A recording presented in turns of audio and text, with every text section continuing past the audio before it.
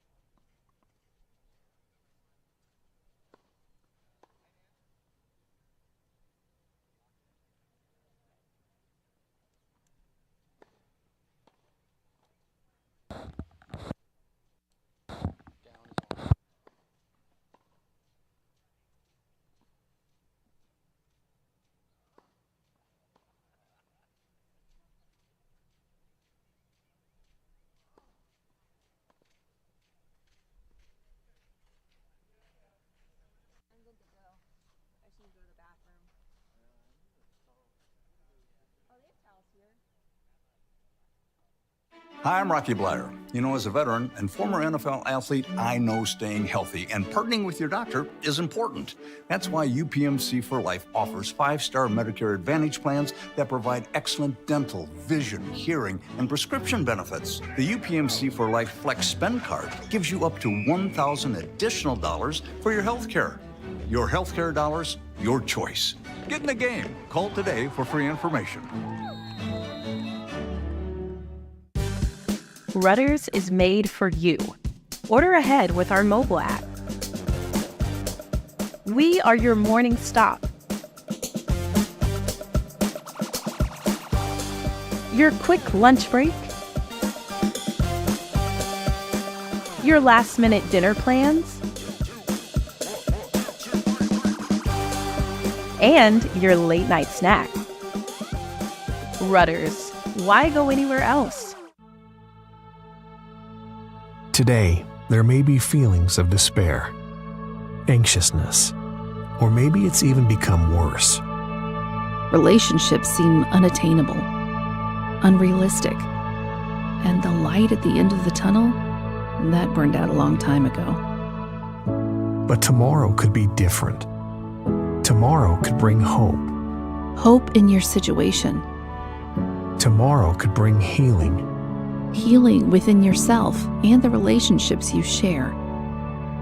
And tomorrow could bring wholeness. Wholeness to the person you are, and wholeness to the life you experience. Let's take a step toward tomorrow by seeking help today. At WellSpan Philhaven, we want to help you live a well-balanced life. Our more than 300 highly credentialed therapists and doctors care for the whole person. Mentally, physically, and spiritually. For over 65 years, WellSpan Philhaven has provided a safe place for people facing behavioral and mental health challenges. As part of WellSpan Health, WellSpan Philhaven will continue to provide patient-centered care in new and better ways. With more than 27 locations in Dauphin, Lancaster, Lebanon, York, and Adams counties, we're here to help you find hope, healing, and wholeness. Together. Today. Tomorrow.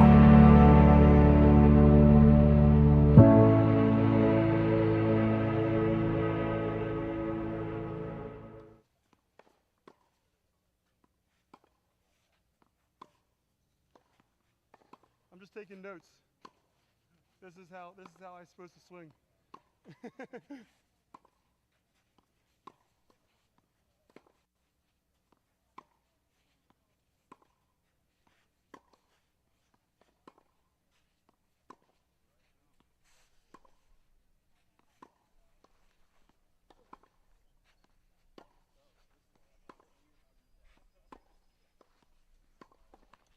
I got you.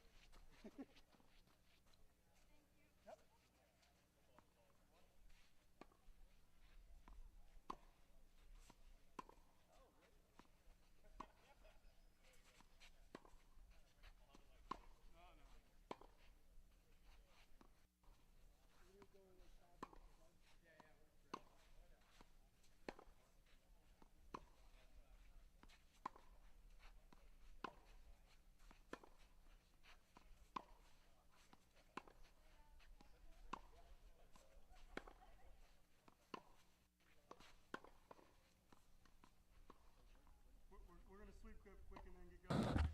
Without going live.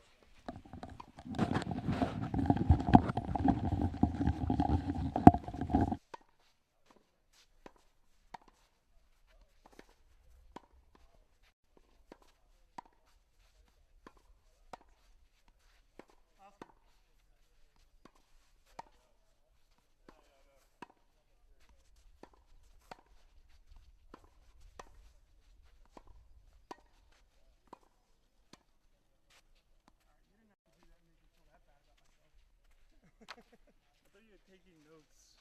Say what? I thought you were taking notes. What? You ready?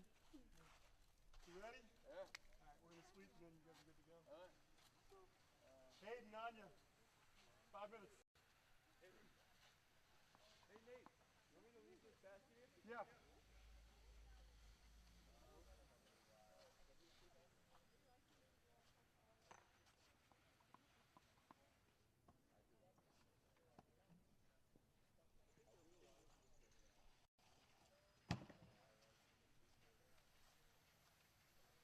right, Falls River here for you guys.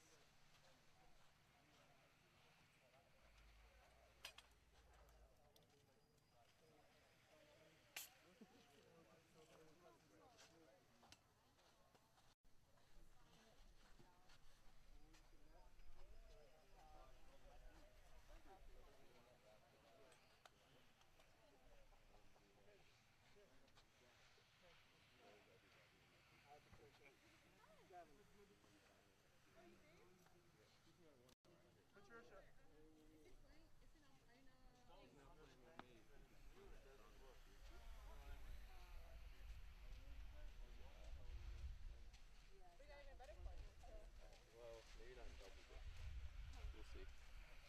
Punch. I hate watching you play tennis. You're just so not smooth, like ugly stroke, man.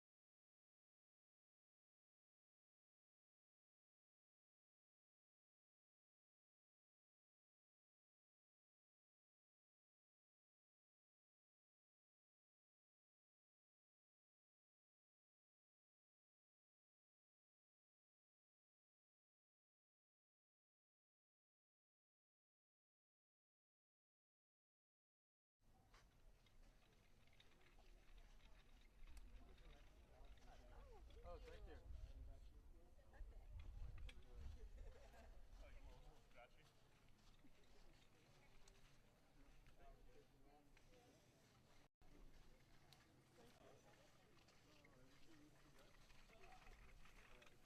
All right, you guys are good to go. You guys need anything, let me know. Good morning and welcome to the 2024 Groft Charity Classic. My name's Bill Long. I'm here with Mark Wheeler, and we're going to be calling a series of matches here today as we take this draw from 12 teams down to semifinalists before the end of today's actions. The Groft Charity Classic is kicking off here. It's our 10th year, and the event itself benefits the York Opioid Collaborative. We've been very proud of our fundraising efforts over the last number of years. I think about the last 4 or 5 years, we've all the benefit has gone to the York Opioid Collaborative, and last year we were able to donate about $100,000 to them. So, and we're off to really an outstanding fundraising start this year. We're about ready to kick off 2 of our matches here this morning. We have a very nice morning for tennis. There's a slight breeze. Temperature at this point is just in the high 70s, but it's going to be a hot one later, Mark. They're calling for some real heat and humidity. Yeah, thanks, Bill. As you said, 10th annual Groft Charity Classic. Great to be back. As usual, this weekend ends up being, if not the hottest, one of the hottest weekends of the year, both in temperature as well as the good tennis that we're going to get to see. And as you said, we got 2 matches right out of the gate. We have a feature match on court 1. We're going to start talking about here in a little bit, but it's great to be back. We're assured of some great tennis. If you're in the area, please stop by the Country Club of York. Open to the public for you to be able to see some really high-level tennis, some players who have been ranked nationally and are ranked as we work through the tournament. So some really high-caliber mixed doubles tennis at the Country Club of York this weekend. So yeah, we're kind of setting the stage here as we proceed here. You know, one of the things Mark and I always do is we talk a little bit about mixed doubles and the strategy that gets employed as we have a male and female player on each team. Generally, the male player is the stronger of the 2, but there's a lot of strategy that goes into mixed doubles, and we'll look forward to talking about that as we spin our way through the morning. We'll have some people that will be sitting in with us that we'll be interviewing during the course of the action that we hope will give you a little perspective on, you know, some of the players and some of the strategy that we're going to see out here today. The one thing that we're most hopeful is that we don't have any rain here during the course of the tournament. We had some rain last night. The courts are in great condition. They're playing very well. And there's none in the forecast, but this is South Central Pennsylvania in the middle of July, and we know the late afternoon can always be a threat. So on the 2 courts that you see, we're going to have 4 sets of matches that happen today. And I'm going to turn it over here to Mark in a minute, and he's going to set the stage for the first match that we have here on court 1. One of the players here is Punchmaleva, who is a 3-time winner of this event back towards its beginning 10 years ago. And we're always happy to have him back in the draw.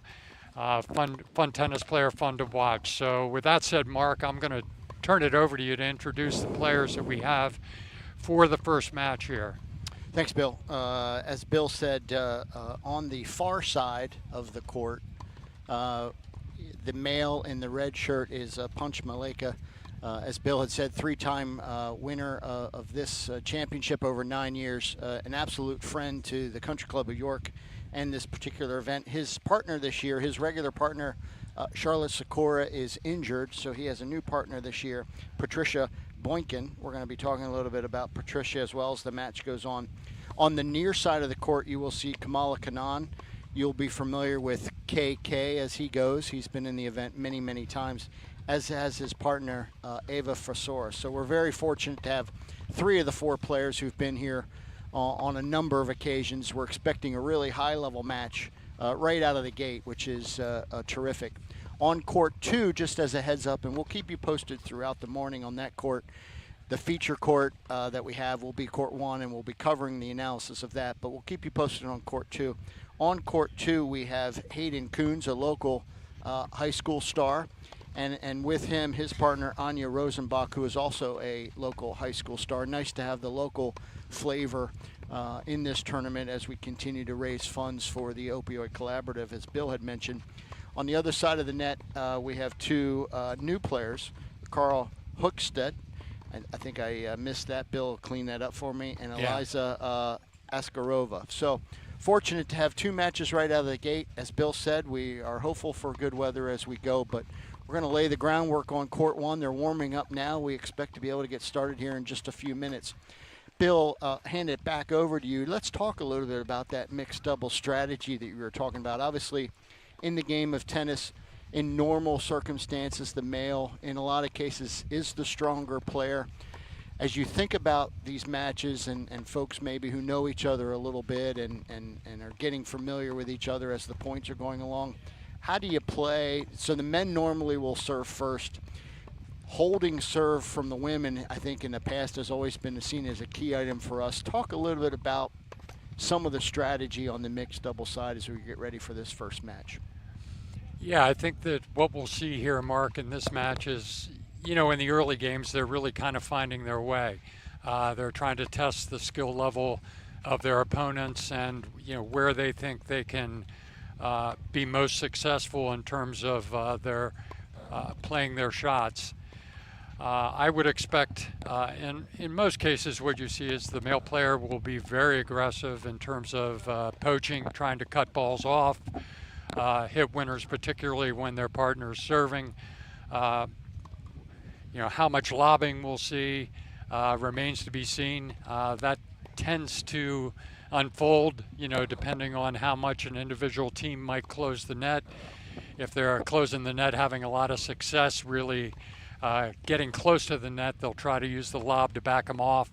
So there's a variety of strategies that can be imposed during the course of a match. And actually, later in this match, we're going to have Charlotte Sakura up here, who has played a number of times here with Punch and is out with an injury. But some of her perspectives on that will probably be very helpful, having been in that position and played in this championship before. The good news for all players right now is that we don't have any sun, so there won't be any adjustments that need to be made in the early going. We do expect bright sunshine this afternoon, and that's always something that comes into strategy as well, because based on the angle of the sun, some players can handle that better than others.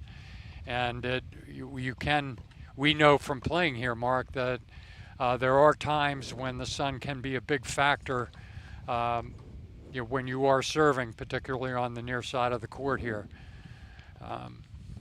Yeah, no question, Bill. And as we look at this court 1, let's delve a little bit more into the players and some of their history. Punch, that we've talked a lot about, again, a great friend of this event, reached a career best 619 in the world rankings at one time. And you think of the thousands and tens of thousands of players each year that are trying to make it on the professional circuit.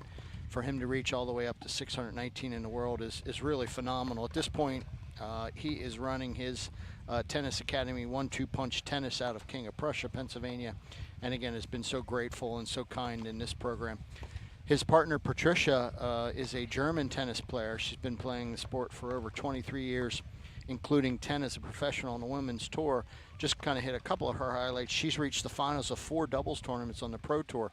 So as we think about this mixed doubles tournament, her skill level at the doubles game, which again, as we've already hinted at, is a different game than singles, could really play well for her and Punch today. We know again of Punch's skill, so it'll be interesting to watch her game as she's new to us. On the other side of the net, KK reached a top ranking of number 800 in singles and 500 in doubles. Again, a very accomplished player, and his partner Ava Frasora, as we might remember from prior years, an Ivy League player. She was Ivy League Player of the Year back in 2006, was undefeated in Ivy League matches across her entire collegiate career. So just a phenomenal player in her own right. Attained the highest national ranking of number 9 while she was playing at Harvard. So really high-level skill players. It looks like warm-ups are done. Bill, I'm getting ready to hand back over to you, and let's get this thing kicked off and have a great 10th annual Groft Charity Classic.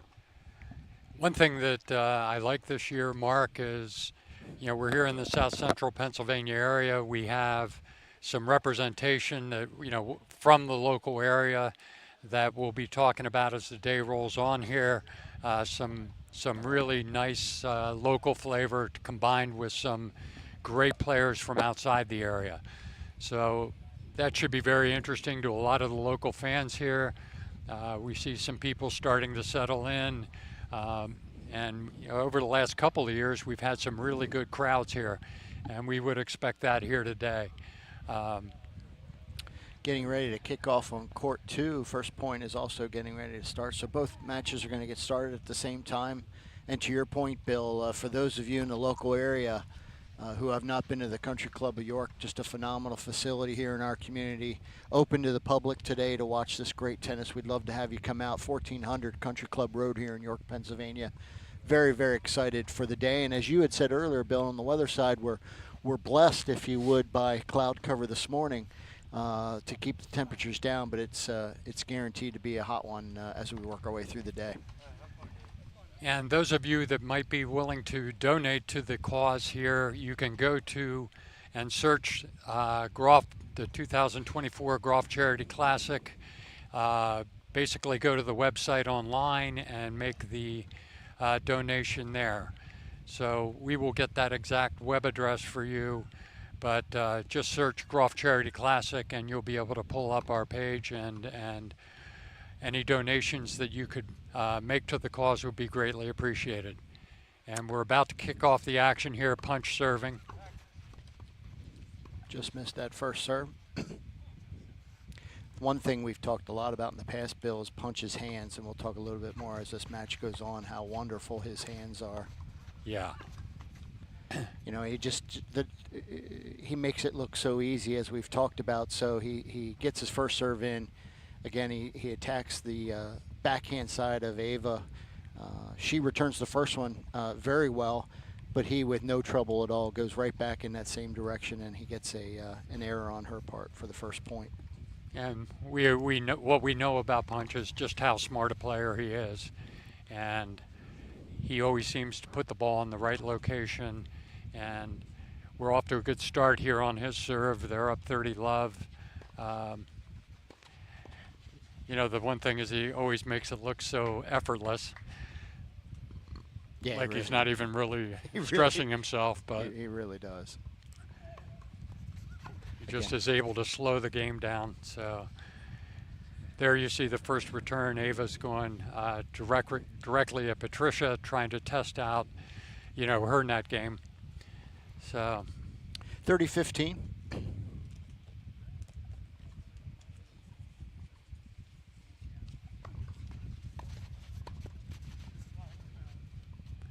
Great serve by Punch, forces KK to not be able to do much with that. Patricia gets a nice, solid shot at Ava's feet. It was a great body serve. It made the cross court very awkward for KK. He wasn't able to get it over there, and Patricia just volleyed that one really away. Another serve to the backhand, and we get a hold. And as we've talked about, Bill, you and I have played a lot of tennis. Punch, that ball's inches out on the back baseline, but there was no doubt in his mind with the feel of his game that ball was going to go out on the serve, and he closes out the game. So a really comfortable start for Punch and Patricia. We'll see here. I believe KK will be serving over here on this side. Meanwhile, some really good action here on court 2. The young local group, certainly is going to have their hands full in that group, in that match. We'll keep you posted on the scores, time goes on here. It looks like out of the gate, Bill, Carl and Eliza did hold serve, so they're up 1-0 at the start as KK serves here on court 1.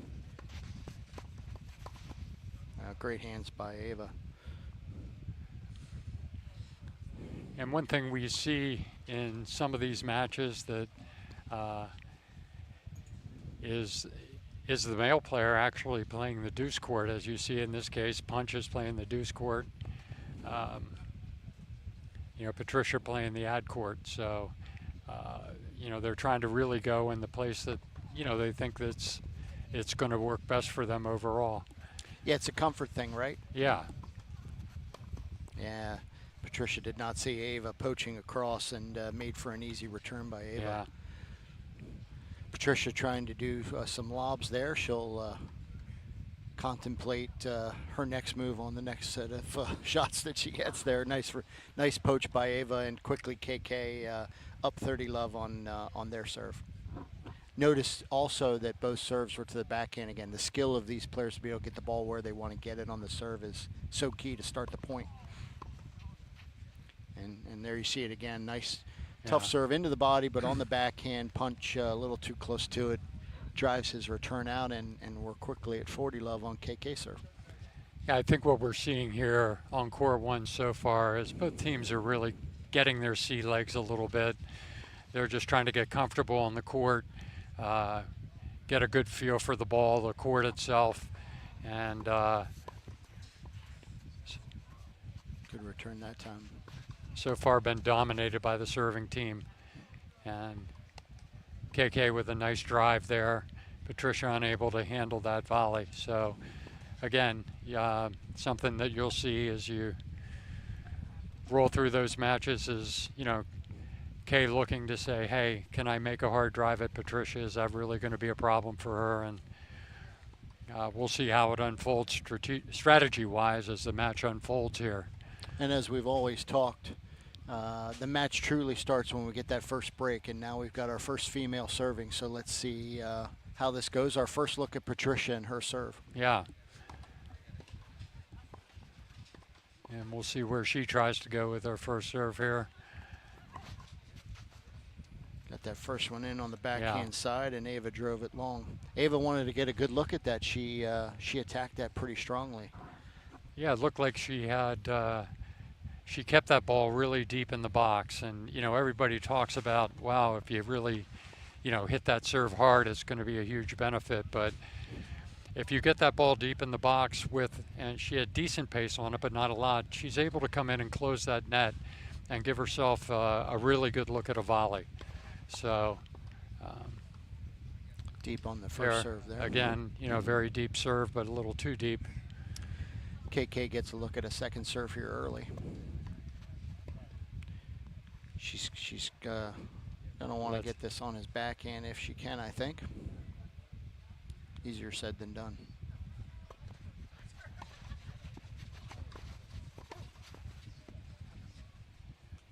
Again, a little bit of a loose volley there for Ava. I'm sure she'd like to have that one back, but you could see the strategy at KK there. He's taking Patricia's second serve, driving it cross court, and immediately following that ball to net. So I think that'll be an ongoing strategy that you'll see is, teams trying to get up there and control the net as early as they can in the points.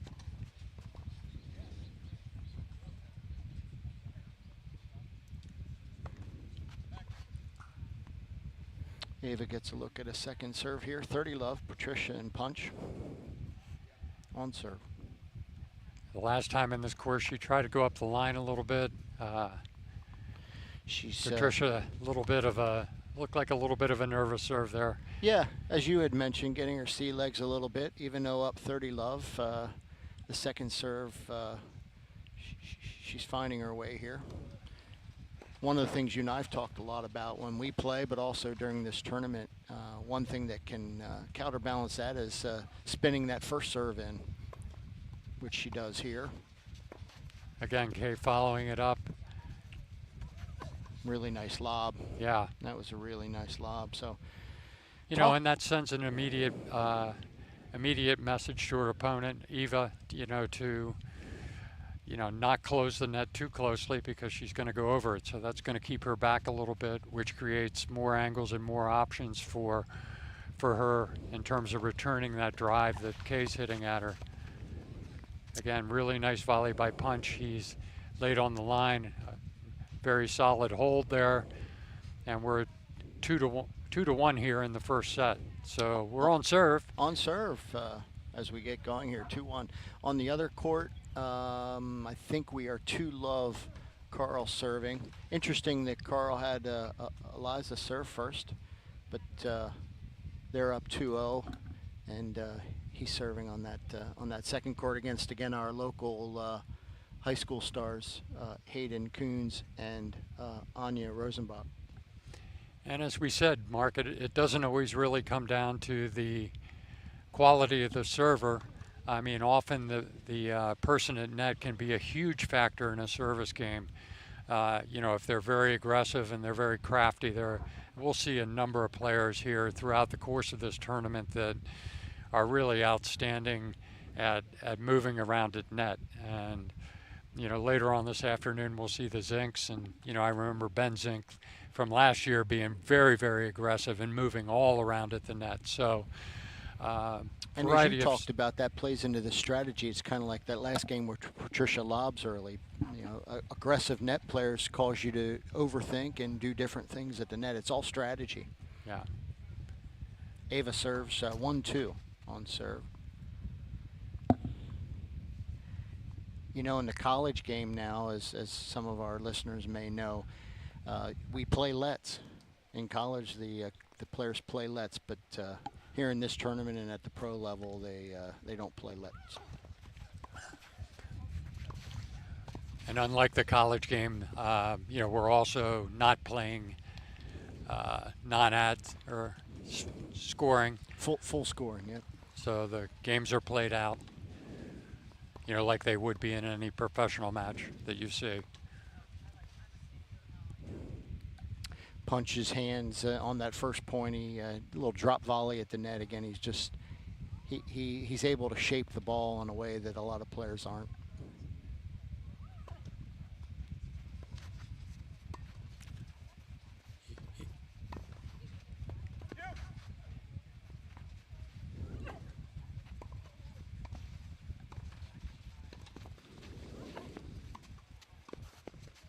We got a great point going here, Mark. Oh, great point.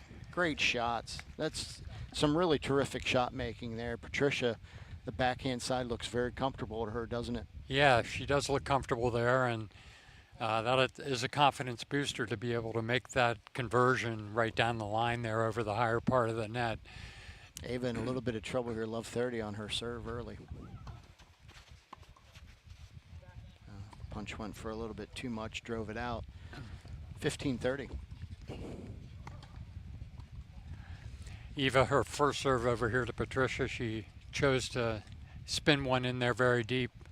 KK back having some conversation with her now. You can see he's starting to use some hand signals, and I really expect him to get more aggressive at net here and cut some of these returns there. Patricia thinking that KK was going to poach, again try to go down the line, this time missing it, and we're back to 30 all.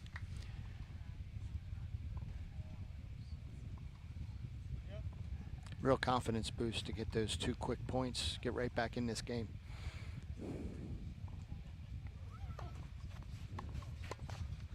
A really nice serve. Punch chose to go down the line at KK. I think he surprised him a little bit there. Yeah, I don't think KK was expecting that. Yeah. I like the serve. She spun the serve deep into the box, into his backhand, creating a good angle for KK, you know, to poach. And that's a great sound. There was a great example again, you know, just a nice serve to the backhand side. Kay was able to take Patricia's return and volley it away easily. So we're back to deuce here, Mark. And again, so far, there's been no breaks. It's a big early game here. We get to a deuce spot. Yeah, you don't want to fall behind early in the match. Yeah, Punch gets a look at a second serve here. We'll see if Punch follows us in. He does. Couldn't do enough with that. Great shot by KK. Yeah. Put the ball at Punch's feet. he has to pop the volley up, and KK's able to close on it and put it away pretty easily. Again, playing the ball at the feet is, always a great strategy because it makes it really hard for them to keep the ball low and often creates a volley the point away opportunity. So we'll see if Eva goes back to the backhand. I would expect her to, try to get that ball deep in the backhand side. Misses the first, but I would suspect she'll go back there again. And I expect KK to be pretty active here on the return, and he is. And and the first cycle through here, we have all players holding their serve, and we're at 2-all. So a little bit of the feeling out process, I think, is coming near to an end. And these matches always have a tendency to move up a notch as you move through the first set. And now we're getting towards the middle of the first set, and I'm expecting that we'll see some strategies start to unveil themselves as we move on here. Actually, punching conversation with Patricia there, about what he's going to do, where he's going to serve the ball, and so that she can adjust herself positionally to where she's going to be able to most effectively cut a volley.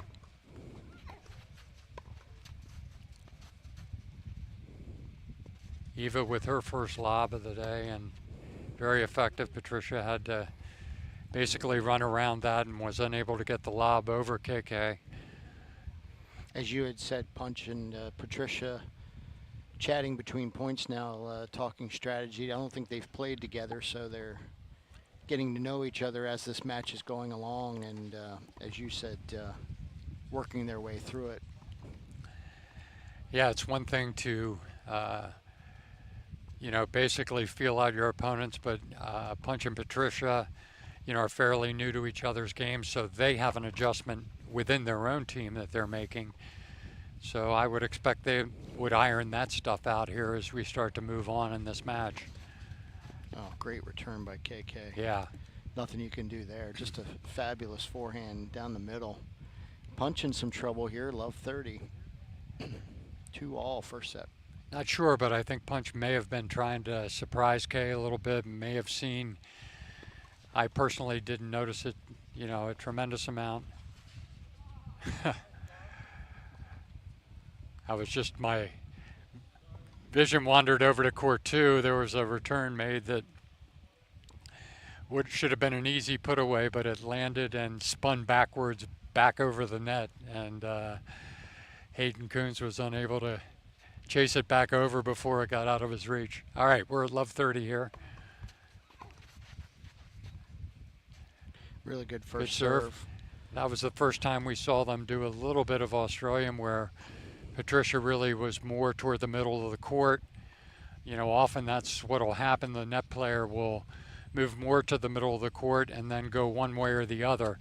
It creates some doubt in the mind of the returner as to which way the net person's going to go. So it just creates a little more complexity for the returner. Oh, great return by KK. Yeah. Punch in that love 30 scenario, high heavy to Ava's backhand. We're able to get a winning point.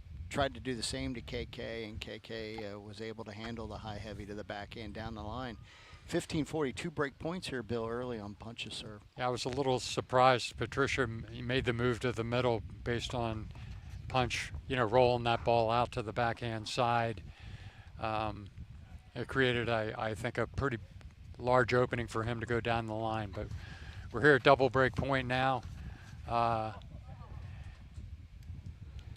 Punch took the weak return and drove it low to Kay's backhand. He did a good job getting a racket on it, but KK was unable to keep the ball in play. So one break point saved.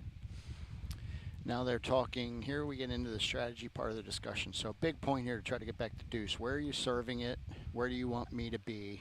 Here's what I'm thinking. So they're talking, where do you want me? What are you thinking on this first serve? Where do you want to be? So they're going to go Australian.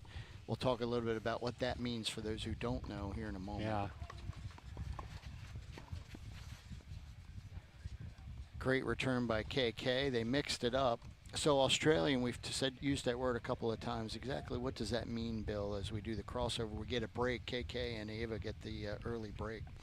It means basically that the net person plays pretty much in the center of the court and, can either move to their left or their right. So in that case, the strategy they had there was, they were serving to K and trying to take basically his cross-court return away. And they were successful in doing that, but I don't think that Punch got that ball over as much to the backhand side as he would have liked. And as a result of that, K was really able to get his racket on it, make a good drive right at Punch's feet, and he was unable to basically convert that volley. So the early break of Punch, a big momentum swing, potentially here for KK and Ava. If they get a hold here, they cement that break. So a big game here for KK as they take the 3-2 lead. They get the early break. And as we talked about earlier,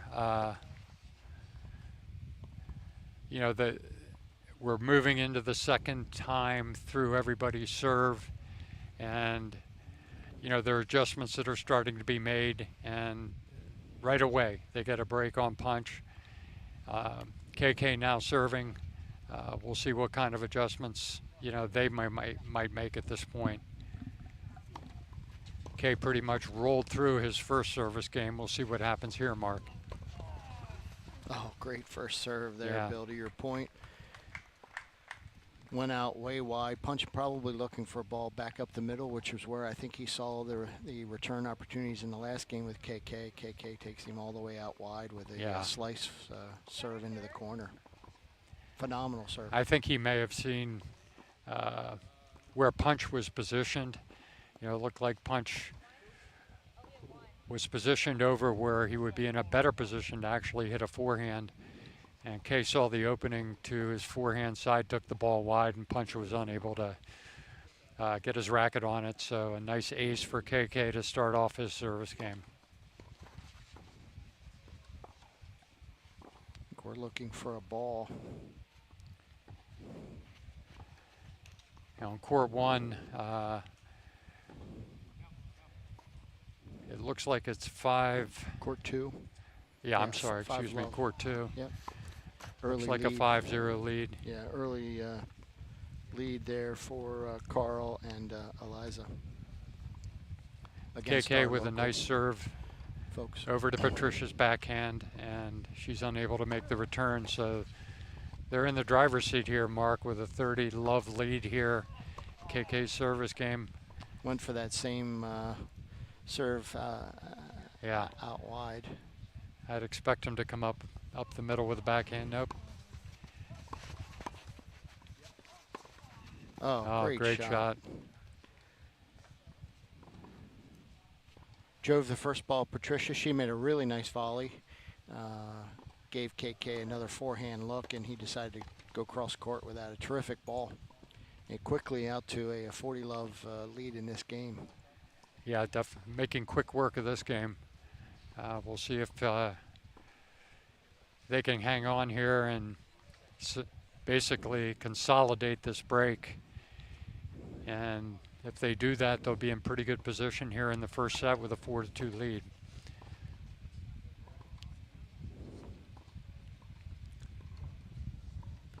Again, weather is beautiful for tennis here this morning. Not too hot for the players. We understand the heat will get more intense as the day rolls on with temperatures in the 90 and sun later on. So this is a good break because all these teams will be playing at least 2 matches today, the winners.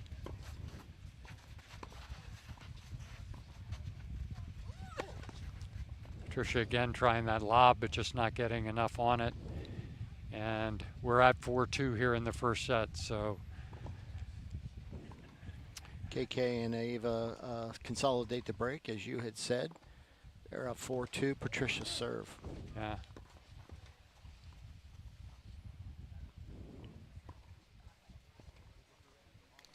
Again, Punch and Patricia talking strategy as they fill each other out here on the strategy side. What are you comfortable with? What do you want to do? They look to get a hold and then see if they can get that break back. So 2-4 serving. First match here, Country Club of York, 10th Annual Groft Charity Classic.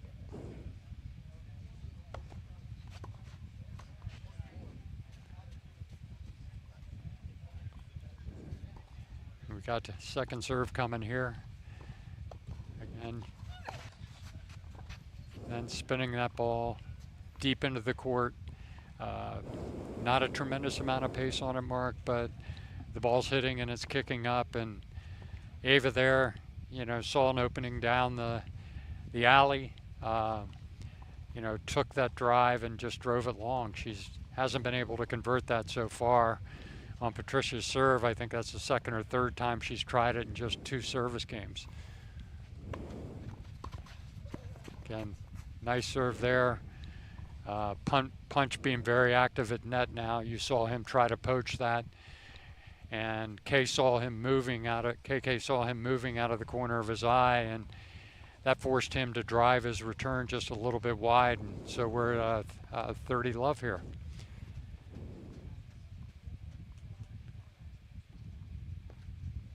Expect her to try again to kick it in to the backhand. Didn't do it in that case. Went to the forehand. Looked like it caught Ava a little off guard, actually. And Patricia off to a 40-love lead here in this service game. So this is really kind of a must-have game for them here in the first set. And so far they're delivering here.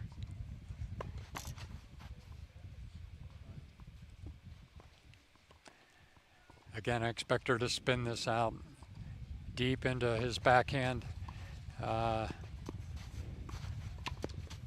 Interesting strategy there. Yeah. KK almost using almost a little bit of a drop shot to try to bring her into net. Like he got caught in between there, maybe. Yeah. And again, you know, that if she's forced to take like a drop shot like that as a low ball and drive it up a little bit, they're going to get a good volley, which they did in this case, and hit the ball low at her feet, and she just couldn't convert it. So again, we're starting to see some of those adjustments that we talked about, Mark, as the match plays out here. Still at 40-15.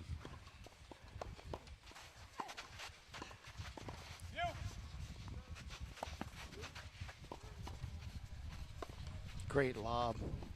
Again, Patricia going to the lob. We've seen that a few times today. She really found the range on that. And if she can get that ball deep enough over Ava, that could be a really successful strategy for them. We're starting to see that unfold a little bit here too. Patricia's had 2 fairly easy service game holds, even though it appears that for Sora and KK feel like they might be able to attack that second serve. She's doing enough with it to keep them off, and maybe they're being a little anxious with what they're trying to do there. And she's actually gotten 2 very, very easy service game winners. Yeah. 4-3 for KK, and now a really big game here with Ava serving. If she can get a hold and get back to 5-3, they'll be in a spot where they could potentially have to serve it out then. Big game here for Punch and And we saw in that game Punch get very aggressive in the early part of the game, looking to cut the returns, and I think that affected the return strategy as the game rolled on there. And you know, that can be a significant factor.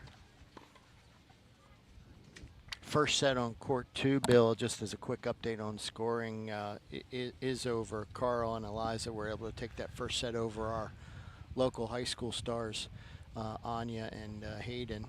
They're now into their second set, so a little further along on court 2. Sun peeking out here, just a pinch maybe, or breaking through the clouds, Bill, for the first time this morning. And it just goes to show you, Mark, the quality of the play in this tournament. I mean, the local high school stars here, they're both outstanding players. And, you know, they're just the quality of some of the people coming in is making it very difficult. So here's a key game. Eva serving A really good first serve there to Punch's backhand. Punch didn't get it, I don't think, as cross court as far as he wanted to go. KK, though, got handcuffed at the net and dropped the volley into the net. So love 15 early. Now look at Punch. He has moved back to the back of the court.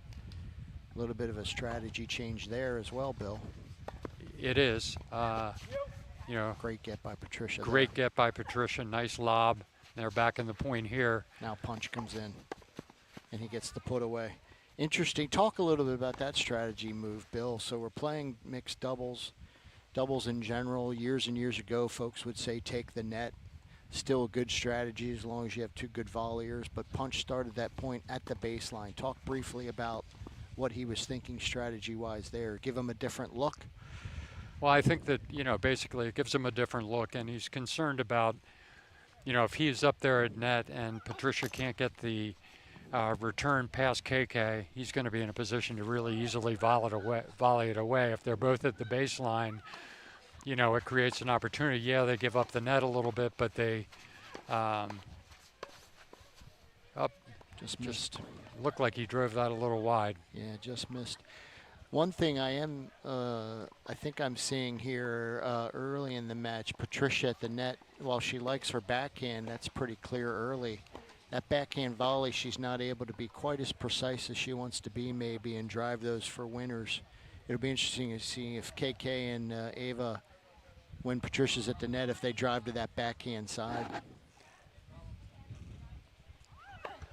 So we're at 15:30, right? Love 40. Oh, love 40? Yeah, I'm love sorry. 40, triple break point. Triple break point, so that would put us back on serve if they're able to convert here. You know, Patricia doing a good job of, you know, driving that backhand cross court. We have a good volley going here. Punch and great Patricia shot. take the net, Great shot. Punch not quite getting enough on that and gave Ava a really good swing at that. So first break point save, still at 15:40. Great point there, Bill, to watch the, again, some of the strategy on play. There's some touch shots there. KK drives the backhand volley across to the open area, makes Punch chase it down. He wasn't able to do much with it, as you said. Ava gets a good look at a forehand and drives it cross court with some great topspin.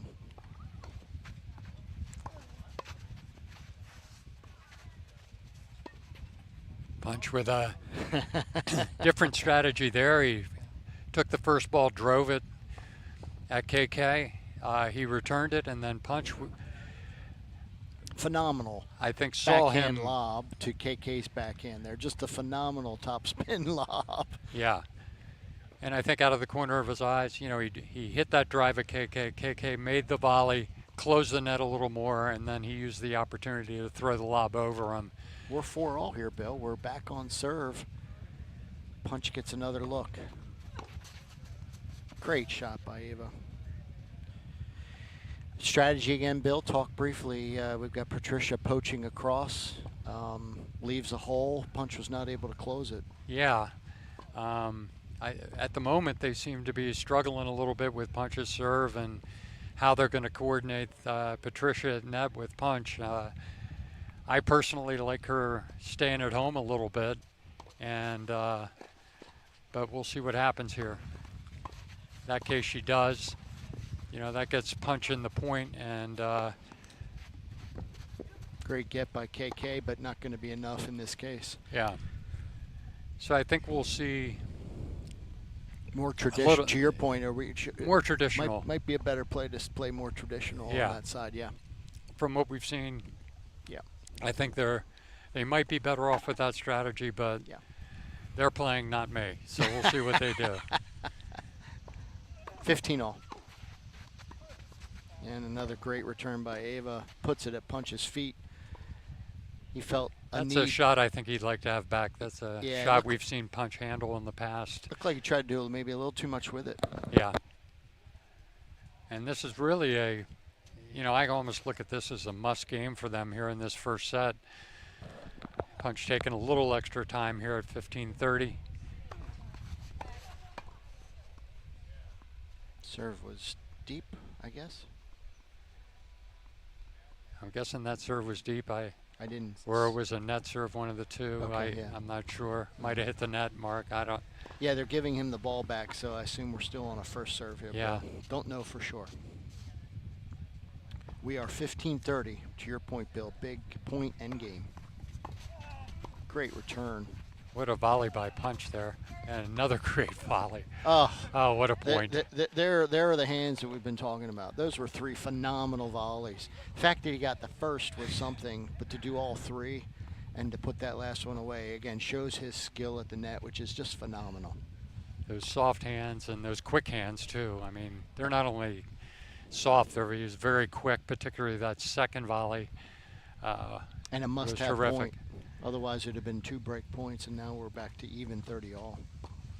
I'd like to see him swing this wide. We'll see if he does, but Got a ball coming onto the court from court 2 here. Calls a momentary break.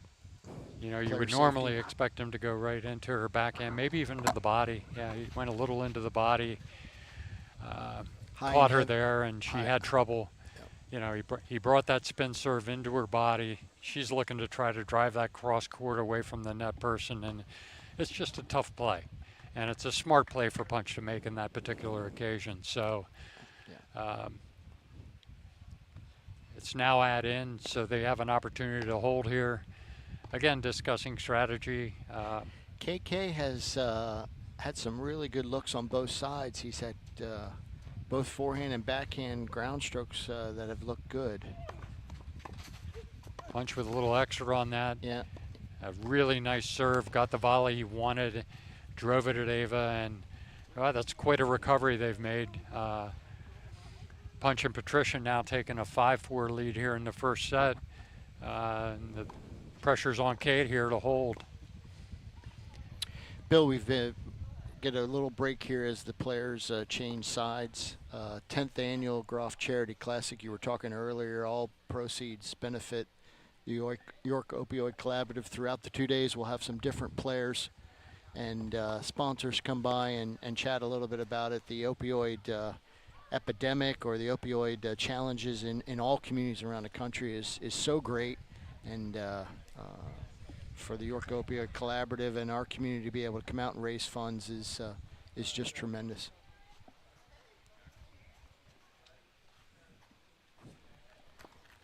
And we're starting to see the activity pick up here. We've got, you know, some of the players from the second matches, you know, starting to roll in, and the day's starting to progress. The crowd's picking up, and again, those of you that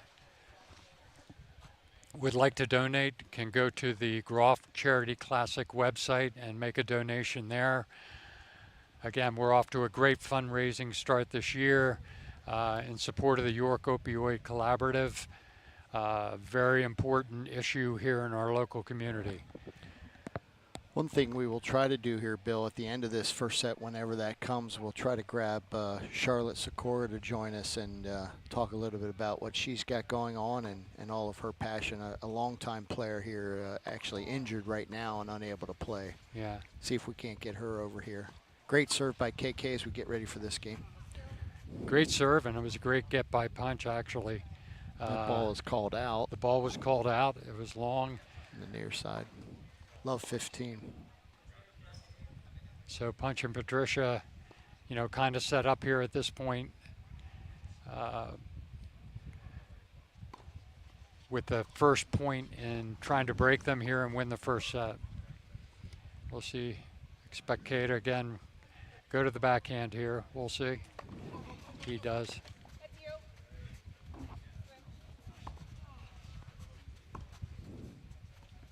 Caught a line back there, Bill. They did. Again, we got a good volley going up the line volley. Ava poaches across. Big point there. Very nice poach. I think she was seeing that Patricia was giving herself some room over the net to kind of hang with KK in that down the line battle they had going in terms of trading ground strokes, and Ava wisely recognizes that, steps over and makes the easy volley away. 15 all. Again, continuing to want to take that ball over to Punch's forehand. He's been very effective with that. We'll have to see if Punch makes an adjustment. 30-15. Again, expect him to spin that ball into the backhand again. No, he doesn't. He goes, change it up a little bit. Really nice lob there by Patricia. Expect Kay to continue to drive the ball at her. Oh, tried the cross court. Tried to surprise him again, and tough shot. He's moving back there, Bill. That's not an easy cross court shot to hit. Came up short change-up strategy. Like you said, I thought he'd continue to try to drive that ball down the line. He went for the mix. We're 30 all. Yeah. 2 points potentially from the end of the set, or obviously a hold that would get us to 5 all. He barely missed that shot, caught the top of the tape with it. I think had he gotten that over, it would have been very effective. It would have been a difficult volley for Punch to keep low. Punch gets a look at a second serve here.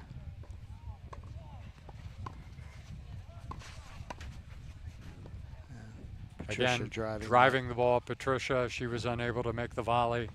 She's, again, from a technique standpoint, always easy. I'm undefeated on the sideline. She seems to be dropping that racket a little too far and cupping the ball versus attacking it at the net. Easy for me to say. I don't have those lasers coming at me. Okay, we have that in here.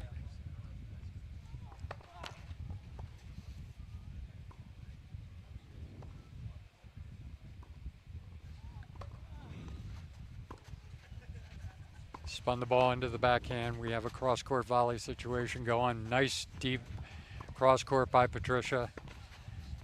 Kay continuing to play it at her. She's done a nice job and actually gets it back to deuce. Really nice play there by Patricia. She handled that very well. She sure did. She made KK move his feet there a little bit extra going to his left, and he wasn't able to deliver on the backhand ground stroke. We're at deuce. See if he tries to go wide here with a forehand again. Yep, a little bit into the body. Punch really successful in getting that over to his forehand. Again, a really solid play. He drove the ball to Ava, and she was unable to make the play. So we have our first set point here, Mark. We do. We do. Break point, set point. Probably see KK try to lay into this serve a little bit. He does. Really nice first serve, but a good return. And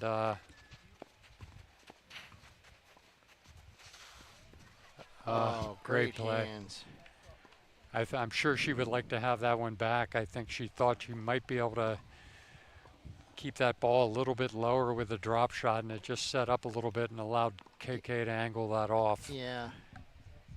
And that's definitely a shot that most of the players in this tournament have.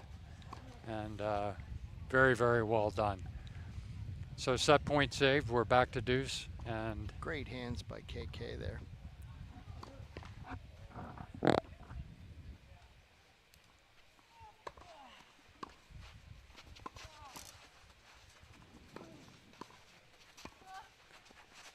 got a nice volley going here. Great hands. And again, KK really likes that cross court, and that's making it difficult for Punch to go over there and kind of make the poach and try to get that. And if he's taking that extra step, and then Kay's just rolling that ball cross court for the winner.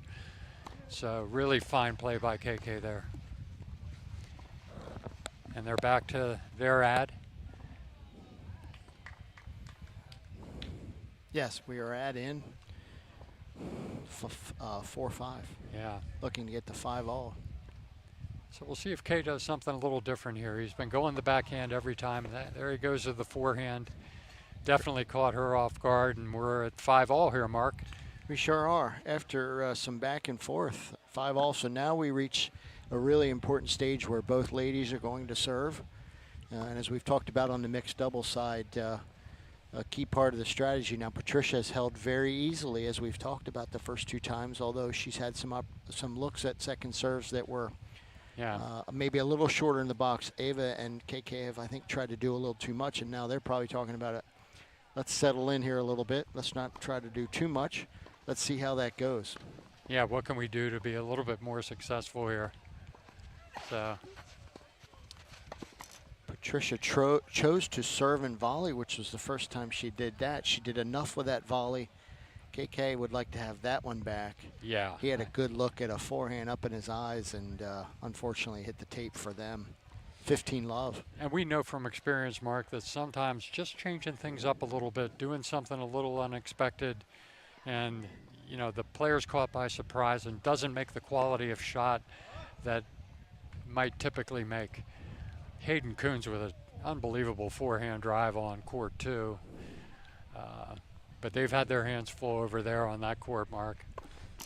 Yeah, as you had mentioned earlier, it speaks to the level of tennis in this tournament when we have our 2 very best high school players, both going to be seniors, up against another level of competition so far. It's 3-love second set over there on court 2. KK with a good look at his second serve, and he just... There's that thing we were talking about a bit earlier. They get a look at a good second serve, and KK had better control that time. We're 15 all. Yeah. Now, strategy-wise, Bill, you showed them the serve and volley last time. You would expect, I think, Patricia to try to spin this into the backhand and stay back, I would say, but let's see. She went forehand, and Ava said, thank you very much. Let me drive this forehand ground stroke down the line with a terrific winner. Well, that one hit really not very deep in the box and really created, you know, a ball that was high up off the court, easy for her to drive with her forehand. Big point here. Yeah, we're 15-30. Good comment. KK gets a look at another second serve. As you might remember, the last one he hit a forehand winner cross court. Pressure on Patricia right now.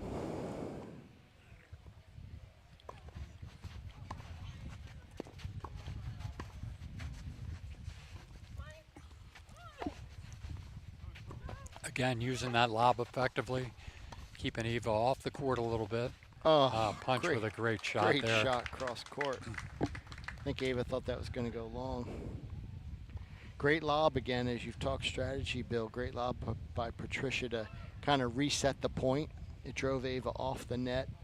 She was then able to put the ball and make Ava hit a really tough volley. Ava hit a really good cross-court volley, but Punch had a better answer going cross-court. And we are 30 all. Last time, serve was shorter in the box to Ava's forehand. It didn't work out. Again, I would expect this to be more up the middle. Yeah, you can see Ava's positioning. She's just setting up. She wants to hit that forehand. So, and has been very effective over there. I don't think Patricia's.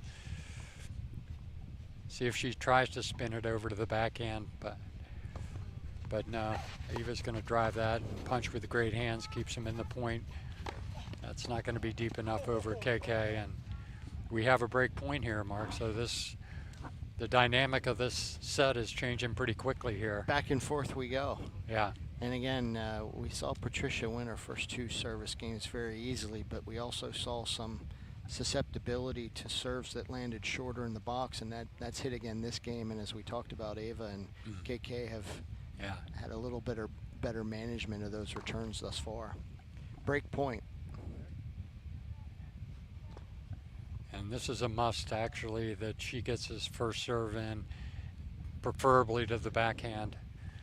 If she puts something in the box to the forehand, Kay's really going to look for the drive, and he is. Again. Great get. Great get. Great get. Thought Ava was going to volley that one away, but didn't take advantage of that opportunity. Great again cross-court lob, resets the point. Now she takes the net, and Kay hits it long. Wow, phenomenal defense from Patricia there, Bill.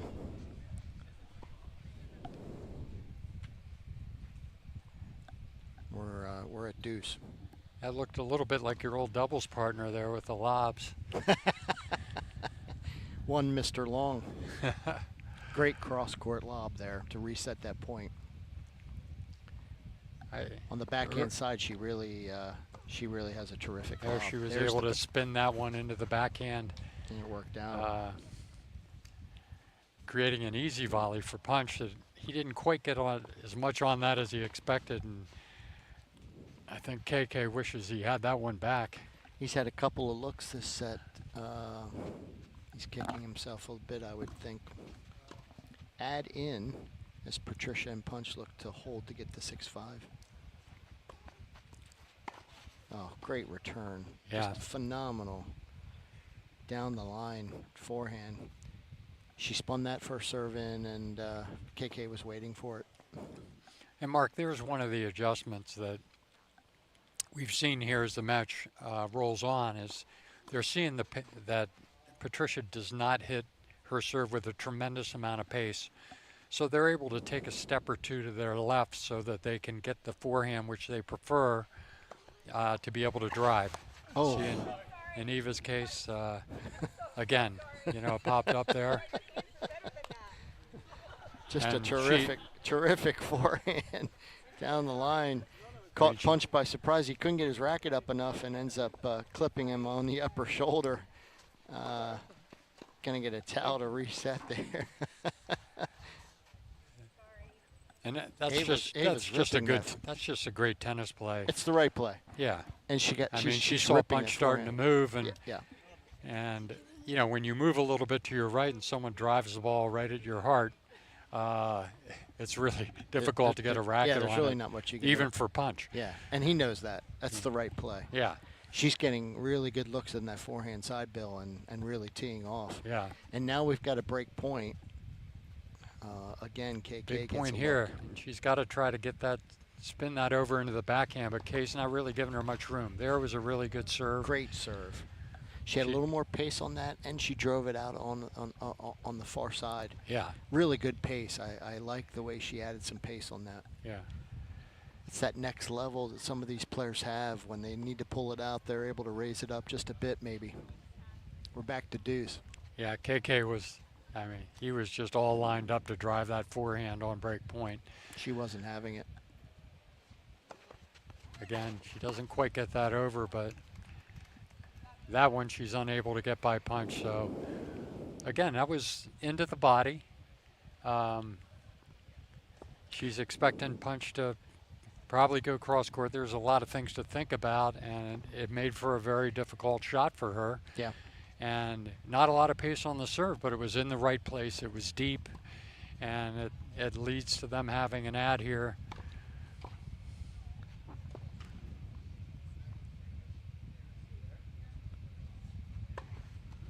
Again, she tried that same serve, Mark, that we just saw the last time.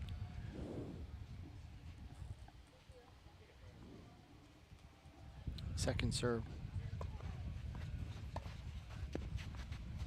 Again, got it into the forehand, then just tried to roll that backhand there to KK's feet, and she just tried to get a little bit too cute with that. Ball was at her feet.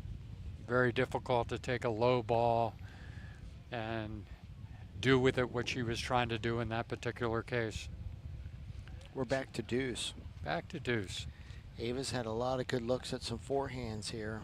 Let's see if Patricia tries to drive this more into the body. Yep.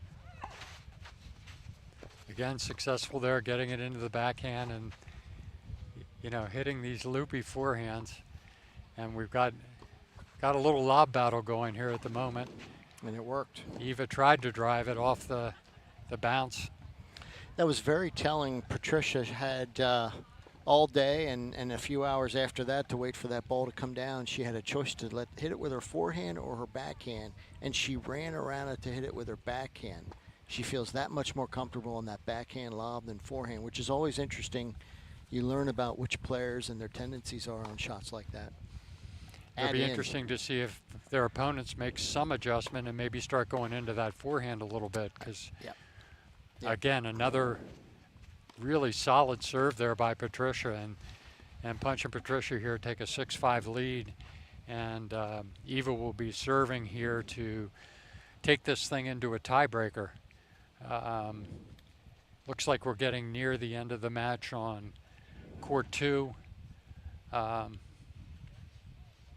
Yeah, we're at 5-love. Eliza serving to Anya. I'm not sure the game score, but to your point, Bill, the local stars are again playing well, but playing some very good players. And we knew that they would be a solid team when this draw was set up. And great shot by Anya there. Very nice shot there. So we're 5-6.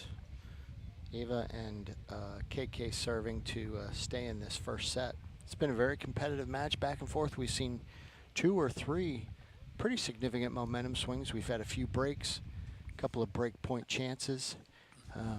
It's been a really good first set in this first match here at the 10th Annual Groft Charity Classic, Bill. It has been a very, very good first set. I'm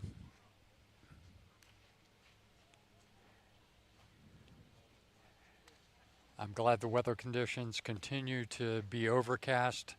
We're able to keep the players out of the sun. This is a long set.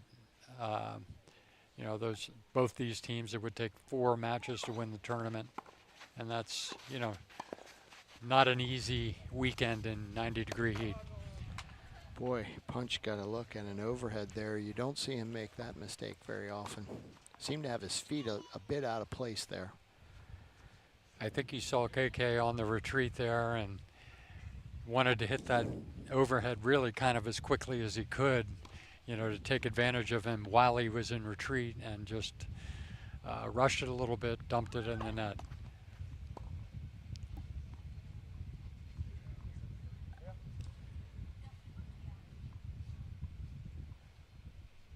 Again,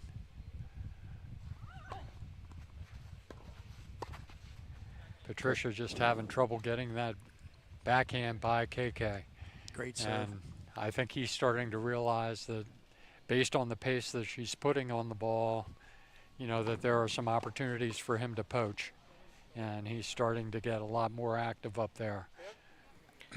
30-love. Good first 2 points for the serving team.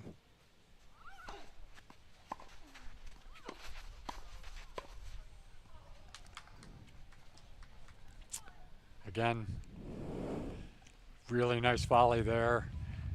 You were talking a little earlier, it was a great point I think you made of is there some potential slight strategy adjustments for KK and Ava? Do they look to get to Patricia's forehand maybe a bit more? She seems very comfortable on that backhand side. They might want to get a little bit more of a look on the forehand side.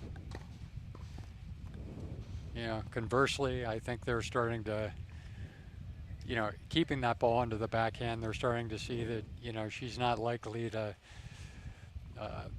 really have a hard drive. I might expect her, if they do continue that, to go down the line one time here to try to keep Kay at home. Again, effectively using the lob. And Eva having trouble making that adjustment. Patricia really has a nice lob on both sides, it seems, especially on the back end. Very comfortable trying to push that ball into that back third of the court. And as you know, as somebody who has just a tremendous overhead and a tremendous lob, you get a lob into that back third, it can be a difficult ball to handle and actually do something with. Yeah. And Ava and KK, they're trying to be aggressive. They're trying to get to the net, and the lobs are disrupting their rhythm, and not allowing them to get into a real solid game strategy, winning strategy kind of thing. As you said.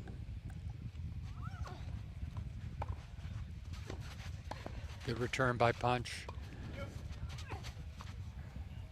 Nice deep volley by Patricia.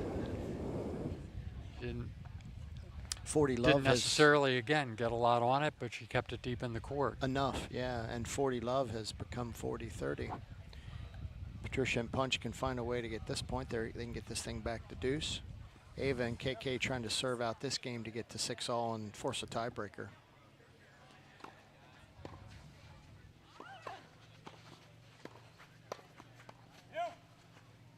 And they do it.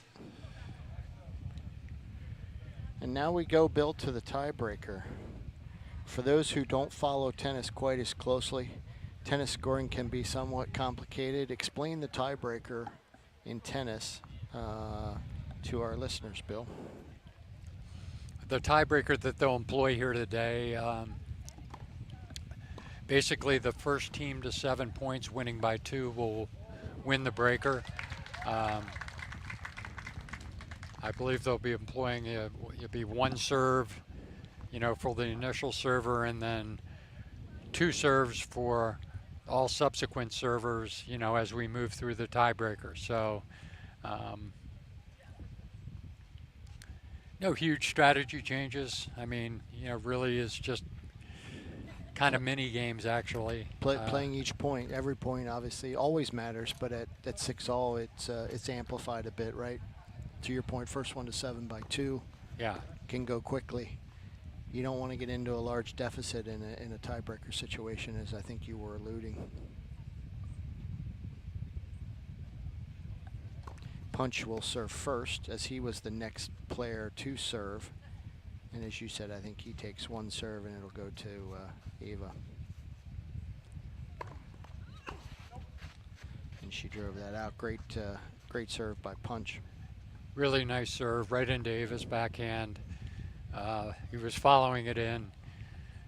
Patricia wisely chose not to volley that ball. She probably could have volleyed that ball away on her own, but the ball sailed long. So they're off to Patricia and Punch here off to a 1-0 lead here in the tiebreaker with KK serving.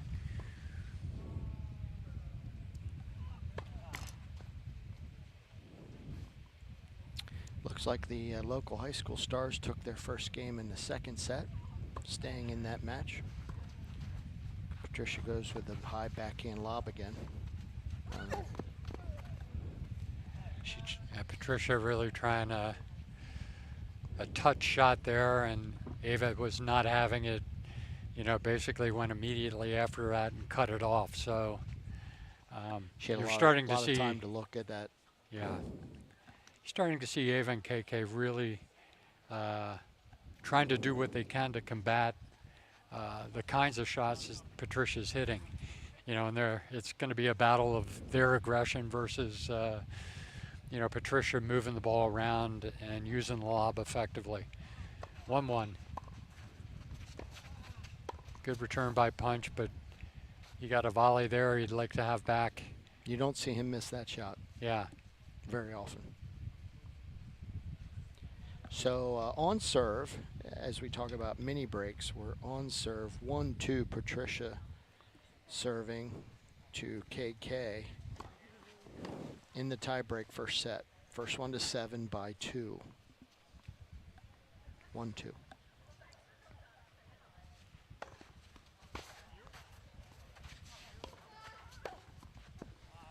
Very nice return by Kay into Patricia's backhand.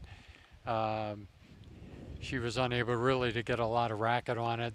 Wasn't going to be able to spin that thing cross court, and it resulted in a very easy volley away. So almost getting into, this is a very important point for Punch and Patricia. Down 1-3 at this point, correct? Yes, yes. Yeah, almost a must-have to your point.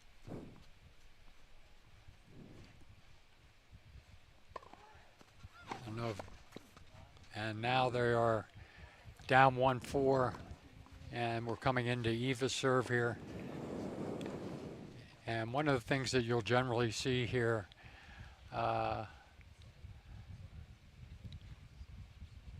sorry, Mark, I lost my train of thought there. No worries. We're 4-1, Bill. Yeah. Eva serving. That's a double break. So Eva and KK are really sitting in a prime position to try to close out this tiebreaker. 4-1. My train of thought there was interrupted by a quick view of court 2 and Hayden Coons with a nice drive down the line with his left-handed forehand. Great Ava with serve. a great serve there to Patricia. KK again being active at the net, as you've Yeah. talked a lot about this first set, and they have now a commanding 5-1 lead. And again, for those who don't know tennis, in a tiebreak situation at after the first 6 points are completed, every 6 points actually, you'll get a change of sides. So we're 5-1. Ava will serve one more, and again, in full command of this tiebreaker right now at 5-1, needing 2 more points to close out this first set. And back to that train of thought, kind of came back to me, was one of the things you'll see here in the tiebreakers is players serving on different sides of the court than they do, throughout the sets. And, we've got the sun peeking through here now at the Country Club of York. And, when they're tossing the ball up to serve, the sun can become a factor. And it's generally more prevalent on one side versus the other side. So it can be a big issue and a tiebreaker for someone who's not been serving on that side throughout the set. Little hold up in action. We've got a ball rolling across, and meanwhile we have the match on court 2 completed. Yeah. Talk about that in a moment. Second serve, Punch gets a good look. Ava's able to drive that down the line. Carl and Eliza on court 2 were able to finish off again our local high school stars, Hayden and Anya. So we do have our first completed match, and now we're sitting, Bill, at a set point. Several set points available for Ava and KK as they look to close out this first set. Should be Punch's serve, serving 1-6 to try to stay in this first set. Yeah, their backs up against the wall clearly at this point. KK and Ava in the driver's seat in this first set, which has been a lot of back and forth. They even saved a match point along the way. It's now 2-6, so they're hanging in there, but there's still 4 more set points. Some work to do for KK and but Ava. Still available. Still available. Punch One serving. never knows what'll happen. Punch serving 2-6. Great serve. That's the best serve Punch has hit today. Very timely. 3-6. As odd as it sounds, if they can find a way to get these next 2 points and break those, if you would, they'd be back on serve at 5-6. But we're 6-3. KK looking to serve out this first set. And so far, he's been really strong with his serve, and I don't expect him to vary. He just continues to go right into the backhand of Patricia, and that was again does, and we have a completion of the first set. So KK and Eva with a win in the first set, 7-6. And we've got a really good match here. We've seen a lot of ebbs and flows here in the first set. We're going to be, over the next few minutes, be starting to get set for the second match on court 2. So they'll keep these matches rolling.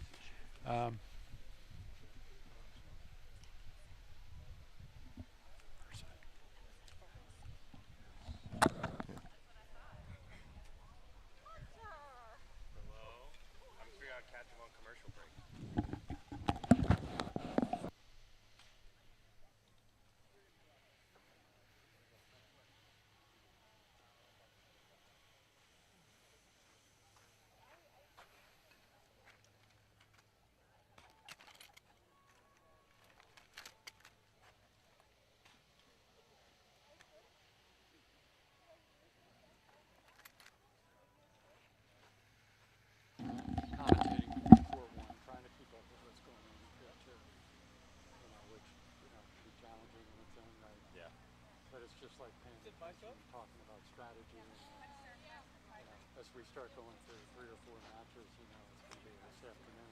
Yeah, I was going to say by 3 o'clock those ones will be. So I have to tell you every time, is it Cool Creek where we saw you? Yep. That's your hole. We call it the Hunter Hole. What's Hunter's Hole? I was in town last weekend as well, and I played there with my uncle. Oh. So we went back out. That's his favorite course. So that's where we like to go. I'd like to play. We play a lot of Honey Run and Royal Manchester, but I'd like to do Cool Creek. Sure, we can do that. Not as nice as those other ones, but it's more. Or this, which is this. available to us. That as well, yeah. Usually without a big crowd. Yeah. Yeah, that was a long set there, Gav. It was. We couldn't. This is only the first set. Yeah. That was only the first. And they KK and Ava won the first set. Punch and Patricia actually had a set point in like 5-4, and she had a pretty easy shot, and she like tried to hit a little drop shot and it didn't work. So they did not play together last year. No, Who did they? Where are their partners? I don't know. You don't know. Okay. So we were right about that. Because I remember both of them, Yeah. and they both have played in the final with their other partners. I don't know the answer to that either.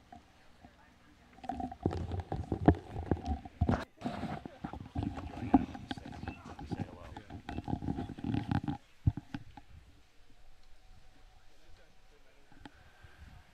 We're back here after a brief break for the start of second set action. KK serving. Good serve on the first point. They're off to a 15-love lead here in the first game of this set. Good serve there. Very nice return by Patricia, hitting the ball back of Eva, who was poaching in that case. Punch and Patricia able to close the net. Volleying error, and we're at 15-all here in the first game of the second set. Outstanding first set of action. First set going to a tiebreaker, won 7-6 by KK and Ava. So a long match here to start the tournament for both these teams. KK trying to swing a ball out wide, which has been a strategy he's been employing with Punch. Misses that one. Nice return by Punch. Great play. Some really fine volleying by Punch and Patricia there. And they're creating an opportunity here right in the first game of the second set.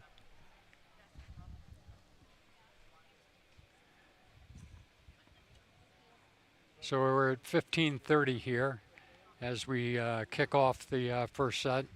We'll have the score updated for you here in a moment. K serving, 15:30.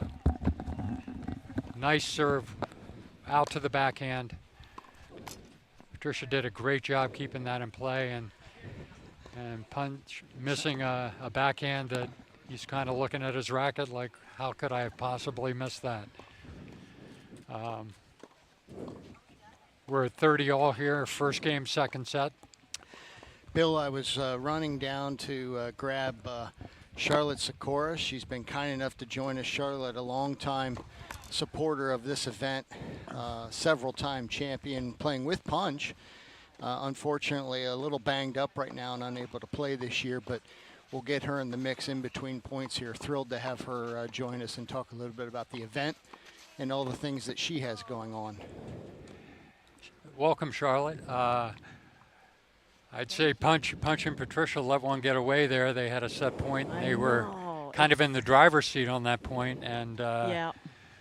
It's been a close match. It's so easy from the outside. I'm undefeated up here, Charlotte, as we've talked about before. I've never lost a match up here. This is great. No, really but they good competitive tennis. Yeah, it was a really good first set, and they seem to be having a good time out there. So let's see what they can do in the second set. I think if they start pressing, coming up to the net a little more, putting pressure and forcing the other team to have to do more, they might be successful doing that. So let's talk about, as we switch sides over there, we've got a little bit of time. Tell us a little bit about what you have going on. You were kind enough last year to kind of get us up to speed on all the activities that you're about. Bring us up to speed on what Charlotte has going on. Yeah, so still going strong with Racket Odyssey, the paddle, tennis, and coming up padel destination business.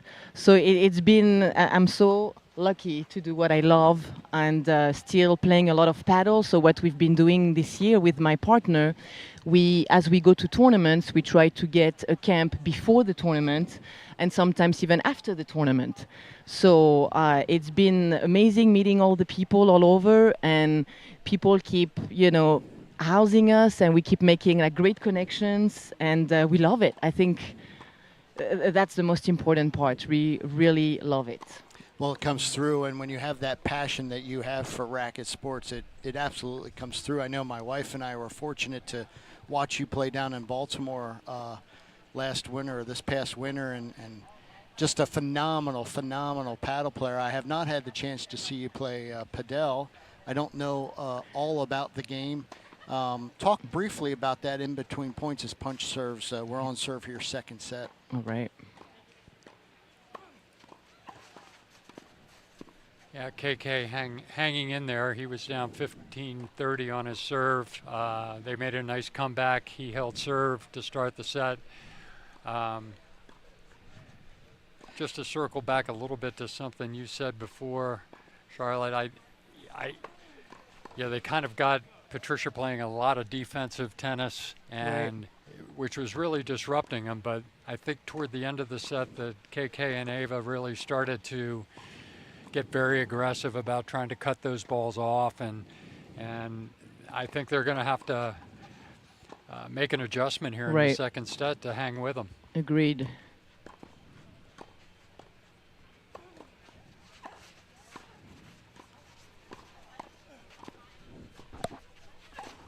I think that's where they're going to be the strongest, if they start doing more of that. Yeah. Great first serve by Punch into Ava's backhand. Right. They were able to take the net, as you had talked about earlier, Charlotte, try to get control of that net. Punch has such great hands, as you know, at the net. Right.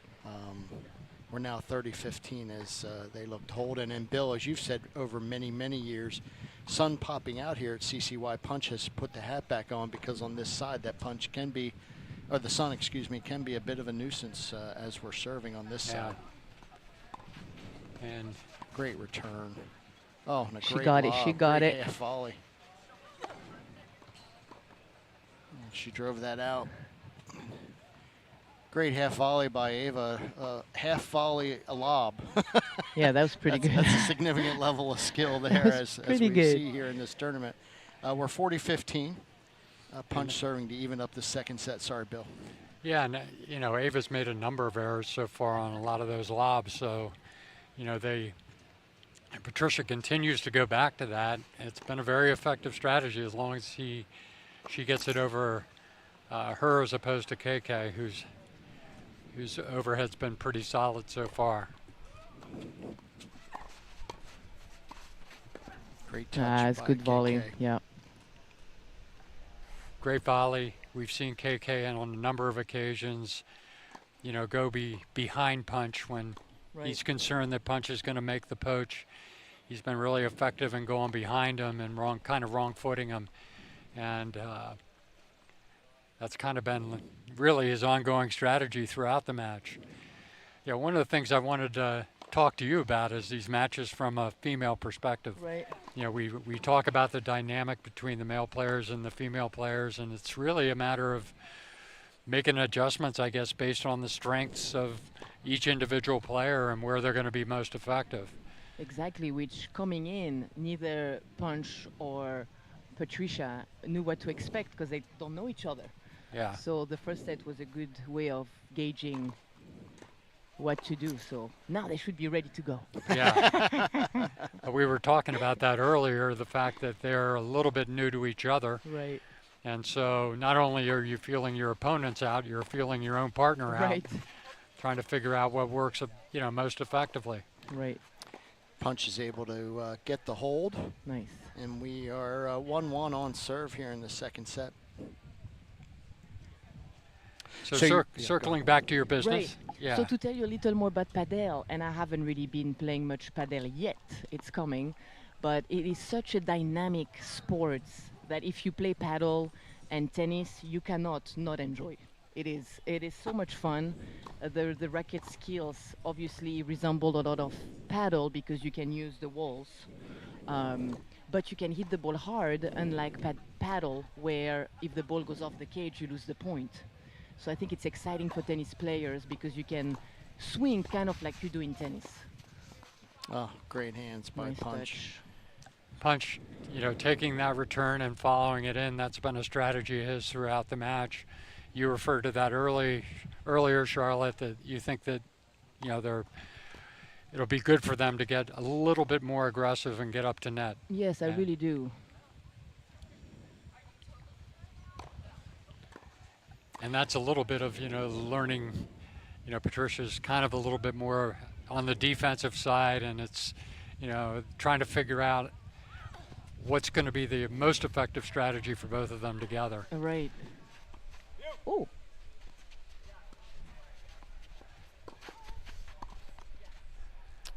Interesting strategy. Patricia went with the drop volley. It got a little bit higher than she wanted to, but ultimately we were able to get the point. So we're love 30 here, Bill, with a bit of a chance for a turning point early in the second set. Love 30 on Ava's serve. And I think in that case, Ava was really having a little bit of trouble with the lack of pace. Right. People talk about having trouble with pace, but some people have trouble with that lack of pace because there's not a lot on the ball. You're just not blocking it. You're having to set your body, move your body into the volley, and that creates a different dynamic for the players. And they're not used to hitting. The players at this level, they're used to hitting balls that are really driven very hard. So, kind of the change of pace is working. You have a little bit more time, and maybe you overthink some of those things too. Yeah. Love 40. 3 break points for Punch and Patricia as they look to take the lead in the second set.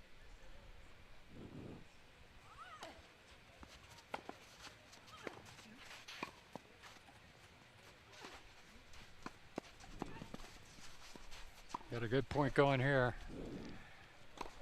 Patricia again tried to do a bit of a drop volley. Probably didn't get quite the precision on it that she wanted. Ava had a pretty good look and put Punch in a difficult spot there. 15-40 as they look to get back in this game. Punch will be looking for a chance to drive this return back into the backcourt, and as Charlotte said, get to the net. I expect him to follow it in. It was a good serve. He was really unable to get the break. Get his body positioned enough to be able to close the net before that, but they get the break anyway. So we're at 2-1 here in the second set. So tell us, Charlotte, while we have you and we're on a changeover, your health. Unfortunately, unable to play here this weekend. Are you? Is it a momentary gap, we hope? We surely hope so. Yes, just struggling with my calf a little. It's been a problem over the years. One calf goes, then the other. So I'm really trying to take care of it so that doesn't happen anymore. And as much as I love playing tennis, paddle has been a bit of my focus point. So I want to make sure I'm ready for the start of the season in October. So rest, unfortunately, for the calf is the only thing right now at that point that I can do. So I'm just being very patient, doing that and coming here to see you guys. And I have to tell you, it's been so nice to see the number of new teams. That's so exciting. Yeah, we do to have see that. Nice to see some of the newer players coming out. And the other players are the players that have been coming for years, so that's obviously wonderful as well. But yeah, a couple of those players I didn't know at all. And you're speaking of paddle again before we get ready for this next game. You're once the season starts in October, you're traveling. Give the listening audience a bit of a flavor. You're traveling how many weekends a month? Is it 3 or is it every weekend? It's going to be very busy. Starting mid-August, I start back with the paddle camps, starting in Chicago, helping a couple of my friends over there. But during the season, the fall's going to be pretty much 2 to 3 tournaments a month. That's so great. it gets pretty busy. And I predict that we're going to have another really mild winter. All right, our own little farmer's almanac here. We like it. Yes, who knew? We're starting this fourth game. The serve was called long, so we got a second serve for Patricia. And we have a match again starting on court 2, and we'll try to set the table on that here momentarily when we have a break. Yeah, we'll get to that in a moment. Thank you for that, Bill. I'll get him. I have the, yep. Okay.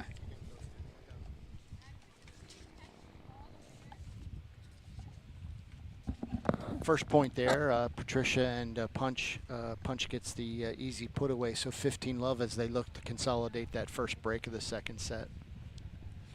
So I've seen a number of matches that we've seen played here through the years where, there's times that they're really driving the ball at you hard. Right. What's your thought process as that starts to happen? Just closing the net Oh, and being absolutely. ready for the volley Yes. and just The goal, not really worrying about anything else. you know it's coming and you're as ready as you can be. Yeah. And I think the idea is to really be moving into it, so you're not completely static, Yeah.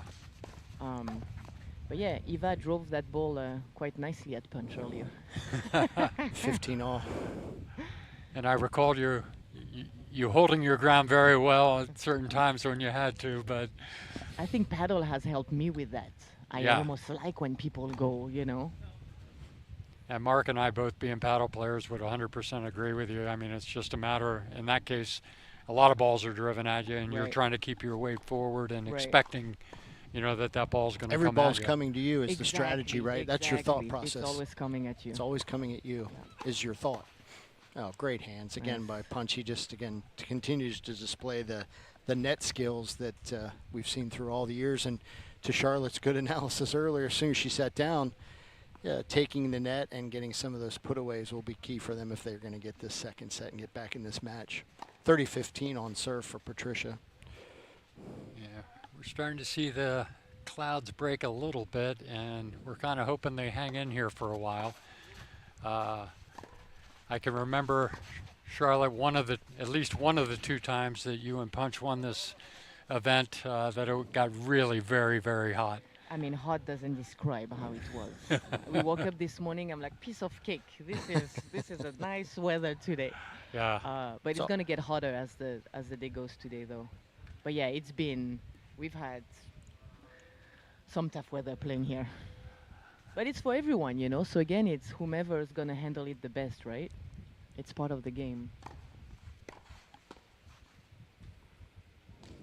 Let's see if she can get this over into KK's backhand. That's kind of been the strategy that's worked well for them, but that's a difficult angle serve. She hit a couple of them at the end of the first set, but to continue to do that time after time is not easy. Again, very effective. That sets her up kind of the way that she likes to get into that backhand.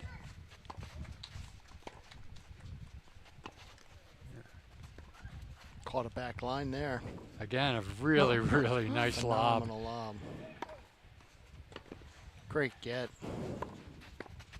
And he That's caught a nice Ava, point. basically That's a in very good point. what they say nowhere land, hanging out at the service line, and Punch was able to drive that ball at her feet. So where are we in this game, Mark? We are 15-40. 15-40, okay. I'm sorry, excuse me, 40-15. 40-15. Backwards. Patricia, 40-15. And so far, they've been very effective at holding Patricia's serve.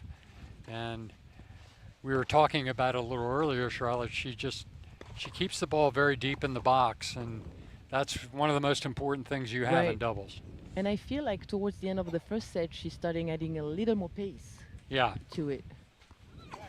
Again, she and got it like in very there. Close to. Oh, that was just out. Just like out. Very close to the line. Just missed. Yeah, it looked good from up here, Yes.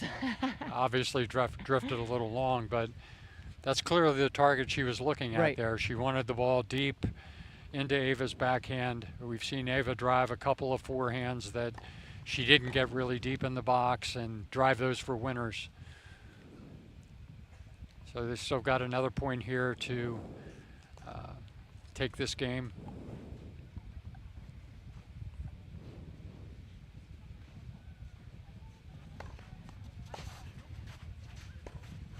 But again, doing a nice job getting that over to KK's backhand and kind of getting into the kind of volley that they've been really effective with. Just wide, yeah. I thought it Yeah, was it wide. was. To your point, Charlotte, right in front of us. We actually had a good look at it. Really good point there. Sorry to interrupt, Bill. I believe that's a hold for 3-1 for a Punch and Oh, I guess Patricia. they're still talking about it. Yeah. Charlotte, you and I are right on that line here at from here above it's- you. From here, again, not our call clearly, but from here, I thought it landed out as well. KK is. I mean, for that, I'm being biased because I kind of want the ball to be out. It's That they'll sort through what they want to do. however. Yeah. So let's see what if they're gonna redo it or. Sounds like they may be a redo here. Let's see. I think he was. Punch was calling them to come on the other side to check the mark. Yeah, come look at it. But Patricia made the call. Punch is offering to come look. What do you want to do? Replay the point, maybe? because KK actually missed the volley after that, but I don't know if it is because the ball was already called out. I think we then Looks are like we have an back agreement to replay the point. Back to 40-30, if I'm not mistaken. Patricia was serving for 40. And some of those calls, you're literally, you just can't make it. I mean, it's that close. You do have one advantage on hard true. Sometimes when the ball lands, you have a spot. Right. What would make it difficult, I think, to your point where you're probably going, Bill, is if it caught just a piece of that line, sometimes you can't quite see that. Right, or if they've swept the line and there's a little bit of a area just off the side of the line and it gets into that gray area. It's not easy. Yeah. And then as tennis players say, we'll replay the point. It falls out, so then it must have been out, is what tennis players and paddle players will say at times.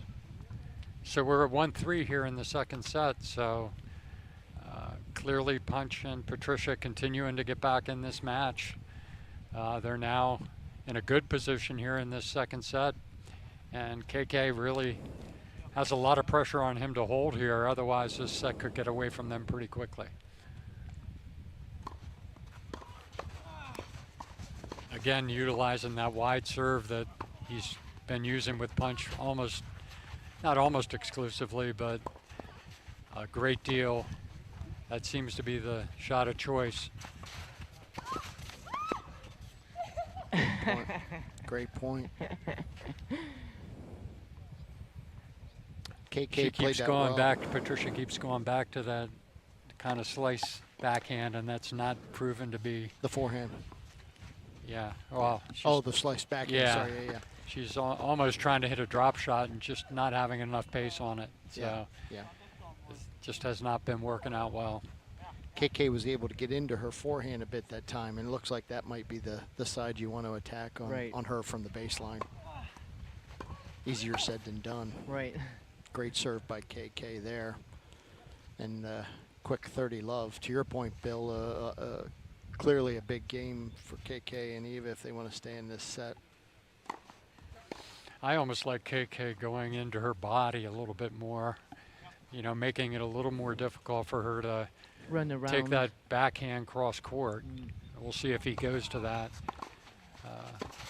Didn't quite get that one over as much as he has been with Punch, but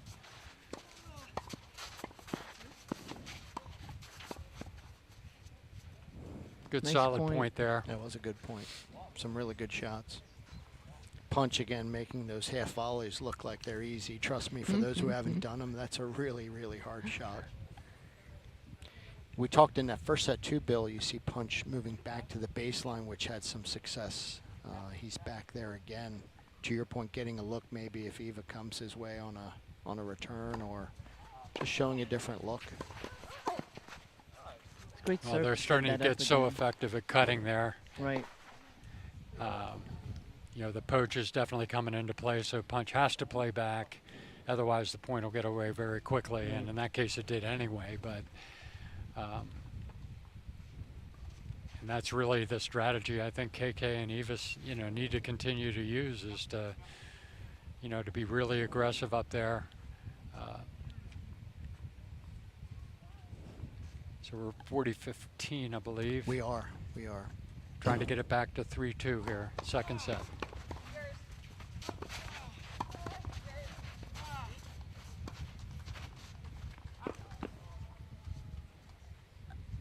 Just out. Yeah, the call is just out. Call is out.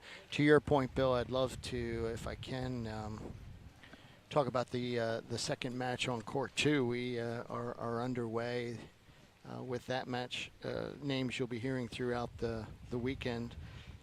Tammy Ando and Yuliko Noi are playing against Oscar Castro and Emma Perkins. Perkins and Castro play at Mount St. Mary's, a Division I program in Maryland. Emma is a very accomplished high school player. She's going to be a freshman at St. Mary's this coming fall. And Oscar, born and raised in Germany, grew up, moved to Miami as a young man, as a young boy, and then played and developed his skills there. Made a commitment to play D1 tennis at Mount St. Mary's and plays singles and doubles there.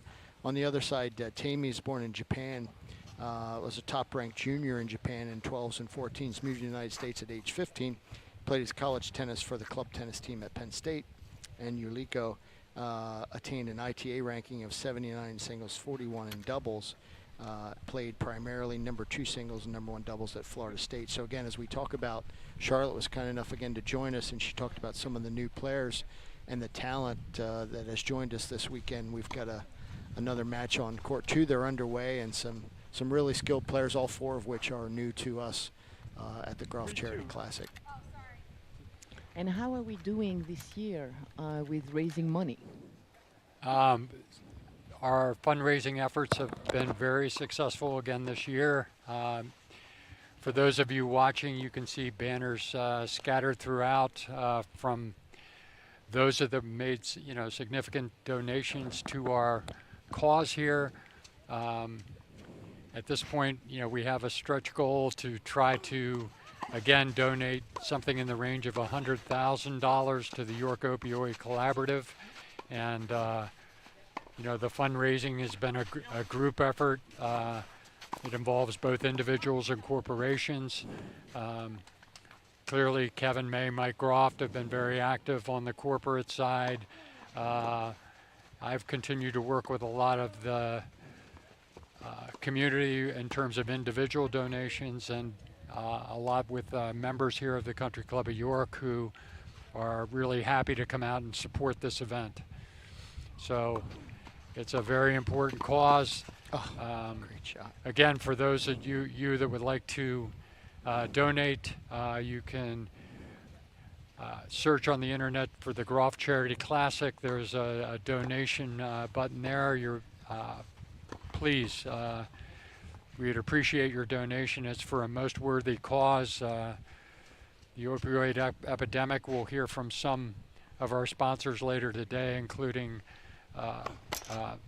today or tomorrow, including those from UPMC and WellSpan Health, both that have been great supporters of this event, and they see a lot of what's going on firsthand, as does all of the people from the collaborative. So again, a really very, very important effort, I think, that and the Country Club of York and our committee is very happy to support the efforts of the collaborative, and we've been with them now for several years, and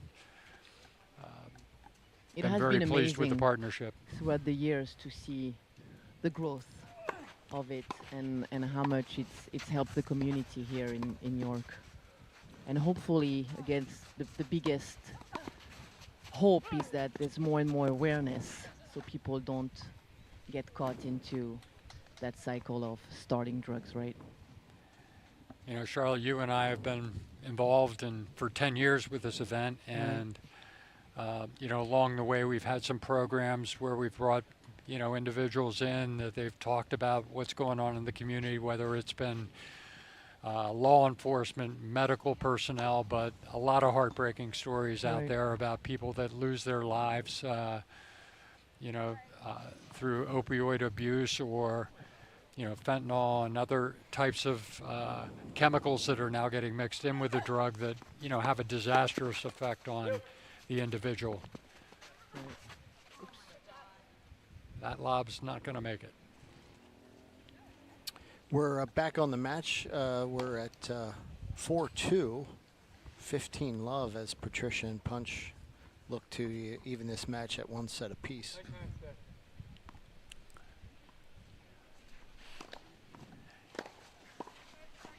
Yeah, break here. They'll be serving for the second set. So this all, at this point, looks like it could be a really long one if this continues on into 3. at the end of the first set was a rather lengthy set in its own right, and nice punch with a nice poach there. Easily Great puts setup that by volley away. Patricia to allow him to do that. Great backhand. Right.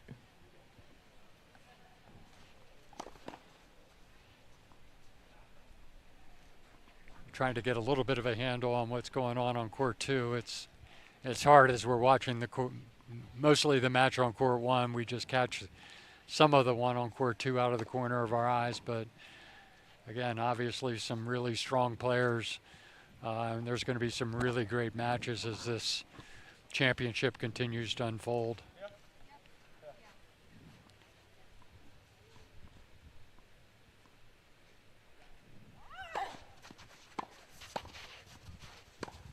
Good serve here, punch following it in.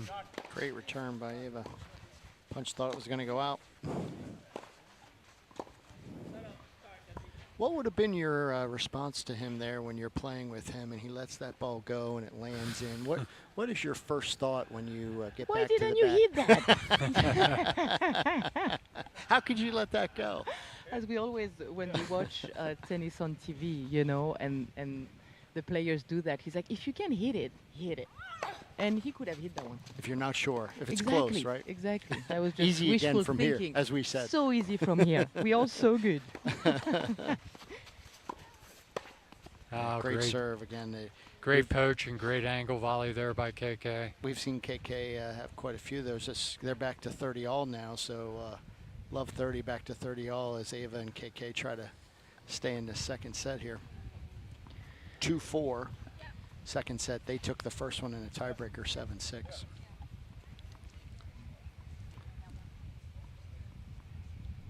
Now we'll see where Ava tries to take the serve. Again, trying to take that ball out wide. Good hands. Great hands, both players. Great nice play. Point. Really nice point all the way. Patricia really held up well on the volley side. I think as this match has rolled on, Patricia's really, in my opinion, started to feel a little more comfortable. Right. I think at the beginning there was some lack of coordination between them, but I really sense them kind of surging here a little bit. Bill, as our resident weatherman too, the sun has fully blossomed out, and all of that cloud cover we had for the first set has moved away. We do have some puffy clouds around, but the sun is fully out, and the full bake is on, if you would, from a heat standpoint for the rest of the day, it would appear. It wouldn't be the tournament if that wasn't happening. Exactly. I think that missed. And it did, yes. And we have another break. And to your point, Bill, I think you nailed it. Patricia has settled in, and Punch and Patricia now taking a commanding 5-2 lead in the second set as they look to even it up and force a third set here in our very first match. It's very, very competitive. Do you guys know what made me so sad when I knew I wasn't able to play? That I was not going to get a little bag from Jane. You guys have to talk about one that. of our giveaway bags from all the sponsors. Yes, absolutely. Well, the good news for Bill and I, though, is with you not playing, although you were so kind to join us last year as a player and helped us with some commentary. The beauty of it, as Bill had said even before this morning, was the great news is we're disappointed Charlotte's not playing, but we're going to get to spend more time with her here in the commentating booth. So good so news, excited. bad news. So excited to still be coming. And by the way, Jane still made me a bag. Oh, she did. Okay. As only Jane would. Charlotte's referring to Jane Snyder, that's been on our committee here since the inception of the Groft Charity Classic, and she's, basically prepares a little goodie bag for all our participants and does an outstanding job doing it. Loves doing it, and great job. It's amazing, and she adds on every year. There's more sponsor giving away treats, giving away products. It's been exciting to get a bag every year. And as Bill said, the volunteers on the committee do a great job. So we're seeing some outstanding tennis here. And all of these first four matches, well, so far we've got 3 separate matches that are on court. we'll have another match that comes up here on court 1, which will have a little bit of a local flavor. But, you know, we really have some outstanding teams that we haven't even seen out there on the court, including our defending champions, Holden Coons and Elizabeth Scotty, that both had phenomenal college seasons. And, you know, we'll talk more about that, you know, later on in the afternoon when they take the court. Again, Patricia trying to get that nice hard serve deep to the backhand, and she's been really very effective with that. Kay missing a return there. I'm sure he wishes he had back, just running a little bit long.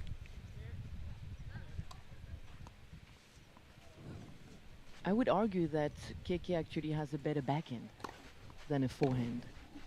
Yeah. I think he has shown that over the years. His forehand has been more solid today than we have seen in the past, but you're right. That two-handed backhand is troublesome at times for his opponents. 15 all.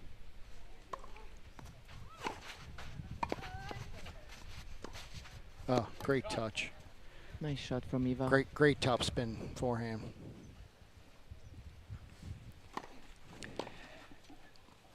Whether his forehand or backhand's better, she has not deviated from going for the backhand. She has, you're right. She has been there pretty consistently. You know, you would think that eventually she would throw one in just to get him a little bit off guard, but it hasn't happened. Maybe right now. Maybe right now. Maybe we set the table for it. We'll find out. I'm not thinking it's going to happen, though. Yeah, you are correct. She's also way over there to give herself a little bit of a better angle at that serve. Kay running around the backhand there. That's just too good. And KK and Eva have 2 break points here. That could put them right back in this set. Try to get back in this, yes, at 5-2. This starts to become a bit of a war of attrition as well as you work your way not just through this match, but the winner of this match will have another match to play today. And it, in this heat, again, as you know better than Bill and I, Charlotte, that can take its toll. For sure. And that's game. So they do get the break. To your point, Bill, finding their way potentially back into this match, or this set, excuse me. We are 3-5. We are now at 3 serving 5. And it's tough. I mean, they need to come from 2 breaks down to try to bring this match back to 5 all. So in the event that KK would hold here, they would still need to break punches serve, which is, you know, they still got a pretty tall mountain to climb, but it is doable. Some great play there. Again, punch in perfect position, just volleyed that ball away. Back to Charlotte's earlier point, he closed on that ball, got a little bit of a better look at that backhand, was able to drive it at Ava's feet. 15, love 15.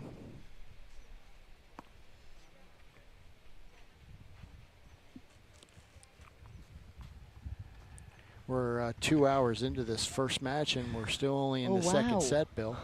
Just to check on time there. Great first opening match. Super return there by Patricia. Yeah. Again, that was one where she didn't get a lot on it, and the ball hit and just stayed low, and I think KK was caught off guard by that, but they have a good break opportunity here, which would be important because they could go into the third set serving, which would, you know, is a little bit of an advantage clearly. Oh, that's too good from KK. Yeah. Great forehand. Again, taking that forehand wide,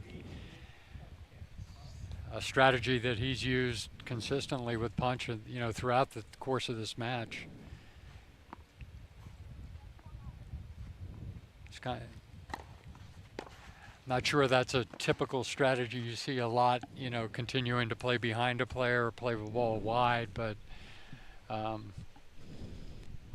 he's been pretty effective with it. He has so far, but I think Punch's gonna keep coming up and Yeah. hope that eventually that doesn't work anymore.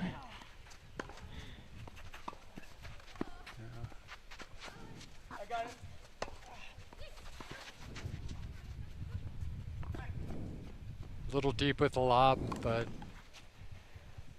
they're continuing to use that defensive strategy pretty liberally. And it's working pretty well. You saw KK take that as a half volley. That lob as a half volley versus an overhead was an interesting choice. If we do get to a third set, you would think Punch and Patricia continue to use that lob as a tool. Great get. And as the sun comes out and continues to shine, you know, when you're starting to hit those lobs and have to hit those overheads while looking into the sun, it, you know, it does become a factor. So there's a hold here. We're at 5-4, correct? I thought it was 40-30. I did as well. Yeah, that's what I had as well in my score. But it was 30 all. I have right now that it's a 40-30 KK and Ava. I was starting to think I missed a point. No, that's what I had in my head too. Yeah, they're gonna replay some points here in their minds to see where we are. But I have 40-30. Well, they were able to quickly successfully plead their case. Right. And they came and they, at the end of the day, agreed with us. And it's always fun to try to recount all the points, you know, when you're in the middle of a match. Yes. 2 hours in. Especially the first one. Yeah. Yeah.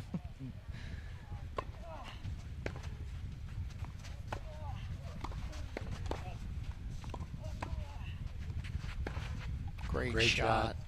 Phenomenal backhand down the line. Gets us back to deuce.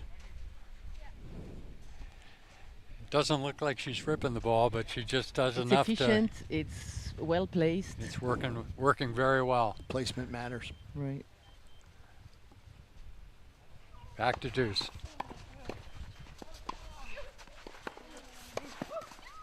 Yeah, good move. Ava being very active up there. She seems to pick her spots pretty well, don't you think, Charlotte? Yes, I agree. Add in. She anticipated that very well.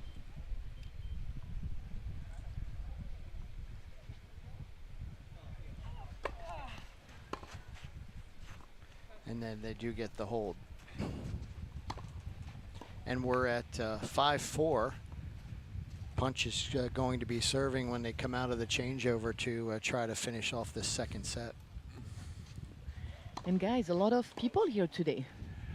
It's a we nice have crowd. a good crowd coming out, which nice is always good to crowd. see.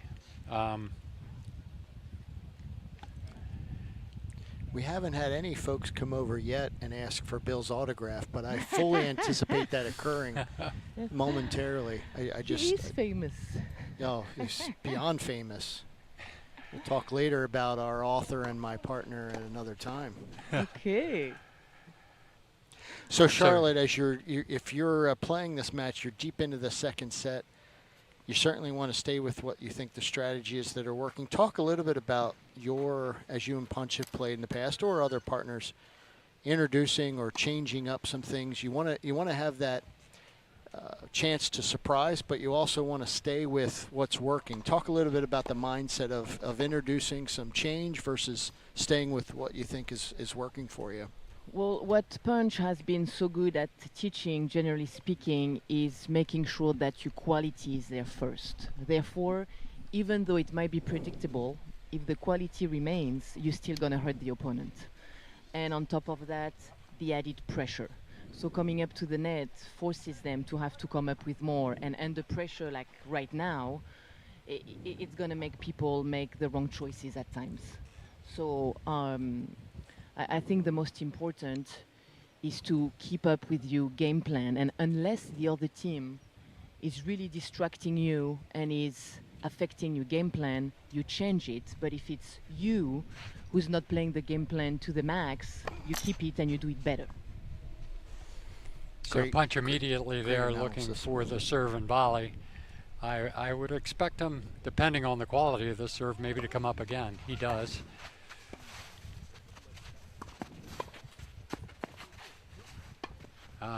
Great first point. And as you said, Bill, Very too, well great, played. great comments. Patricia and Charlotte nailed it too. Her placement on shots has been is really terrific. She's not overpowering, but she's got a good feel for the game and the court. And that's really what doubles are all about, you know. So And making them hit another ball, right? making him hit another ball. 15 love. Second serve here for Punch going into KK. Trying to roll that one into his backhand. He did. He was going to come up again, as you said. And he does it again. And that's just, again, his volleying skills we've talked over the years are just so good that for those who don't play, or certainly like myself, don't play at that level, that is not an easy volley. To do that much with that volley is really, his hands are just so good. 30 love, a really key point there too. 15 all versus 30 love, totally different game score, clearly. Great Really serve. outstanding serve out there wide. And this is what I think he actually kept that in his back pocket. I think that's been available to him for a while, and here Yeah. you get to a big point. Yeah. You're serving for the set, He's that and he's kind like, of oh, player. now's the time to bring that out. Right. And he does. And Yeah. to his credit, he's always been tremendously fun for me to watch because he does make such good decisions and smart plays at the right time. And the creativity.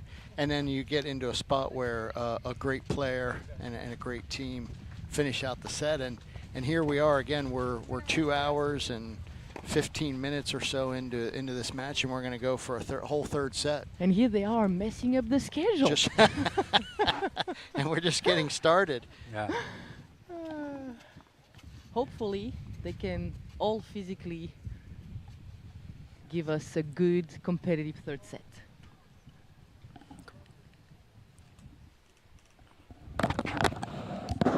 You want to get a commercial or two? Maybe I'll just say one.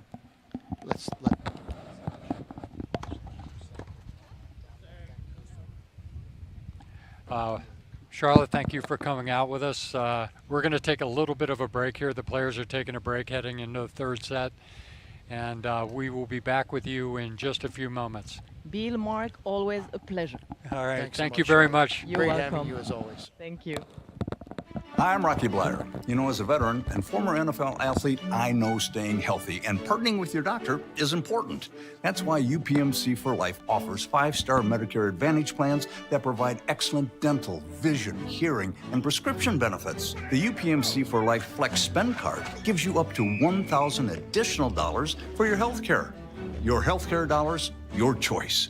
Get in the game. Call today for free information. Rudders is made for you. Order ahead with our mobile app.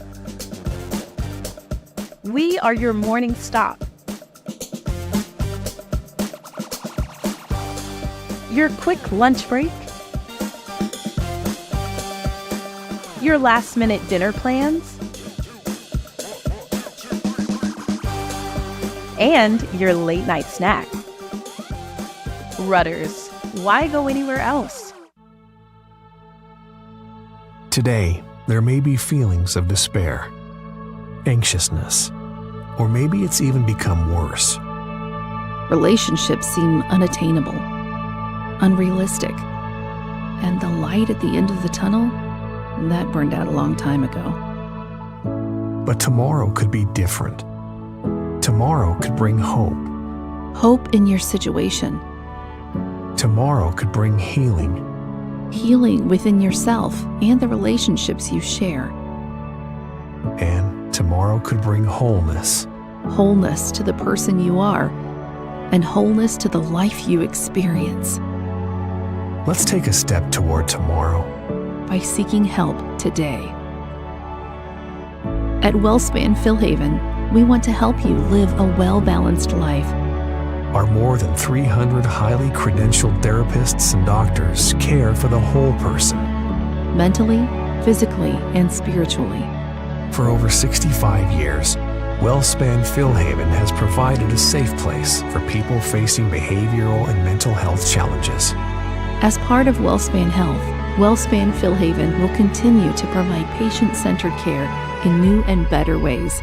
With more than 27 locations in Dauphin, Lancaster, Lebanon, York, and Adams counties, we're here to help you find hope, healing, and wholeness. Together. Today. Tomorrow.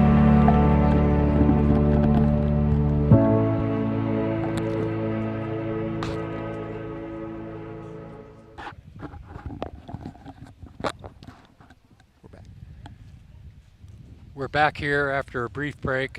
We still have a break going here on Court 1. We've had an outstanding match here. They've split sets, so we have a deciding third set coming.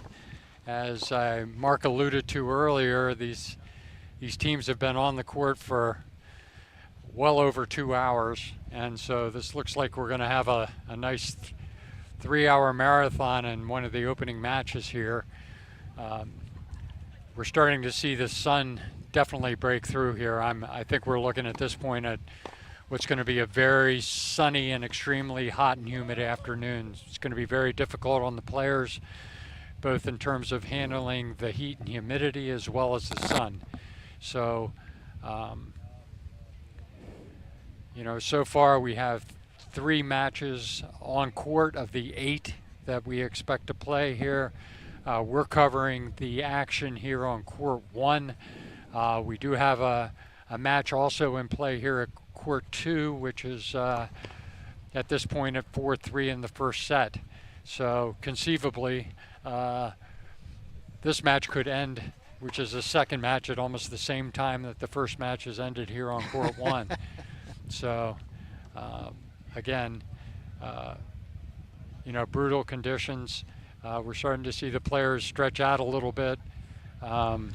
So hopefully we'll be back in action here soon. On Court 2, we do have a 4-3 match as we look over at Court 2. Tammy and Yuliko have a 4-3 lead right now.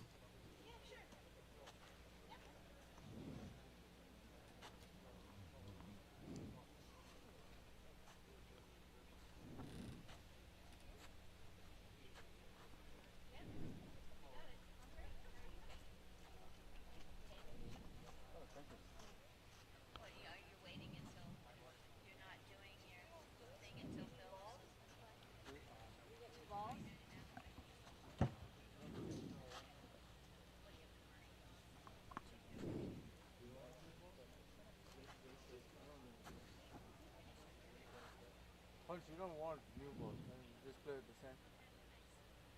Or do you want it? Up to you guys. Yeah. Huh?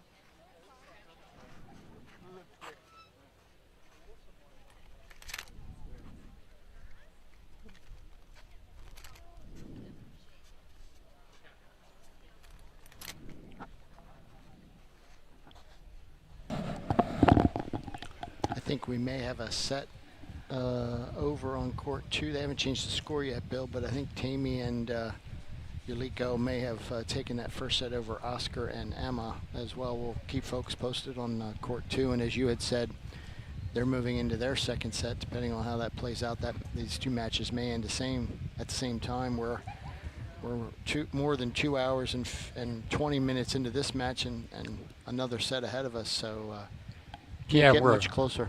We're about to start the deciding set here, and it was really great to have Charlotte sit in with us. She's a 2-time not defending champion, but 2-time champion of this event. More back in the early days of the Groft Charity Classic. Outstanding lob there by Kay. Landing inside the baseline. So they're off, and we got the third set started here. And with KK serving.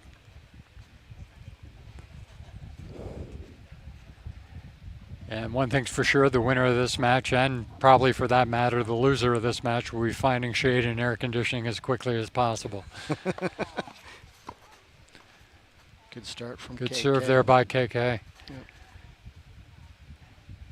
And again, it's always really difficult, you know, as someone that's been involved in a lot of longer matches.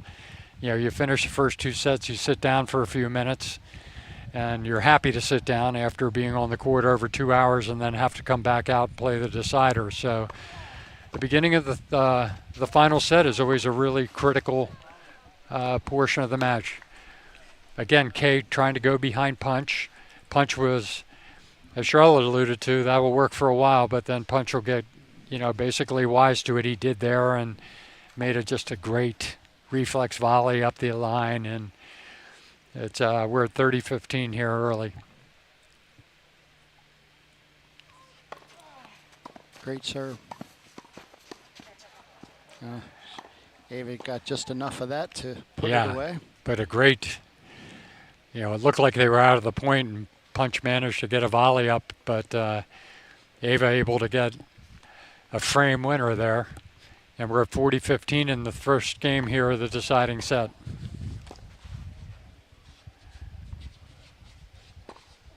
See if Kay goes wide here. Yeah, really under the body. Easy for Punch to handle it. Really nice little angle volley there by Patricia. 40-30, first game first of the deciding set here. And as you alluded to, Mark, we're at the beginning of the second set on court 2.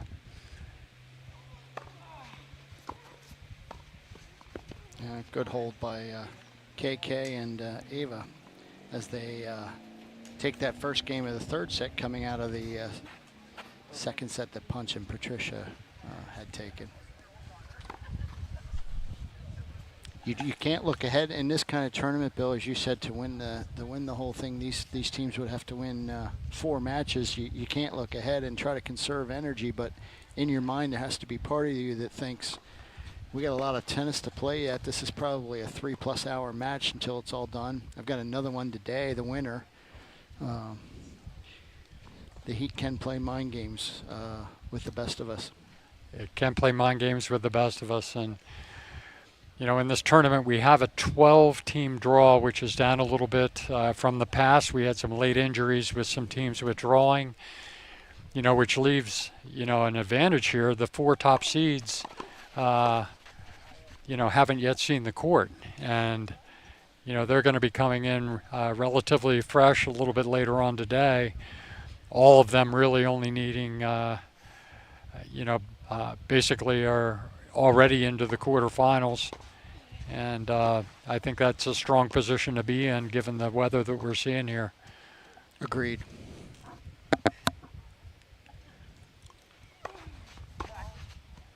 Punch going with a little more pace here than we've seen him use earlier in the match. Love 30 here early, Bill. Key point in this third set. KK and Eva have the early jump. They do, and we've seen throughout the course of the match, there's been times where on Punch's serve, they've drifted in and out of trouble, and been able to break Punch at least once that I'm aware of. I think probably a couple of times. And Punch having a little trouble finding his serve at the moment. And love 30, we have a second serve. And again, he employs a serve and volley. He continues to want to come in, which I think is, you know, obviously a very effective strategy. Feels confident in his return, and that, you know, he's going to create a good volleying opportunity for him and his partner.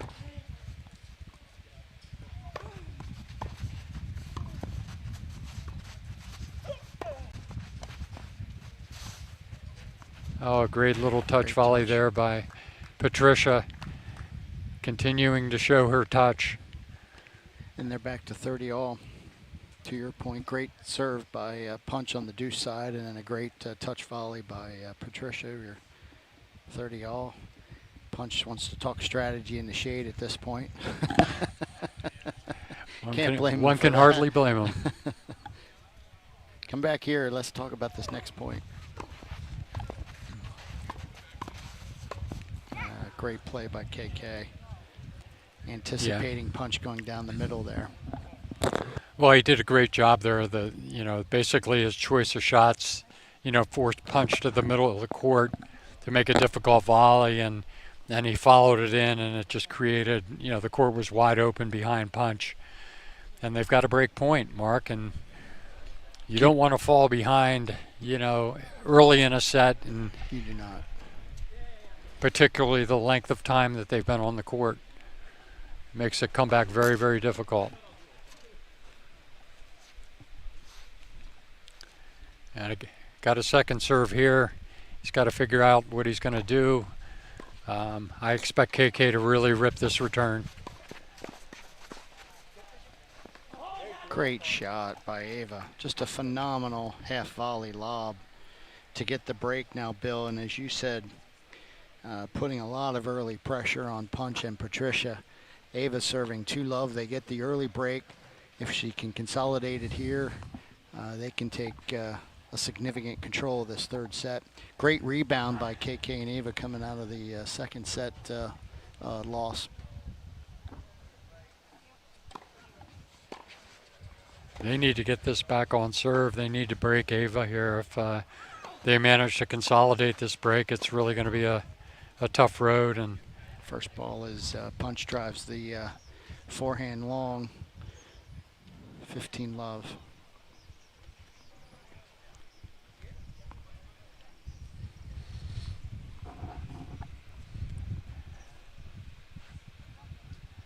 We'll see how aggressive KK gets here. I expect him to be extremely aggressive here at net.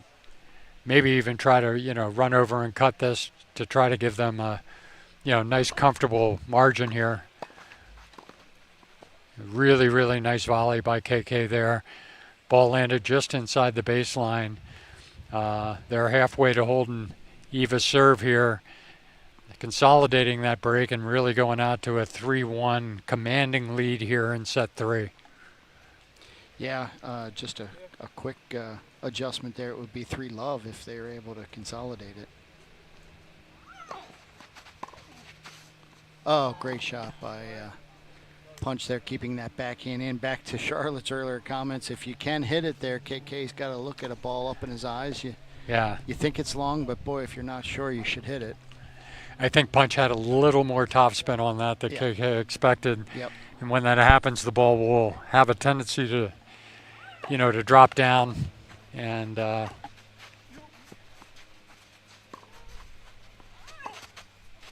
great shot. Great shot by Ava. We get our first evidence of a fist pump. And clearly in the driver's seat in this game.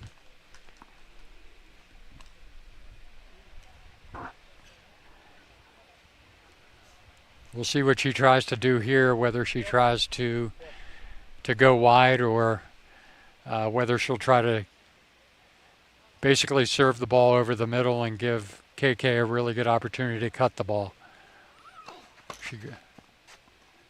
She tried the wide serve.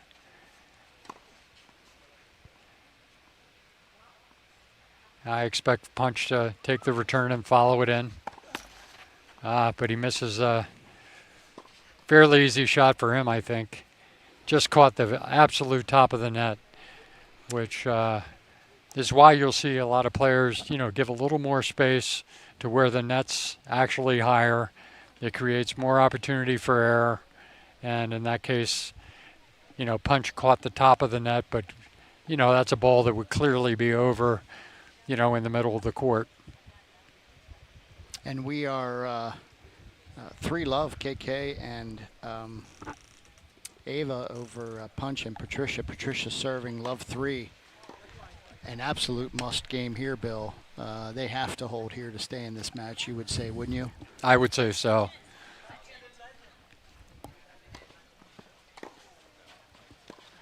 On court 2, the team of Castro and Perkins took the first game and in the second set. Some high quality tennis over there as well. So we'll keep you posted on that score as that match continues.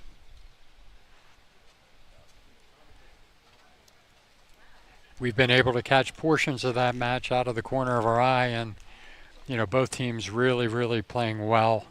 And for the spectators here, they get the double enjoyment of being able to, basically go back and forth between matches and follow, 2 matches at one time and see, virtual nonstop tennis action. So it's really great for the spectators here. Great return there by Ava.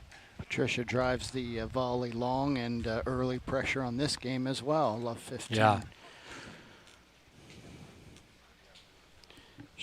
There's no shade on this side to talk strategy, Bill. There's nothing No. but sun.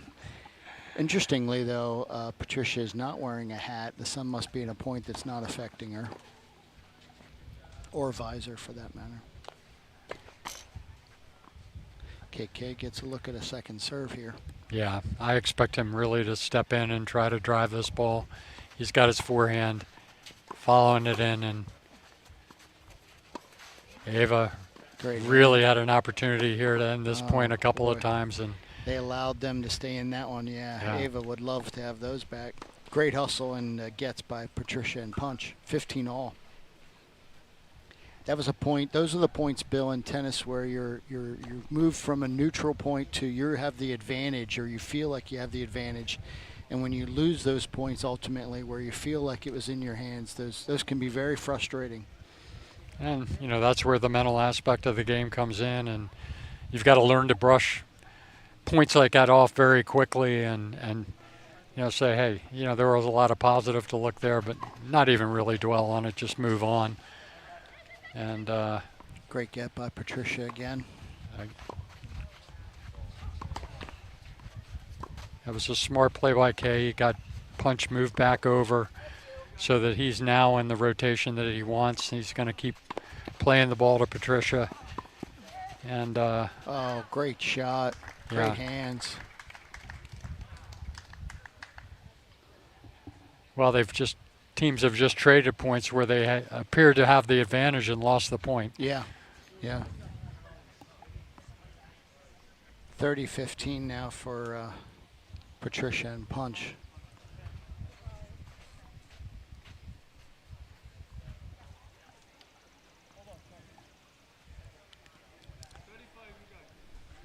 Some discussion on where they're going to go here with the serve. We've been seeing her look at this, trying to angle the ball into the backhand. And when she's able to make that serve, she's been pretty effective. But last couple of service games, she's had trouble converting on that serve. And Kay's just, basically hitting that forehand, and they're getting the net. And it's been really effective. Great shot. Great reach volley by punch, Caught the line on the other side. 40-15 now as they look to stay in this third set. Again, we've been, a little bit surprised at the ability of Punch and Patricia to pretty consistently hold her serve. A little bit of a hiccup there in the early set, but they're in a good position here right now. Oh, great shot by Eva. Yeah. Very aggressive forehand down the line. And she's looked to hit that forehand behind punch on a number of occasions, with somewhat mixed results there. Obviously, she's done better with it. She's actually done better with it as the match has progressed. She's made a few that earlier in the match she missed, but it's still ad for Punch and Patricia here. We'll see if they can close this game out. Good serve and a good return by Kay. Oh, great shot by Patricia.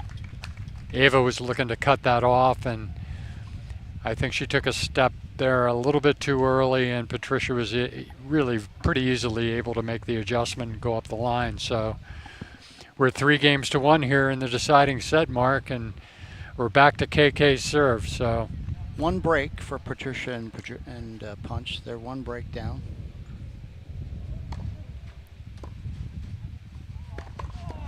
Great serve by KK to lead off the game. He's gone to that forehand a number of times. He had an ace earlier in the first set, if I remember correctly. Phenomenal start to the set. He continues to use that serve, and it's been really effective with Punch. It's not an easy serve to hit, but he's done it consistently and effectively. So again, they're back to trying to consolidate the break that they have. Punch very active there, and he forced KK to actually hit that ball a little wide. Yeah, he was trying to avoid Punch crossing over, and no question. That's where that aggression really can work for you. If he goes down the line there, you're asking why did Punch go so fast and so far, but KK didn't catch him out of the corner of his eye. Yeah. And basically, KK's trying to stick with the pattern. He's trying to go cross court against Patricia, who, is clearly her ground strokes are not as strong as Punch's. Great shot by KK there. Just put a lot of pressure on Punch to do something with that volley, and he tried to do a little too much. 30-15 now, KK and Eva.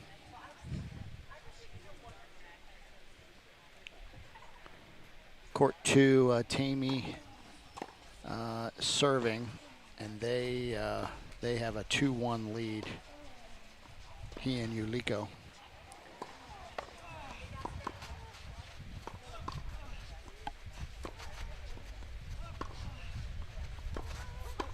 Ava poaches, and Punch makes her pay for it. She didn't do enough with the poach that time.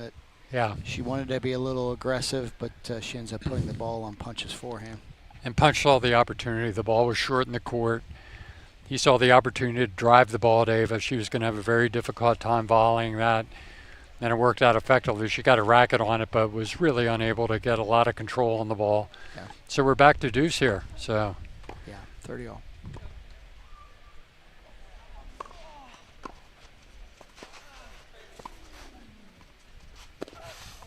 Great shot by Punch.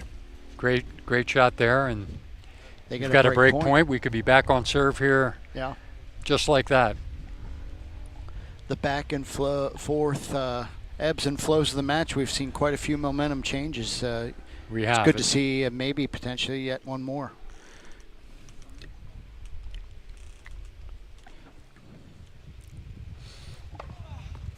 Great serve. Again, you see a lot of the familiar patterns. Great Punch there, just couldn't get enough on that and hit it right back at Ava. Thinking that maybe he might catch her again, but just couldn't get enough on it, and Ava was able to easily volley that away. So we're back to deuce here, Mark, and this game is actually quite critical. Yeah, 3-1 deuce. If he can hang on here, that'll give him a 4-2 lead, and good serve there. Yeah, 4-1. 4-1 rather, I'm sorry. Yeah. But significant. Another great serve. Punch drops the forehand into the top of the net, and game point. And here we've kind of seen the same pattern, where he serves out to her backhand and tries to get into a cross-court ground stroke situation. Outstanding serve and a great lob, but it's long. So now we're at 4-1. They survive a break point, and they're in the driver's seat here in the third and deciding set here. They sure are. Again, we're at the 2024 Groft Charity Classic, benefiting the York Opioid Collaborative. Those that are tuning in and want to help donate to this worthy cause, you can search the Groft Charity Classic website, and there's a donation button on the website, and we'd appreciate all of you that would be willing to support this great cause and this great opportunity to bring outstanding tennis here to the York area. Even KK popping up pretty quickly. Feeling They're pretty they're good ready about to go with themselves. that 4-1 lead. Yeah, yeah. And Punch is trying to make sure he got plenty of liquid along with Patricia. They're trying to do a little bit of a reset here. They know if they're going to have a comeback opportunity, it needs to happen right now.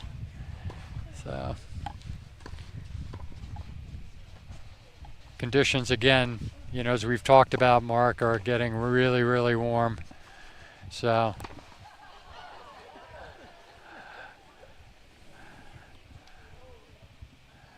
there's a little bit of hard true on the back on court 2. Yeah, an easy overhead. He decided he didn't want to take one off the body. Got out of the way. Good quality tennis here, as you said, Bill, at the 10th Annual Groft Charity Classic. Punch serving 1-4, third set. Great first serve. Gave Patricia a chance for the easy put away at the net. 15-love. Absolute must game here. Absolute must game. Yeah, they fall down 5-1 here. That'll be 2 breaks. And yeah. Would seemingly be too much to overcome. Yeah. And by the way, we're quickly approaching a 3-hour time on the match. Great backhand volley. Sets up the overhead. Great get. Not that one. 30-love. Back-to-back solid overheads there by Punch. Yeah.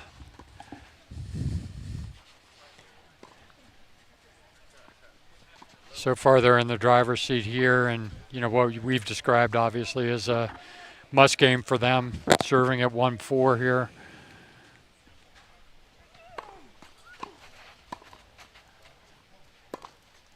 Patricia not happy with missing that volley. It was right on her racket. 30-15. As you know, they haven't been hitting a tremendous amount to Patricia at net. But as Charlotte pointed out, you've always got to be ready. If you're the net person, that ball's going to come to you. Great return by Kay, and then just Punch handling that very easily, and what a lob, you know, and Punch with a great get and a return lob. Patricia with continuing to use the change of pace, and Ava trying to get up to net, and Punch just recognizes it, puts a ball at her feet, and we're 40-15 here, Mark. Terrific topspin forehand from Punch, as you said, Bill, puts it at Eva's feet. Saw her coming in, again, making that shot look easy. 40-15 as they look to stay in this third set, down 1-4.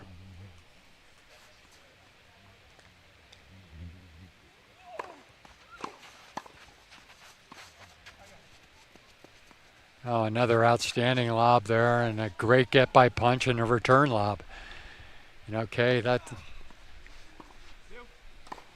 All 4 players back. You don't see that much in doubles, but we see it here. We'll see who's going to be the first to come in, and it's There it Kay. is. Yep. Great shot by Patricia. Interesting choice. Oh, and it works. Terrific, terrific point. A lot of backhand or backcourt shot making there, Bill. Well, that point was really right up Patricia's alley. Yeah. She made some really nice cut forehands. One of my preferred shots along the way, as you well know. So we have Ava serving 4-2, third set.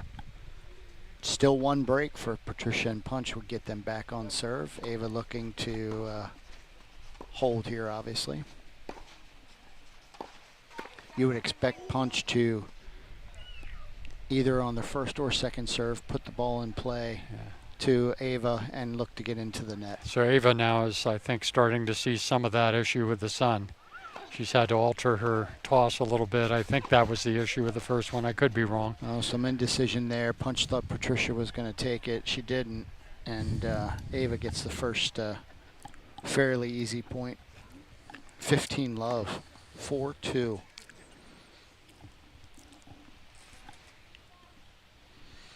Scorecard on court 2 continues to show 2-1. I do believe they are in the 5th game, though. They just haven't updated until they get to the crossover.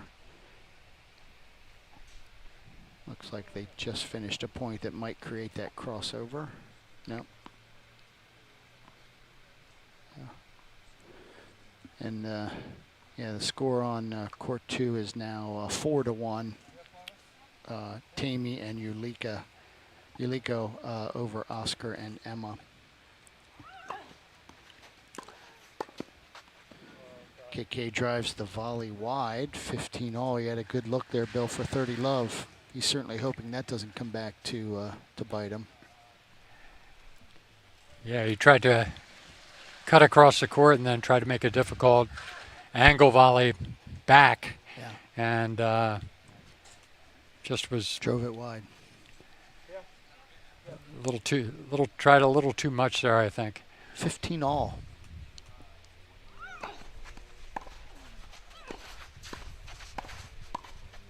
Great hands. You know, KK, I think he was looking to surprise punch there, but at this point in the match with Punch's hands, I'm not sure I'm going for the element of surprise. I think I'm moving away from that. We are 15-30 now, Bill. Yeah. Chance for Punch and Patricia. Punch back in the back again. Ava gave Patricia a bit of a sitter on her backhand, but she wasn't able to get it over. Hits the top of the tape, 30 all. Again, she was expecting KK to go there. He chose not to poach, and he was waiting for that volley, but unable to convert. So we're 30 all. See if she tries to take Punch wide again. She's been trying that serve as well. Punch gets a look at a second serve again. You would expect him to drive this ball at Ava and come to the net. Because of the sun, she had to let that ball drop a little more, and it ended up putting it into the net. And Punch went for the winner down the line and drove it long. Not the choice that I was expecting, obviously. And Ava now serving with a game point to get to 5-2. Punch will stay back again.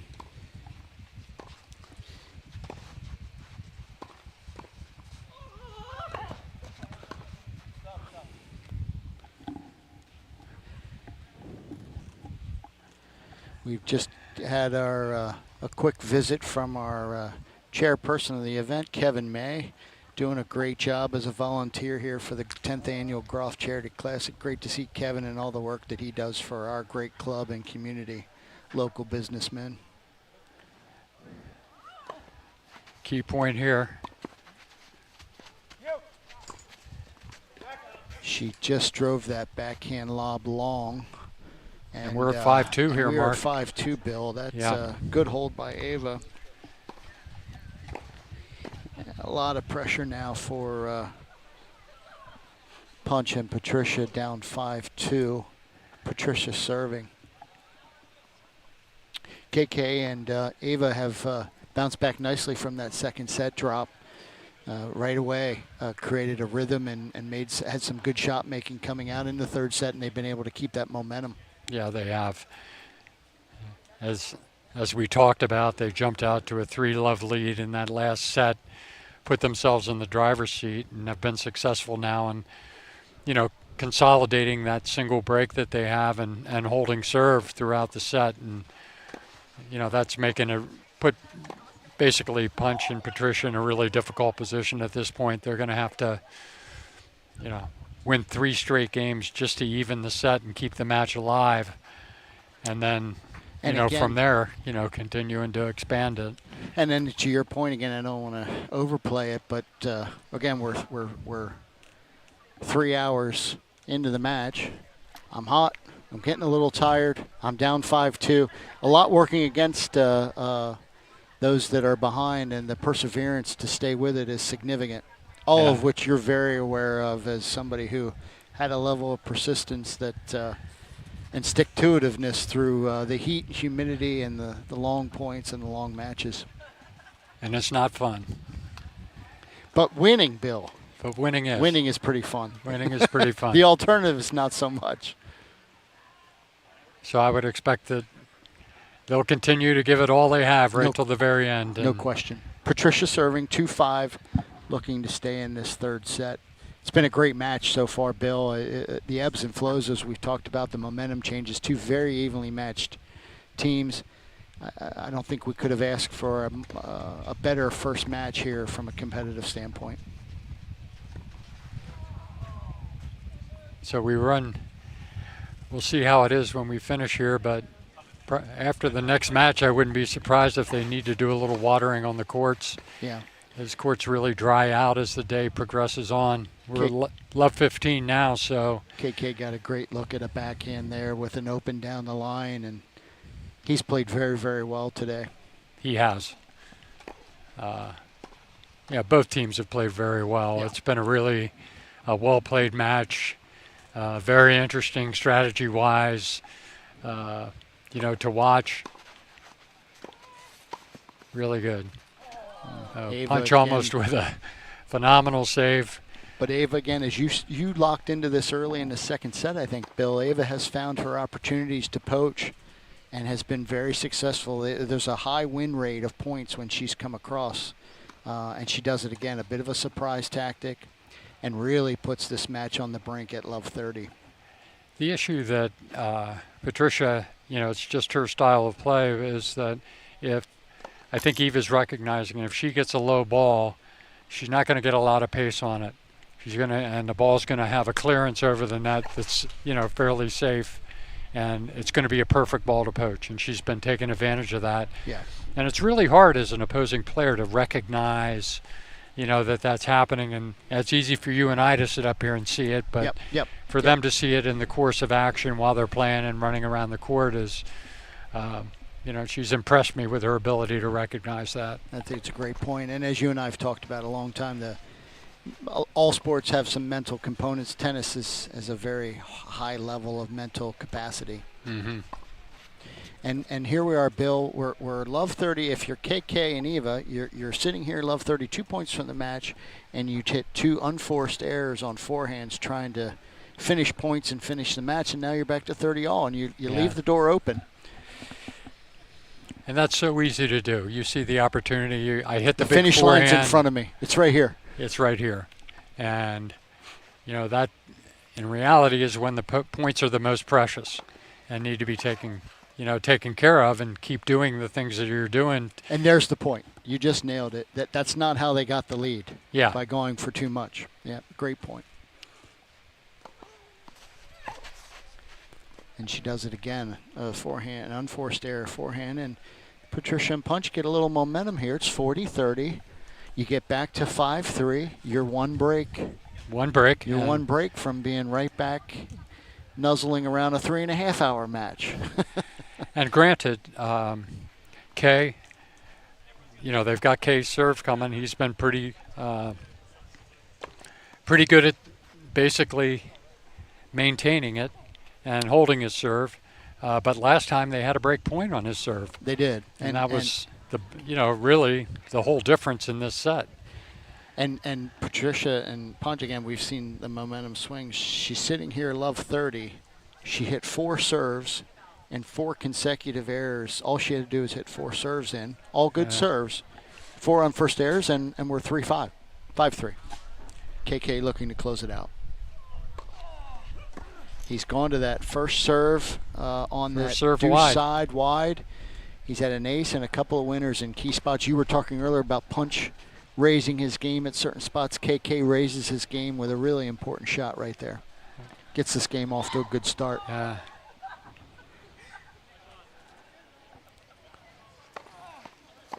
Good serve there.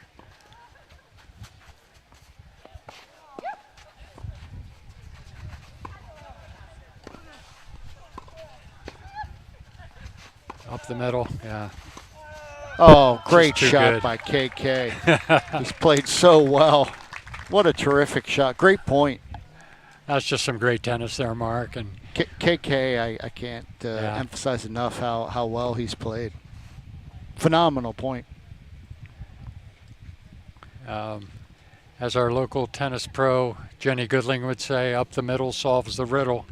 And Kay had a couple of shots up the middle there, got him into the position that he needed to get him in, and was able to volley that thing away. So they're in the driver's seat at 30 love here. As expected, he tried to go wide again. Punch was able to get a nice return that time. Yeah. And we're 30-15. Big. Obviously, all the points are big here at this point, but big point here. Pretty sure that Punch was expecting that serve wide. He looked like he had about a half a step over in that direction, more so than he has in the past. Boy, Eva had the perfect shot. She got exactly what she was looking for, and didn't quite close off that backhand volley. And we're 30 all. The door and we've been sitting here, you know, a long, long time, and now this is like probably the biggest point of the match. Here we are. You know, here we are. 3+ hours later. Yeah.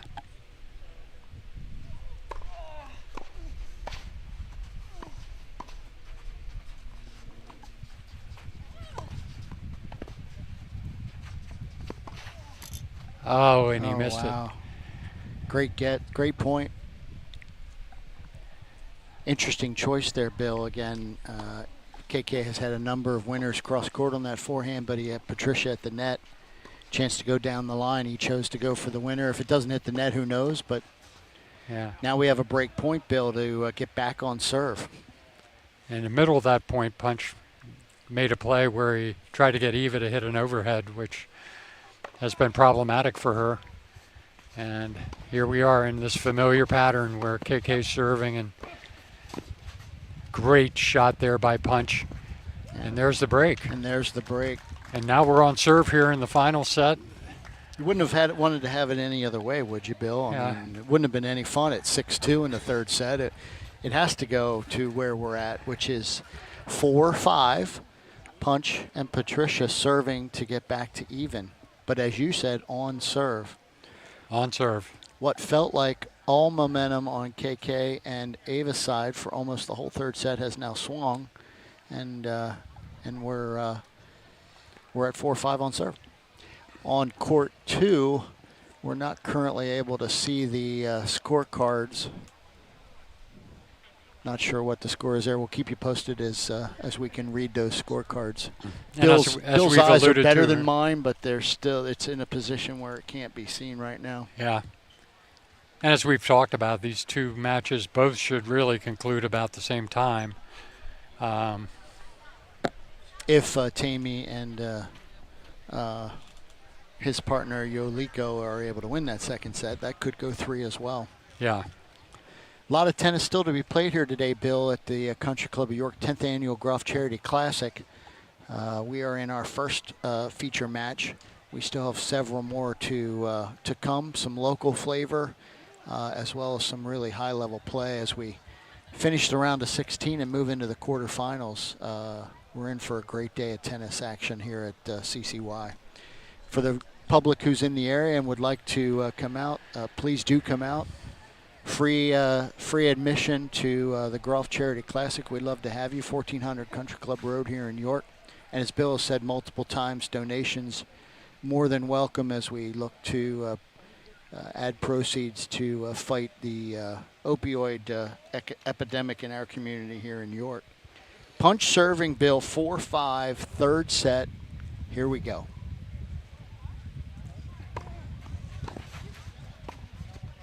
Great return by Ava. Good return, right at Punch's feet. Difficult to handle.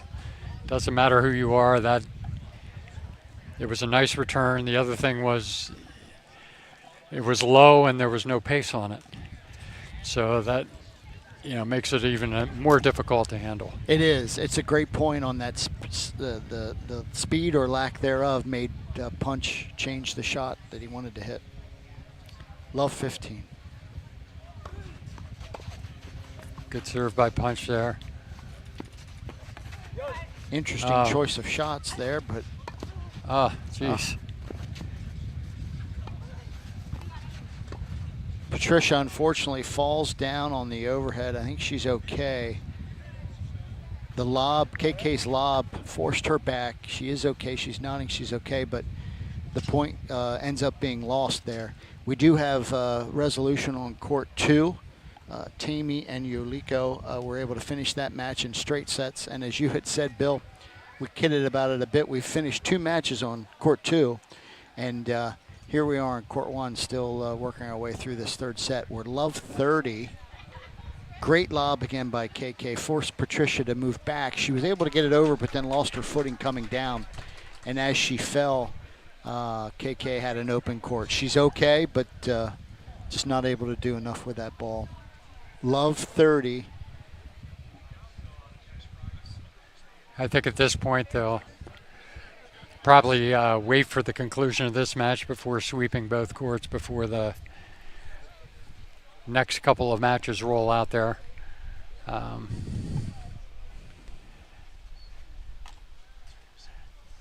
Not sure. Small medical adjustment, might be a Band-Aid issue there for Patricia, maybe on an elbow. Okay. We're love 30 as we try to reset here, Bill. And again, we are playing on hard true. I don't see the spot from here of where she fell. I assume they'll smooth that out. It's a clay-like surface, so bouncing imperfections can be a thing. So let's see if that plays any role. We certainly hope not.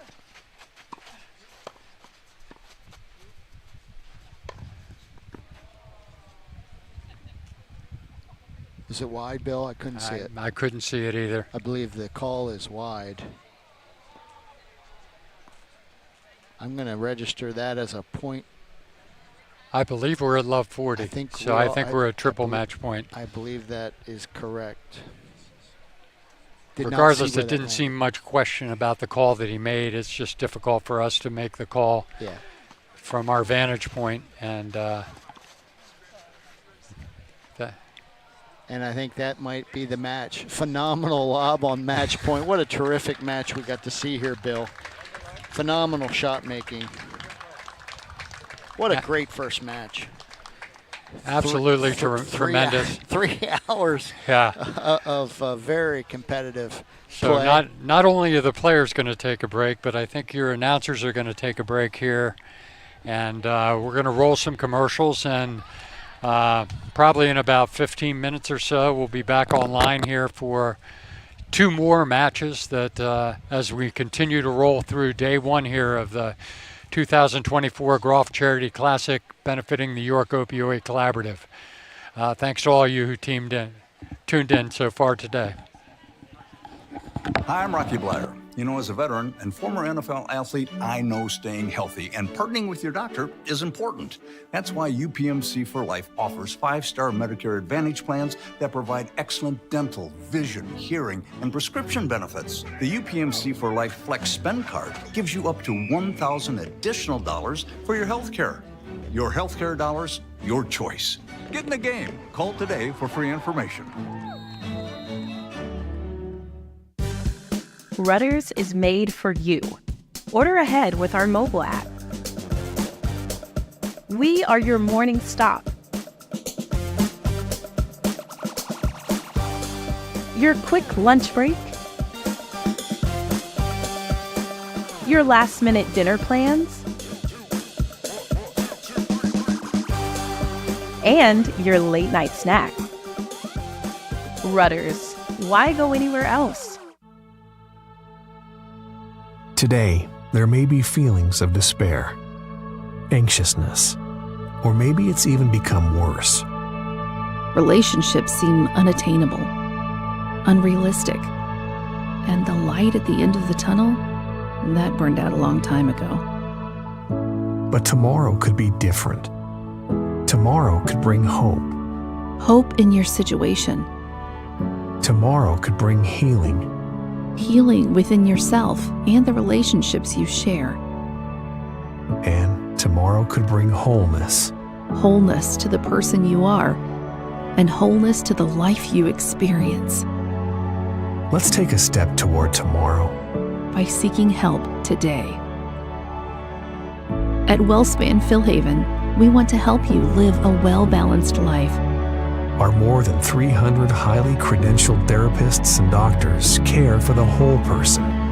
Mentally, physically and spiritually. For over 65 years, WellSpan Philhaven has provided a safe place for people facing behavioral and mental health challenges. As part of WellSpan Health, WellSpan Philhaven will continue to provide patient-centered care in new and better ways. With more than 27 locations in Dauphin, Lancaster, Lebanon, York, and Adams counties, we're here to help you find hope, healing, and wholeness. Together, Today, tomorrow.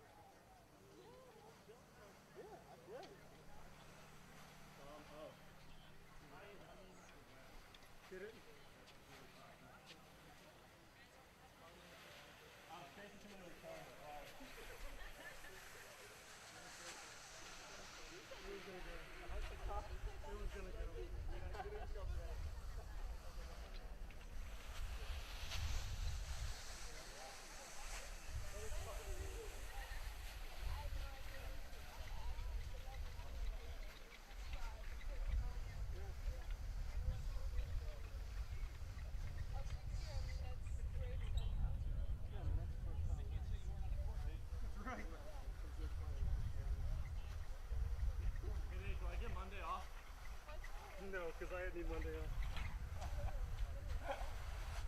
Good driving. Yeah, I gotta ask. You never know until you try. Yeah, that's what they always say.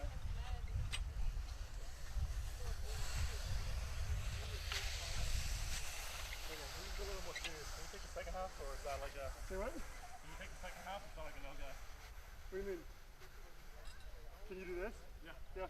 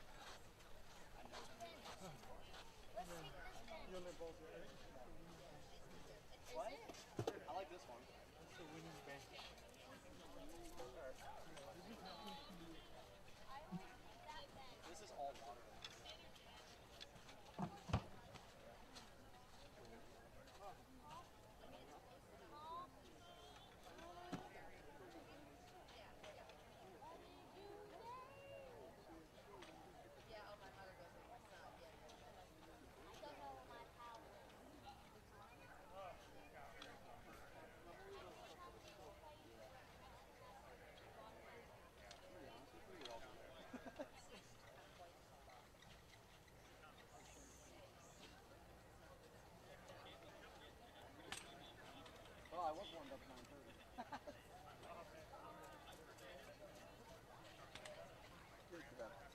Okay. Are there towels or should I use mine? What? We get some Powerades down here too. Yeah, it's all water. Oh, yeah, she definitely needs more water. Yeah. Maybe just bring 4. Not the red place. No! McMuffin. Kind of sexy breakfast sandwich. Are we spinning now?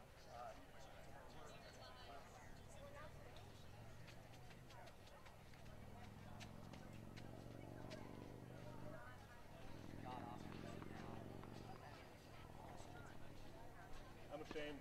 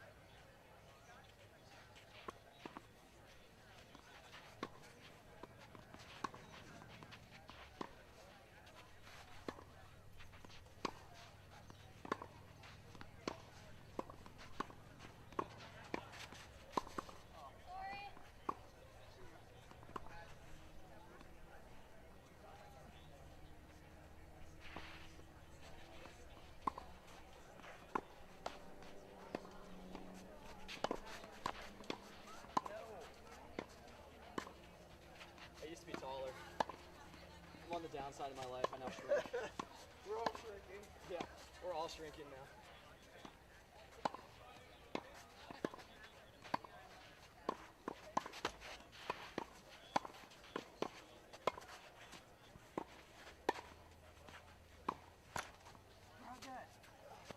Nope.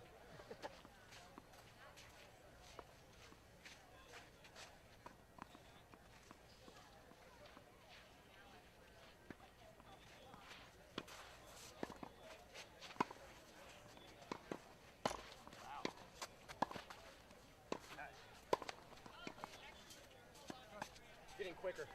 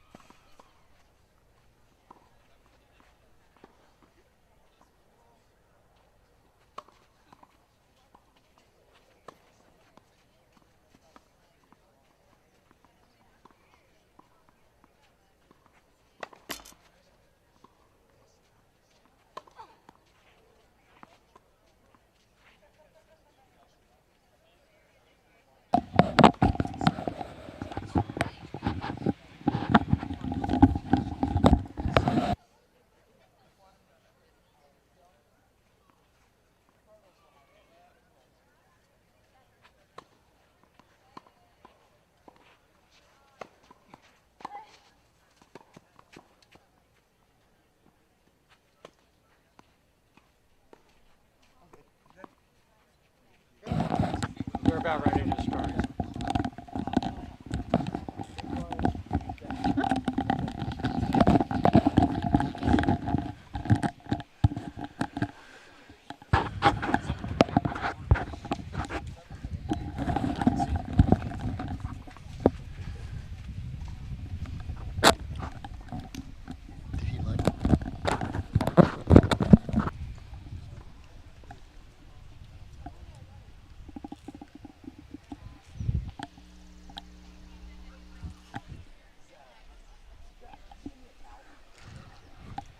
gets back in a minute.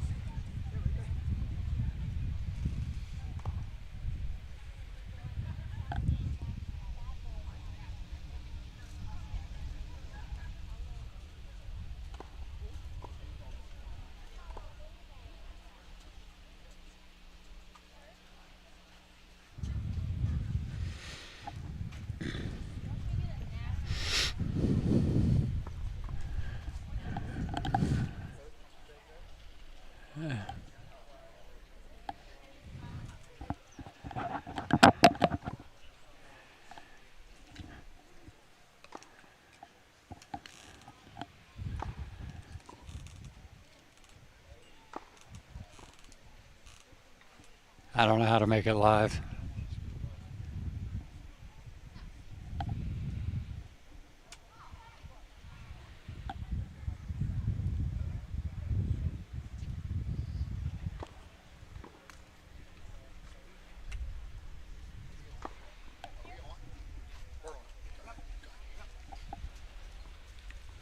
Okay, we're about to start the last of the round of 16 matches that we have here. This match has a decidedly local flavor. Serving to start off the match is Jared Howitt. I'm going to turn it over to Mark. He's going to quickly talk about the players that are involved here. We're at 15 love in the first game. Yeah, thanks, Bill. Real quick, Jared Howitt, a local community member now, played #1 at Westchester during his college career, now a local businessman. Off to a great start with 2 good serves and points. His partner is Kava Kara, who grew up in Princeton, New Jersey. She was the #1 ranked player in Middle States in every age division as she came up through and was a 5-star recruit. She just finished her freshman year at Harvard University, so obviously a very accomplished junior player and now into college. 30 love as we see, and Elizabeth Ionescu drives the volley long. On the other side of the net, Bill, to your point, Phil Myers and Elizabeth Ionescu, those who followed the Groft Charity Classic for years, these two have been partners for quite a number of years. Phil is a local business owner of Wisehaven Tennis Center, played his college tennis at York College. Elizabeth is a rising junior player, very, very highly ranked. We'll get into her accomplishments here in a moment after this serve.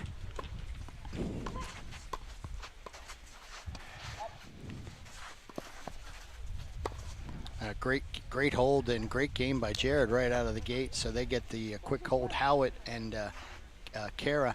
Elizabeth, as I was mentioning, a local player. Again, if you're familiar with the tournament, she's literally grown up in this tournament. You see, again, her continued growth. She won the Indoor Nationals in November to win her first Golden Ball. Then falling into the Orange Bowl, she made it to the quarterfinals. She's a nationally ranked junior player. She's been ranked 3rd in the nation for 18U.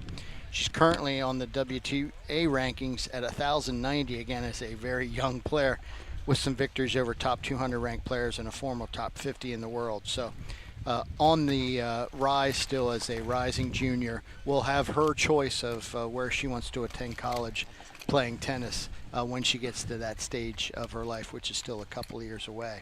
So we're underway in this next match, as you said, Bill. Howitt and Kara get the first game hold, and we get ourselves settled in for another a great tennis match here at the 10th Annual Groft Charity Classic. And we've been looking forward to getting a view of Phil and Elizabeth. Elizabeth clearly, as you said, has kind of grown up before our very eyes, but she has really been skyrocketing through the junior circuit. Clearly one of the best players in the country, and I think she's ranked very highly in the number 18 and under age group. So she is quite a player, and I expect quite a match here.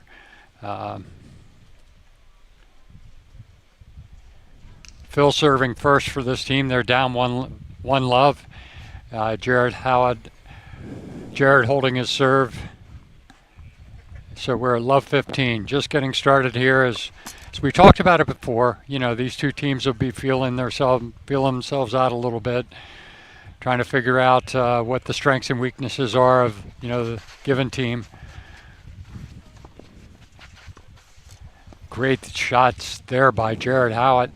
And they've got an early opportunity here to break Myers and Ionescu. Yeah, Jared is off to a blazing start in these first 6 points. He held serve at love and has played that point very, very well. So a quick early hole here for Myers and Ionescu. Phil looking to get back into this game with a serve. Love 30.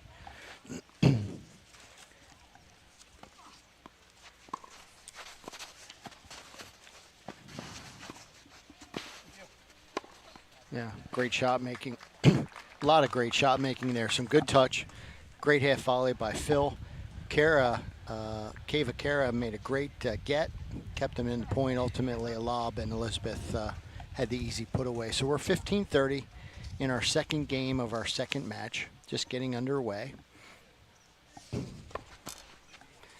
Howard will get a look at a second serve here. He likes his backhand more than his forehand. I've played paddle with him. He drove that backhand long. He'd probably like to have another look at that, and we're back to 30 all. So Phil has level set this game. Again, as we settle in here for our second match at the Groft Charity Classic, Country Club of York, all proceeds benefiting the York Opioid Collaborative. Again, we'll try to identify some tendencies. Kavya here waiting for Phil's serve.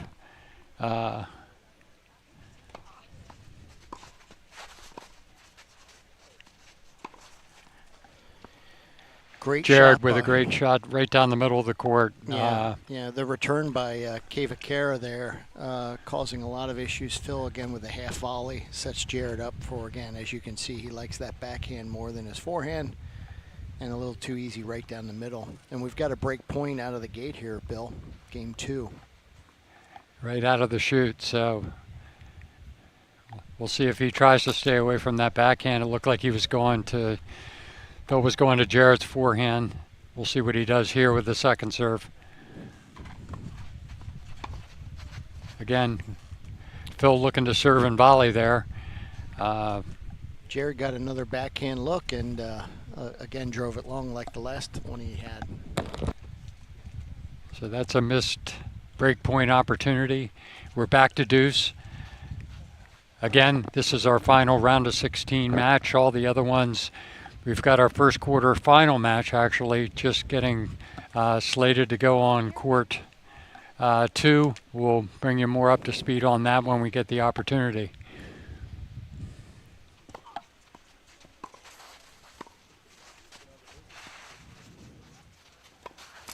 Phil doing a nice job of spinning that serve in, but a nice lob, and Phil trying to go in back at Jared. Unsuccessfully nets that ball, and we have another break point on our hands here. Yeah. Great lob by Keva.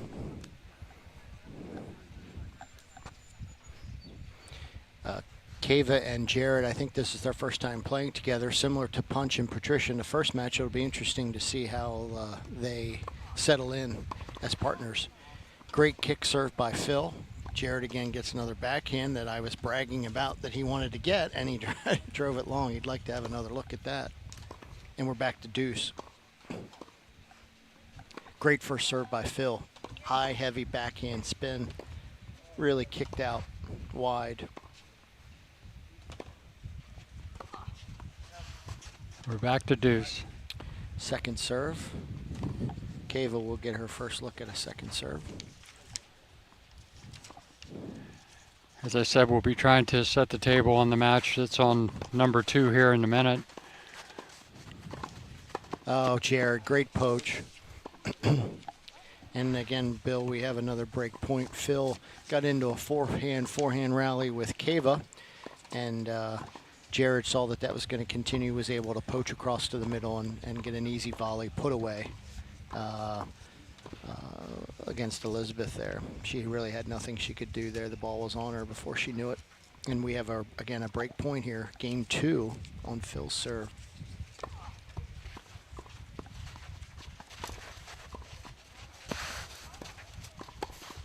Yeah, great point. Again, great hands. Phil, nice. Kind of got away with one there a volley. little bit, Yeah, Mark, I think. Yeah.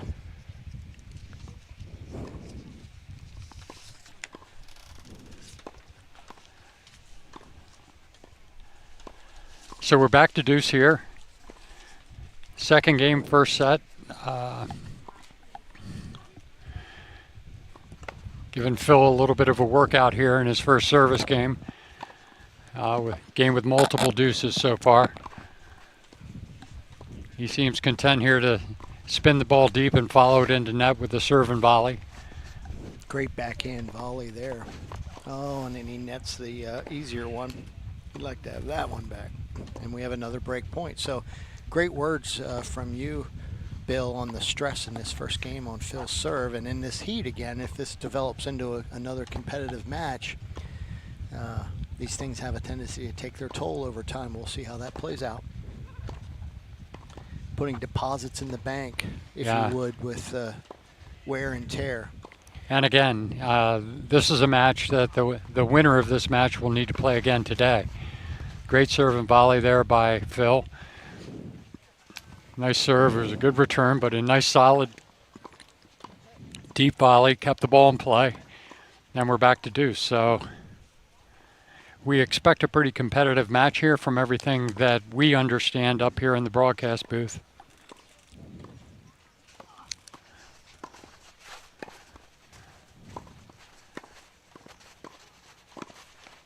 Great shots by Kava. The one before the last one that ended up being the winning point.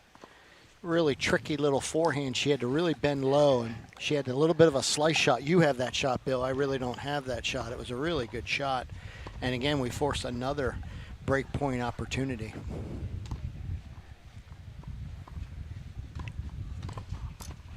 And I think it'll be a little bit of adjustment. I don't know how much doubles Elizabeth has played. I know she plays a ton of singles, but it's certainly a whole different story.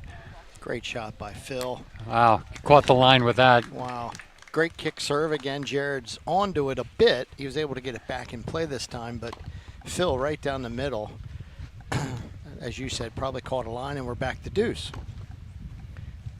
And Phil seeming very content, to go with that ball deep in the box and followed in with his serve and volley game. Here we'll see it again. Oh, great hands by Jared. Yeah. He caught Phil making a move a little bit too much to the middle of the court and just had an easy play behind him. It was very well played by Jared. Again, we have a break point. And what has to be our fourth or fifth deuce already, and the break is complete. So right out of the gate here, we get a break, and we're 2-love for Howitt and Kara. I think it's Kavya, actually. Last name Kara. I went with the last name versus Oh, first. Yeah. Kavya. Yeah. We'll stay with first names. Kava. Keep it clean on that. Kava. Kava. Kava serving 2-love. Again, accomplished junior, finished her first year at Harvard.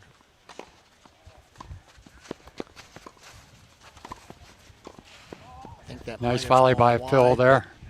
The call is good. Yep.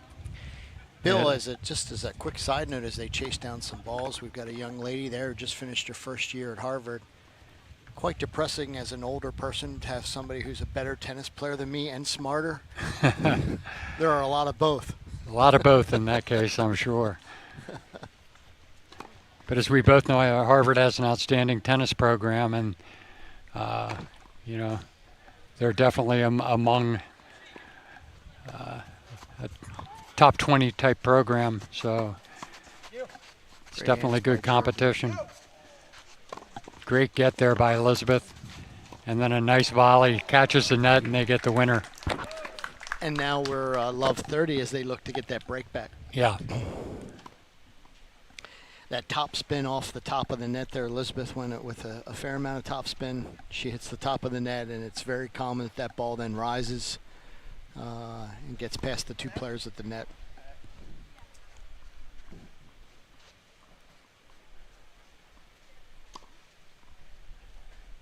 on the crossover, Bill will get the match set up for court 2.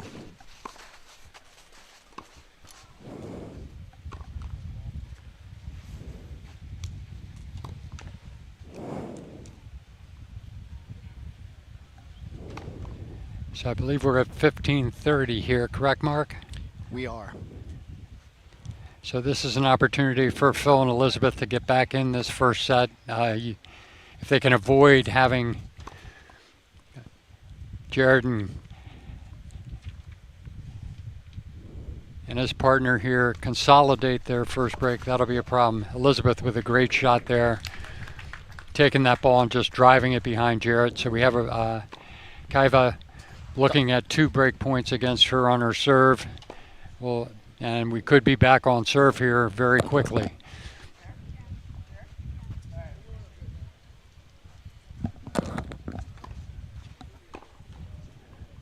Still trying to kind of figure out, the team's figuring out their tendencies, and great Phil shot with a by really Phil. good shot there. Phil with a very, very strong forehand. We're back on serve. Elizabeth will be serving here when they take the court again. Mark, are you going to tell us a little bit about what is the quarterfinal match kicking off here on court 2? Sure thing, Bill. As Bill mentioned, we have started our quarterfinals. There'll be 4 matches obviously played in the quarterfinals. A team that won their first round match, Carl Hookstedt and Eliza Askarova, are now playing again, and they're playing against Christian Guevara and Paloma Escobedo. Paloma we know from prior years. Let's talk a little bit about the players we have. Christian Guevara, raised in South Florida, got into the top 20 in every age group as a junior, attended Virginia Tech on scholarship before joining the ATP Tour, had a couple of signature wins, and at times has proved or has been a hitting partner for Novak Djokovic, who all tennis fans, certainly Novak Djokovic, one of the best players to ever play. Paloma is back again this year. Many of you who have followed the Groft Charity Classic are familiar with her.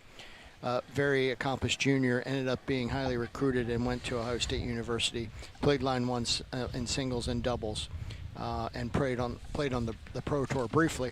On the other side of the net, as we talked earlier, Carl and Eliza won their first round match and are off to a great start.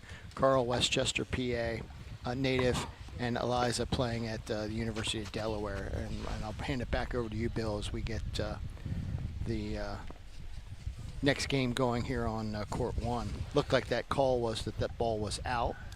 The ball was out. Elizabeth now serving, and Mark, having not seen her really play since last year, she's playing mostly throughout the country, not here a lot locally. It looks to me like her serve is tremendously improved and very solid. But as we all know, she hits her ground strokes as strong as almost any of the guys here in the tournament. She's gotten bigger. You can tell she's gotten taller as she continues to age as a teenager, and she's absolutely gotten stronger, as you said, and her serve has improved. And again, her ground strokes are first rate, which is why all the best colleges in the country would love to have her play for their school when she gets to that point. She's quickly at 40 love on her serve and trying to even the match at 2-all.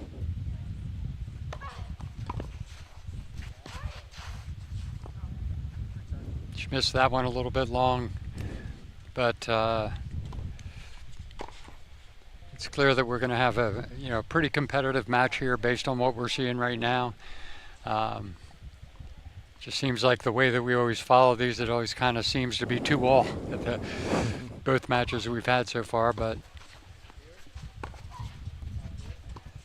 high, heavy topspin there. Yeah, absolutely. That's a tough ball to deal with. And Kava had no issue with it. She handled it and got back into a neutral position in this game. Oh my goodness. Just missed that wide. She went for the winner straight away down the line there, Bill, versus maybe bringing that back just a touch. Yeah. But she's not at all afraid of hitting those ground strokes, is she? She is letting the ground strokes fly. And I know her aspirations are very high in terms of you know, the expectations for her in the future. But one of the things you notice about the top women players is how hard they hit the ball. And that's, you know, the big difference between the ones that are at a high level and then those that go on and play professionally. It's really how hard you hit the ball. And we'll see some evidence of that later when we see Holden Coons and Elizabeth Scotty, our defending champions, take the court. Both of them hit the ball tremendously hard, but you can see back to deuce now. Back to deuce now. We thought that they were going to breeze in that game, and Jared and Kaiva have definitely fought back here. And now we're in a battle here in the fourth game of the first set. Jared looked for the poach, but Elizabeth was able to get that far enough across. It looked like it was there for him, he just couldn't quite reach it. So we're back to add in here. We'll see if Elizabeth and Phil can close out this game.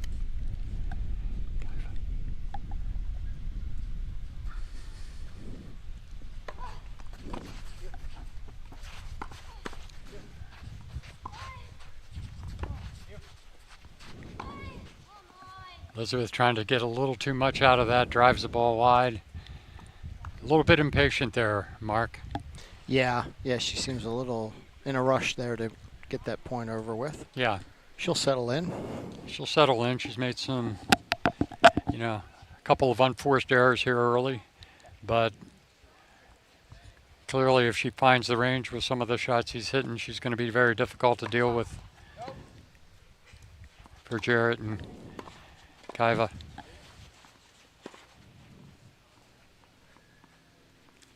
Back to deuce.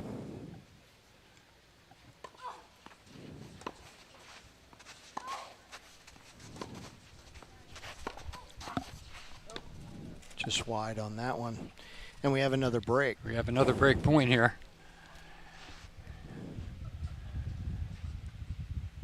See if Phil and Elizabeth can hold on here or whether they're going to fall down a break here early in this match.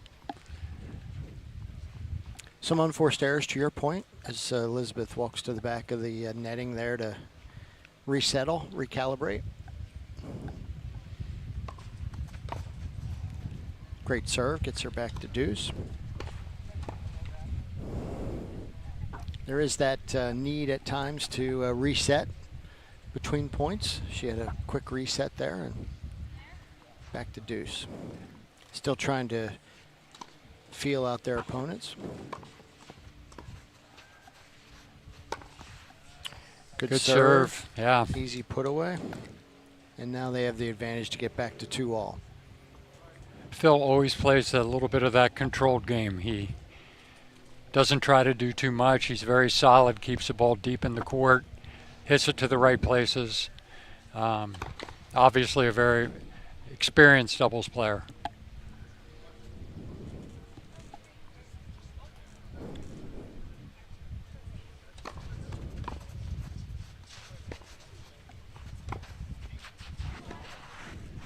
And we get a hold. So we're back at 2-all here. So both teams kind of trying to get a handle on what the other team's trying to do. Jared had a very easy service game to start the match, and we come back around, as you said, 2-all. No impact thus far. We settle in for the second match here at CCY, 10th Annual Groft Charity Classic. Has the appearance of another competitive match.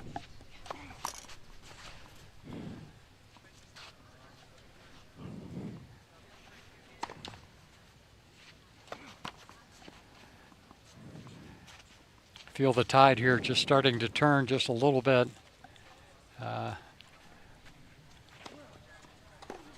Jared having a little trouble hanging on to his racket. Yeah. And this heat and humidity, that's going to continue to be a factor as the afternoon rolls on here. Very hot. Sun is out. It's going to be a sun-baking afternoon for these players. Great kick serve.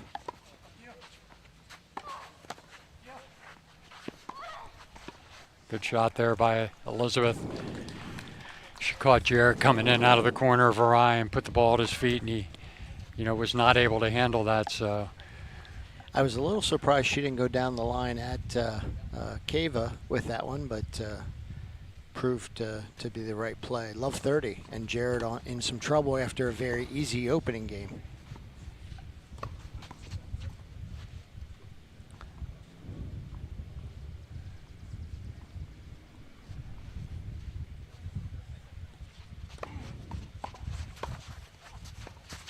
Great get by Phil. Not that one. well played there. Kavya. So we're back to... Just heard, I think, a new pronunciation from the fan group, Kavya. Kavya? Yep. Great shot by her. We're trying as much as we can to get the proper pronunciation of all these names prior to matches. It hasn't always been a perfect science for us. Great kick serve again. But Jared didn't do enough with that one. Yeah, really nice shot by Phil there. She took the ball a little bit on the short hop, drove the ball up the middle. Held his ground, I think, was the first key, and then yeah, he got a good look at what he wanted to do. Later on in this first set, Mark, we're going to have Jenny Goodling in the booth with us here. One of the great names in tennis here in the York area. We have another break here, Bill. Sorry to interrupt. So we're going to try to get her in here as soon as we can. Phil and Elizabeth get the break, and we're 3-2 as we work on the crossover. First set of the second match, last round of 16 match. Myers and Ionescu against Howitt and Kara. We have a guest coming in. We're getting ready, as Bill had said, to add a guest speaker. Jenny Goodling is going to be joining us to talk a little bit about her career, and with Elizabeth coming up through.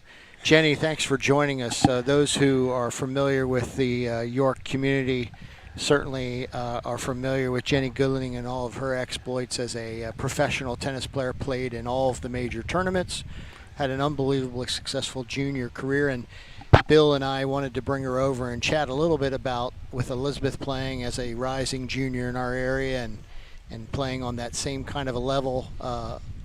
Some years difference, a couple of years difference between when Jenny came along, but wanted to add Jenny to the mix. So Jenny, thanks for joining us in between points.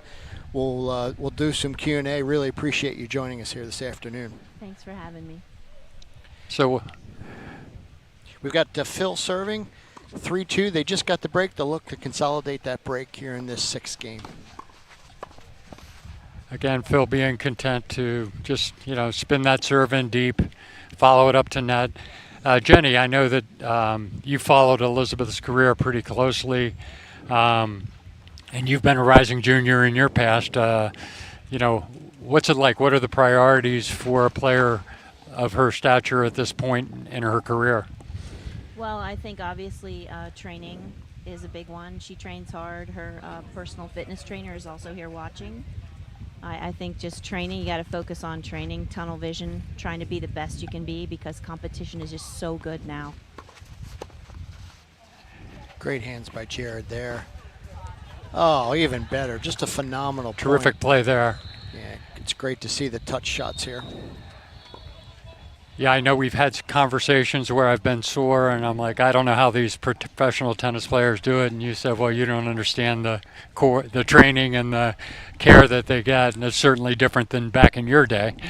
It is a lot different. The game, the equipment, the game's evolved. The athletes are better. There's just more opportunities, but there's also more competition. And distractions, right? Very much so. And, a 16-year-old girl's life, a very attractive 16-year-old girl, lots of distractions. So she's going to have to balance it all. Stay focused on her goals. And she does work hard. She has great parents. I think that's another big key to becoming successful. 30 all in this game, 3-2 Myers Ionescu, looking to consolidate the break. So far, with Phil serving, Mark, they play very traditionally. I mean, Elizabeth really hasn't been looking to be very active at net. I mean, Jenny probably knows the answer to this. I'm sure she plays a lot more singles than doubles. She's actually a great doubles player. I played with her, I think she was 12. Okay. And all she did was look over and see like an old, out of shape person, and she gave me a lot of tips on how to play doubles. So she knows how to play doubles. It was actually quite cute. I always, we were playing somebody left-handed, and she's like, "Oh, do you know what the left-handed serve's gonna do?" I'm like, "Yep, I got it." But she's cute.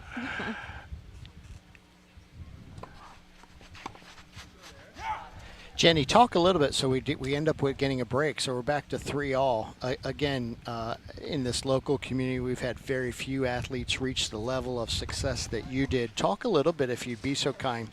We obviously have a major tournament going on right now over in Wimbledon, and I think the women's singles final was this morning. I caught a quick note that it was 3 sets, very close. I didn't see the very final.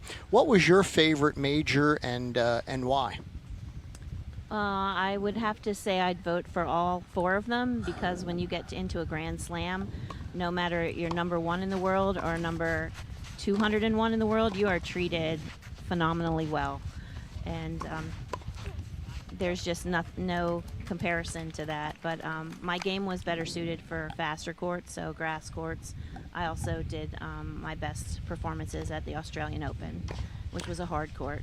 So I would say Wimbledon and the Australian Open, but again, you wouldn't trade the experiences going to Paris either. Yeah, these are not bad locations. Paris, London, New York, Australia. No, phenomenal. And you know what? Tennis is a great way. I was very fortunate to go to 6 out of 7 continents. So to see the world doing a sport you love, there's no comparison for that. Yeah, that's terrific. And obviously one of the big things that, you know, as you're a young developing player is, you know, just how do you finance all of it? You know, and I know that from the conversations that we've had back in your day, there were times you really had to fend for yourself. And yeah, my God-given talent was my brains, not my athleticism. And my parents knew that, but they never told me that. But I figured it out when I started teaching tennis. So my dad wasn't a big proponent of giving me any money because he wanted me to use my intellectual talents. But I figured a way to keep playing, so it worked.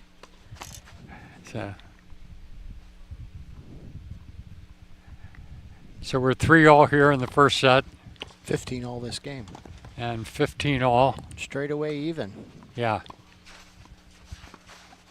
To Bill's point, though, to expanding on that a little bit more, Jenny, you know, in today's world, the very best players, and you probably know better than me because you're more familiar having some of these experiences, the very best players have a physio person and a financial advisor and coaches, and versus these other players who are phenomenal tennis players but haven't broken through yet, probably don't have the finances to have all those extras that some of the best players have. Back in your time, do you remember some of the very best players in the world having that's not the right phrase, but an entourage, a team of folks? Yeah. Has that always been the case? Yeah, the best players always had a team, like Steffi Groft, Martina Navratilova. If you remember, she was like one of the first big athletes on nutrition, the value of nutrition and training. So the best players have always had a team. I think I think Elizabeth has a great team around her. I mean, her parents were both world-class athletes. I mean, they know a lot about competition, and you know, to have 2 parents that were world-class athletes, they know what she's going through, and I think that's going to help her. We have 2 break points here, Bill.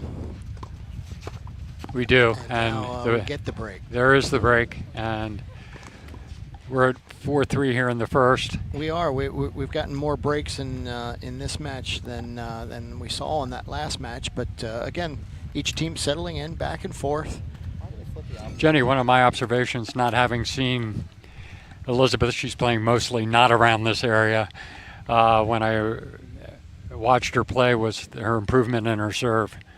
You know, she's hitting with considerable more velocity than as I remember her. Obviously, I think that what separates the women players as you move up is how hard they hit the ball. and she's clearly focused on that. I agree with you there. On the talent meter, she's off the board. She has incredible natural talent, or we say striking the ball capabilities. Some people naturally just strike the ball harder, and she has worked hard in her serve. And when all her weapons are working, she's unstoppable. I was watching some matches with her mom when she was playing some Pro Tour matches, and she played one match, a seeded player, and everything was on. Phenomenal. Painted every line, big serve. So, the world's, there for her to take. Well, it's exciting to have her, out here, playing here in New York and getting the opportunity to see her play and to see her development. It's, has been tremendous. So.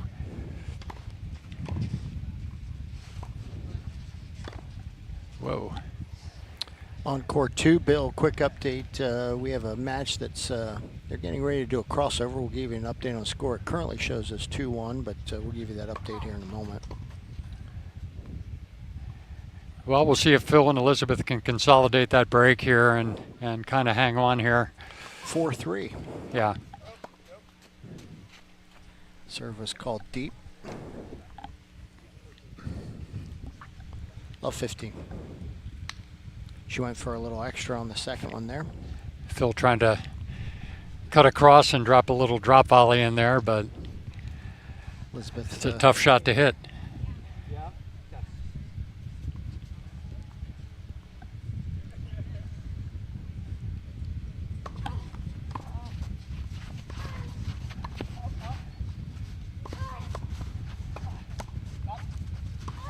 Oh, great play.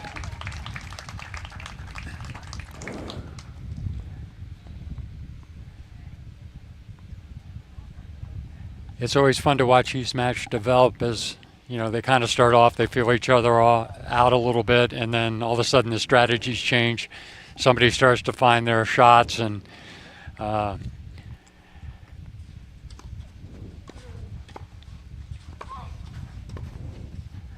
good serve there. Caught Jarrett in no man's land there. That's a big play in the game today. Serve +1. Yeah. Changed a lot since we all played. It was serve, hit a lot of balls. Come to the net. Then finish. Yeah. But now serve +1 is huge. And to that point, Jenny, I think back to our youth and watching Wimbledon. You played it. But I remember back in the day, the browning of the grass around the net was so significant. We're playing with wood rackets and all those kinds of things, and now the net area is mostly still green. So the serve +1 and the points just go much quicker is a great observation. Yeah, the equipment just doesn't allow you to get into the net as easily. And the player, better than me as a teaching pro and somebody who's taught a lot of people, a lot of the game with the equipment is taught at the baseline now. For sure, and the velocity of the balls coming at you at the net has increased so much that it's very difficult to get in. And then players don't do it as much, so you don't use it as much, and kind of becomes self-fulfilling, I guess. That's why I miss Roger Federer, because he Okay. still added a little bit of the volley play to his game. He But did. A lot of pros now don't even teach kids to volley, so it's really becoming a little bit obsolete. Bit of a lost art. Yep. Nice drive there by Kavya. She also has played very well in this match so far, I think. She's also an outstanding player. And I think smart too. Yeah. Harvard. Yeah, we were commenting on it earlier. It's kind of tough to sit up here as an older person and say, boy, she's smarter than me and a better tennis player. But then I Yeah. said, well, there's a lot of both of those. So that's a hold for Elizabeth, Bill, and we're at 3-5. Yeah. Kavya going to be serving to stay. Oh, no, excuse me, Jared serving to stay in this I second sense the set. momentum really First set, excuse me. moving to Phil and Elizabeth at this point. The last couple of games, it seems to me like they're really starting to find their legs. And with that, Phil misses a return, but we'll see if Jared can hang on here, because obviously if he gets broken here, we're on to the second set.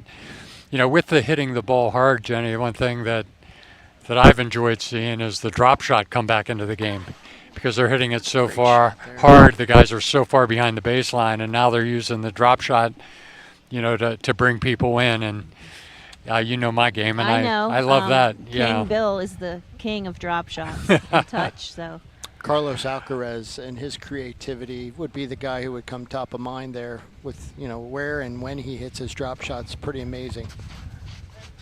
But it's really something you're seeing is being pretty common. Men, women, really all players, it's got to be a part of the repertoire now. Otherwise, they're so far behind the baseline that, they're running everything down, and they're just continues to be a huge rally. So 30-15 as Jared and Kavya look to stay in this first set. 3-5, 30-15. They're very much still in this set because if they can hold here, they've already broken Phil twice. So just missed.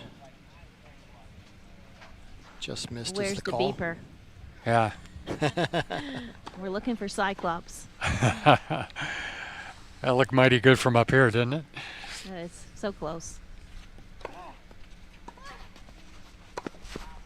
Jared has an incredible kick serve out wide. He does. Jared was an incredible player in his day as well. He doesn't. He's a business owner now. Doesn't get to play a lot, but he certainly looks good today. He's playing very well. Yeah, he has come out with a lot of energy. I haven't had the pleasure of seeing him play tennis. Obviously, we talked about playing, paddle tennis with him, and was fortunate enough to play one match with him. So he's quite good on that court as well, as are a lot of tennis players these days. Uh-oh, we jinxed him. I jinxed him. 40-30. He just wanted to keep this game interesting, maybe. And Jenny, you've been busy on the real estate side these days. Very exciting. It's a lot of competition, just like sports, where I've been making the $1 million in sales club the last couple months, and I'm going to make it the next 2 months. But a lot of times the deals are just competing, and I enjoy that part of it. Yeah. Good for you. Jared getting a little bit loose here. And we're back to back double faults, and yeah. From 40-15 to deuce. Yeah. The structure of this game is totally different.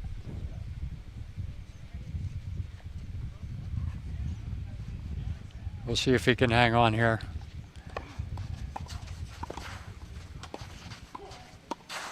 Oh, great hands by Kyle. Yeah, great shot there. Phenomenal shot. Great hands. Jenny, we'll keep you with us through the end of the set here, and then we know there's a lot of people here that you'd like to talk to. Looks like a lot of the tennis community here. It's great that they're all coming out to support such an important event. Just looking around, it's a great crowd, and a lot of people that I don't always get the benefit of seeing. Oh, they're making Jared work now. We're back to deuce. I would say the tennis community is a very giving community as a whole. So thanks for all the tennis players for supporting this event. And it's some great players here that, some that they get an opportunity to see, many that they don't. And Phil's able to push that lob, volley lob from the baseline. Made it a very difficult.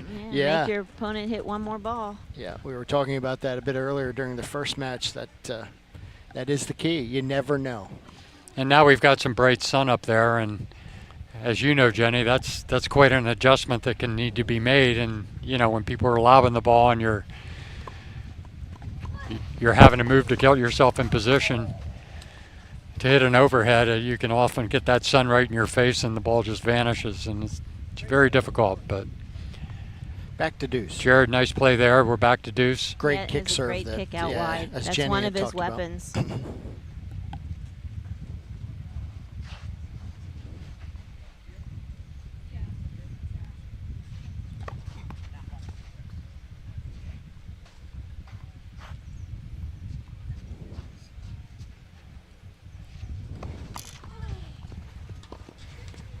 Break point opportunity to finish out the set here, Bill. Yeah. 3 double faults in this game. It could come back to haunt him here. Kicking himself a bit, but as Jenny has appropriately said, he's got this big kick serve on the ad side especially. So if you're Jenny, if you're Elizabeth here, you hate to cheat too quickly, but do you cheat over an extra step to the left to get yourself over that way? Maybe because he's been double faulting. Maybe you can force him to go for a little bit more and cause another.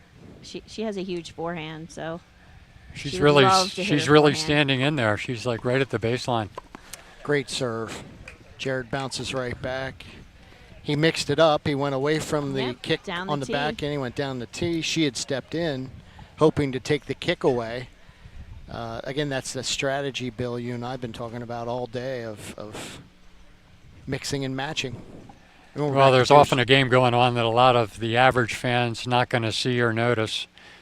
And, you know, those adjustments that are made on the fly are very big in terms of whether you're successful or not successful. And yeah, it is the difference. Back to Jenny's point, that the competition is so great at all different levels. Yeah. The mental piece ends up being the difference in almost all these matches. Jenny, I'm sure you saw Roger Federer's graduation speech. It was online, and he was talking about, I think he only, as a pro, won like 53 or 54% of the points that he played. Something like it. That's correct, and we teach you just have to play one shot better than your opponent. Yeah. And we teach all the kids, you know, if you make a mistake, forget about it. We're all making mistakes. You just have to make just a couple fewer than your opponent, and you're in any match. Yeah. And I think at one point he raised his level a couple percentage points, and that's when he just like vaulted to be #1 in the world. And, you know, it's a very fine line, and people don't realize that. But I think people also don't realize the amount of hard work it is to get all these players that we're watching today that have gotten to this level. It's so much time, so much commitment, and there's really no substitute for hard work in anything you do. So I think these tennis players become successful no matter what avenue they choose, just because they're used to working so hard. Yeah, it's a great comment. The competitiveness you grow up with, you need in life in general, right? Because there's wins, there's losses, there's challenges.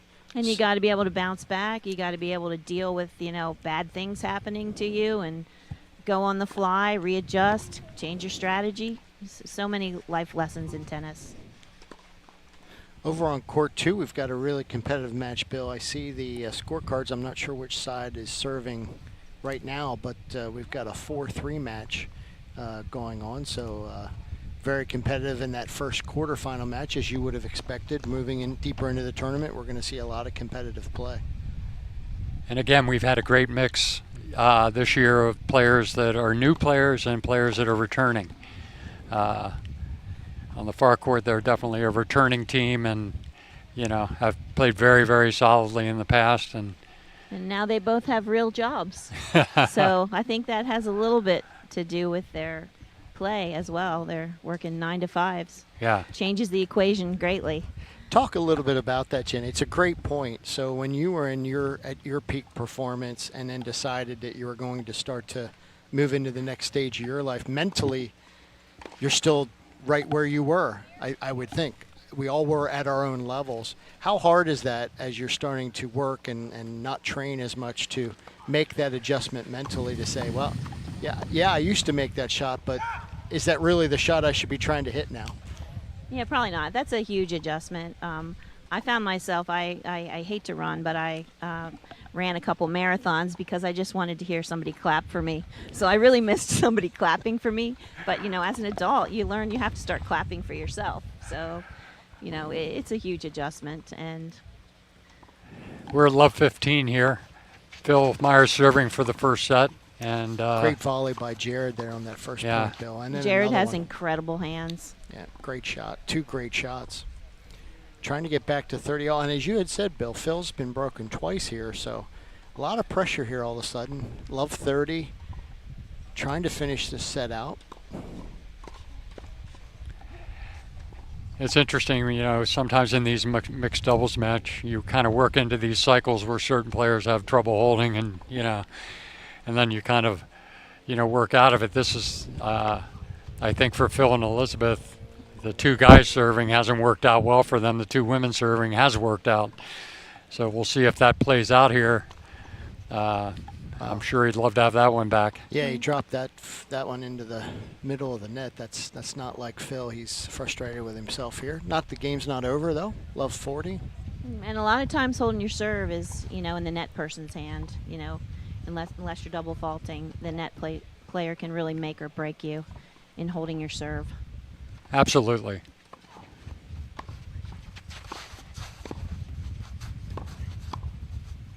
We were talking earlier about, typically the male player is a little bit stronger, but sometimes actually the women serving, if the net person is very aggressive and creates a lot of interesting situations for a returner, that can actually be more effective. So I sense with Phil and Elizabeth, that's, a little bit the case.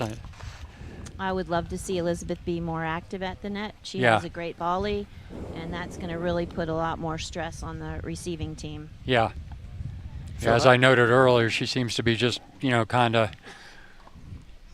she's staying put. And, I'm with you. I would like to see her be a little bit more active here. We'll see if they can get this back to deuce.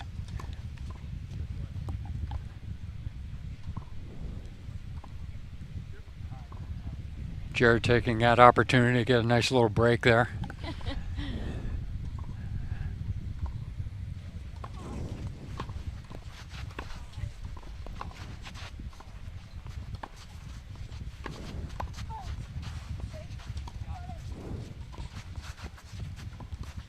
Ooh. Too good. Too good. Brilliant touch. Yeah. He kind of had the opportunity. He probably had about 5 different shots he went through in his head before he finally decided on that one. Yeah, when he saw Jared came up, you could almost see that. We're on an elevated spot here. You could almost see that playing out in front of us. Great play. Great choice. Back to deuce. Trying to finish out this first set.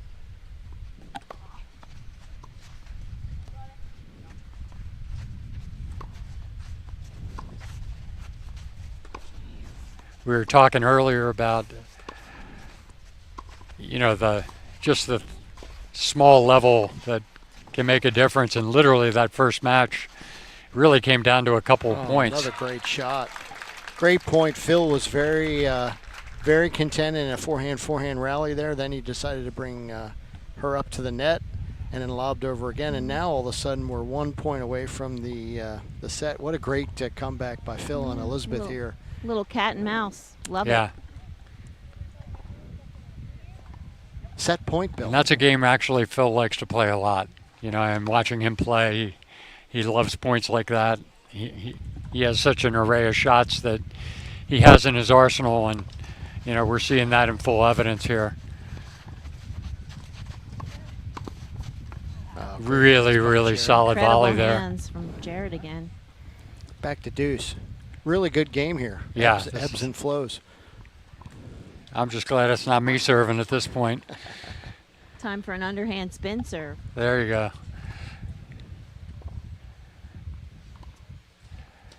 Though I think Phil's more about placement than he is velocity.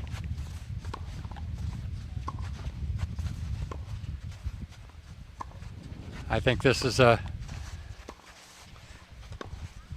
kind of an exchange that he's okay with. But he was the first one to cave and come in and didn't pay for him. And we've got another break point. Yeah. To get to 5-all. They have worked Phil on his serve quite a bit throughout this set, have they not, right?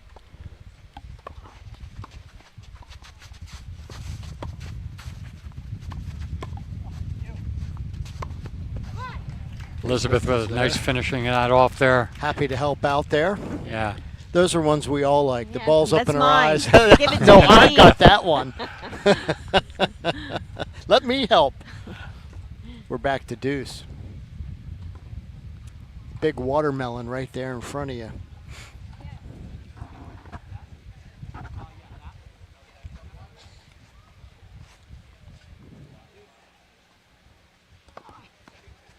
I like the wide serve there. She's been giving him a lot of room there. She's holding her own in these forehand rallies. Oh, and Jared showed him the line, and Phil went after it. Net's higher over there, Jenny. Just by a little bit. And that's all it took off the tape. Once again, the net player moving around can cause a lot of distractions. Changing my sight line. And we have break point to get to 5-all again. I quoted you at one point, by the way, Jenny, in the last match with the old up the middle solves the riddle. And certainly that continues to be true in a lot of cases when you're playing doubles. It's just always the strongest play. It's very safe, lowest part of the net. Yeah. Make the other team make a decision. So whenever you don't know where to go, anybody watching, down the middle. Yeah. Great serve there by Phil. Sets Elizabeth up for an easy volley put away. And we're back to deuce. Jared and Kaeva going to let Phil think about that for a moment. Ball rolled onto their court. They're going to reset here.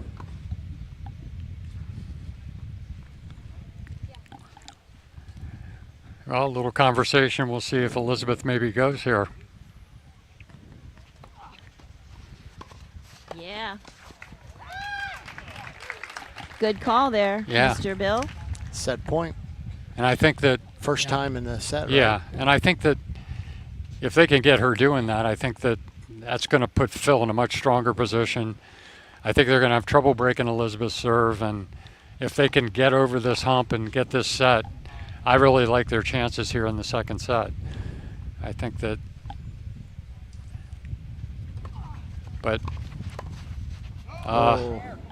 they got the one they wanted. Not sure if that was staying easy from here. Jared, that ball was up pretty high. That might have gone long. Hard, but as you said, Jenny, that ball's coming at you so fast and so hard. I think she needed to hit it. Okay. She was just a little bit late on that one. Yep.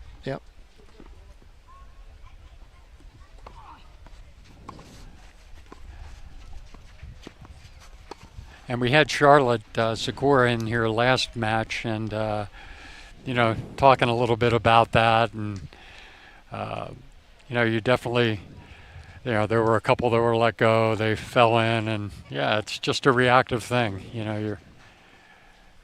And I think if you're at net and you're in mixed doubles and you know they're going to drive it, you got to be. We talked a little bit about how paddle helps, you know, in that regard a lot, is that you're expecting that ball to be driven at you, and if you're expecting it and you're moving your weight in, you're going to be in a lot better position to be successful. Would you agree with that, or? Yeah, and I think we teach as instructors, when you're at the net, always think every ball's coming to you. It's coming to me. It's coming to me. It's coming to me. Then you're always ready. Yeah. Great serve. Nice kick serve into the backhand. Down the tee. That was a smart serve.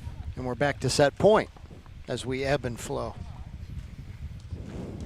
It must be this court. This is the court of long, drawn-out games and matches. Although in a prior year, I think court 2 was the court that created that, with one Jenny Goodling playing a 3+ hour doubles match here in the Charity Classic. There we go, and first there set. It is. Wow. Game, set, match. Well played. So Jenny, we'll let you go. You're welcome to hang on, but well, thank you for having me. Thanks for all you guys do, and thanks for the great commentary, and thanks to everybody who's supporting such a great event. yeah, and we appreciate your support, and it's always a pleasure to talk to you, and good to see you as always. Thank you. Yep.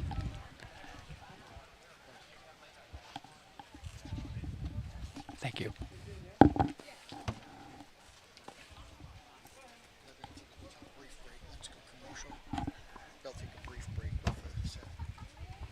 Okay, we're at the end of the first set here. We're going to go to a brief commercial break. I think the players will probably take a few minutes here, and we'll be back shortly. Thank you.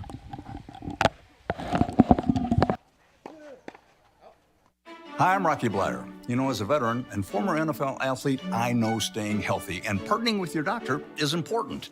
That's why UPMC for Life offers 5-star Medicare Advantage plans that provide excellent dental, vision, hearing, and prescription benefits. The UPMC for Life Flex Spend Card gives you up to $1,000 additional dollars for your health care. Your healthcare dollars, your choice. Get in the game. Call today for free information.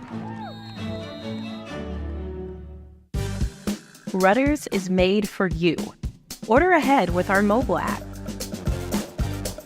We are your morning stop.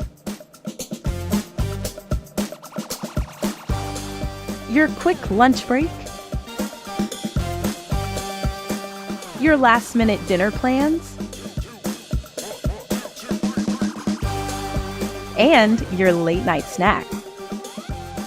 Rudders. Why go anywhere else? Today, there may be feelings of despair, anxiousness, or maybe it's even become worse. Relationships seem unattainable, unrealistic, and the light at the end of the tunnel, that burned out a long time ago. But tomorrow could be different. Tomorrow could bring hope. Hope in your situation. Tomorrow could bring healing. Healing within yourself and the relationships you share. And tomorrow could bring wholeness. Wholeness to the person you are, and wholeness to the life you experience. Let's take a step toward tomorrow by seeking help today. At WellSpan Philhaven, we want to help you live a well-balanced life. Our more than 300 highly credentialed therapists and doctors care for the whole person. Mentally, physically, and spiritually. For over 65 years, WellSpan Philhaven has provided a safe place for people facing behavioral and mental health challenges. As part of WellSpan Health, WellSpan Philhaven will continue to provide patient-centered care in new and better ways.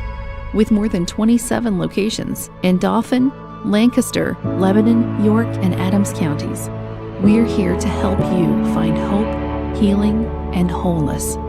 Together. Today. Tomorrow.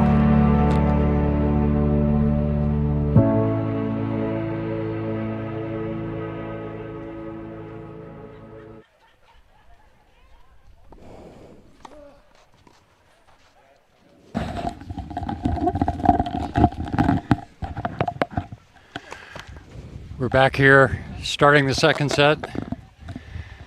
Jared Howitt serving. Looks like we might have had a string break.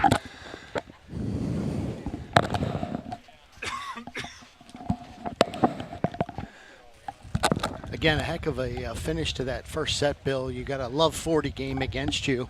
Several break points, several adds for Phil and Elizabeth to finish that off. Has to be a real significant confidence booster, especially again in this heat.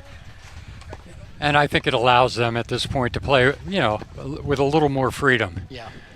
You know, you're kind of trying to hang on to that set. They were successful in doing that. And now they're like, okay, we're in pretty good position here. It's a great point. You let maybe your shots go a little bit more. Yeah. Within reason. It's a great point. And as you had commented, will that lead to some additional momentum as we work our way through this second set? It certainly has that potential. And I think Jared and Kavi here, you know, they got to be thinking, my God, how many, you know, we had all kinds 5, of 6, you know, break points, and we just weren't able to convert. And now we're down a set. And now we got to battle back. And, you know, again, heat also a factor here. And we're quickly love 30 on Jared's serve. Yeah. Not a place that they want to be, falling behind a break early in the second set. Down a set in the heat. Let's see how Jared and again, we talked about patterns earlier, and you know, essentially what you're seeing here is they could immediately break the pattern that's been the most successful for them, which has been Jared's serve. He's, you know, been very successful with it. Great first serve there into Phil's backhand, and nice response at love 30. I mean, they try to work their way back into this game. Yeah, you've got to love that. It was handled very well. Do see on court 3 we have some of the quarterfinalists warming up. We have our defending champions down there, Holden Coons and Elizabeth Scotty, as well as some other folks. Half volley lob was a little bit too much. Back to your point earlier, that's the kind of game Phil likes to play, but sometimes he falls maybe in love with that a bit much. Yeah. Easy for me to say. He has shots I can't hit, but we're back to 30 all. Now you've kind of got to regroup and just let that go and say, okay, what were we doing that made us successful, and just get back to it. And he's going to get a look at a second serve here.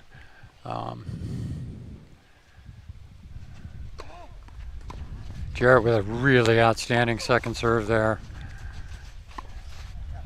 Great shots. Yeah. Smart play. I mean, Phil plays the ball up the middle. Yeah. Back to your point, they reset. Yeah. There's a nice reset on his part, and then the smart play right up the middle of the court.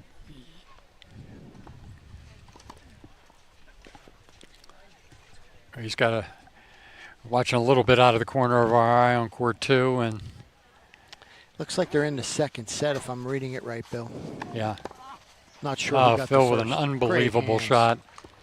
And that gets the break. Boy, great hands. That ball was right at his feet, and I'm not sure if he half volleyed it or volleyed it, but either way, at him, yeah. It was a tremendous dig out, and right away, Jarrett and Kaiva and down a break here at the beginning of the second set. So it'll be interesting here to see whether they maintain the sides. You know, if they wanted to, they could have Phil serve here, but I kind of have a feeling they'll keep Elizabeth serving here at this particular juncture. We'll see. Well, the other thing behind that, Bill, again, as we look at Phil, he struggled more with his serve than she did. It might also be a chance for Elizabeth to serve first, stay on sides, plus let her serve first. He's done a lot of serving, and that's what they're going to do for whatever reasons they chose. Yep. They're going to stay on side, and it could be the sun as well. As you've said, the sun is at peak form right now. Right, right. I mean, I don't think it's a tremendous amount of difference. If you were talking about a right-hander and a left-hander, clearly that that makes a big difference. But in this case, we're not looking at that. But I like this choice. I'll just say that. Because I like what Phil brings to the mix at net, and I think Elizabeth's serve is, quite frankly, every bit as good as Phil's.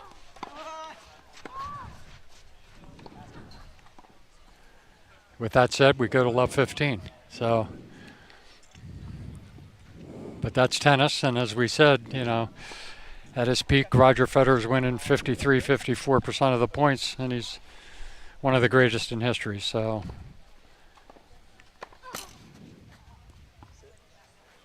Gaeva gets a look at a second serve here. Looking to get that break back.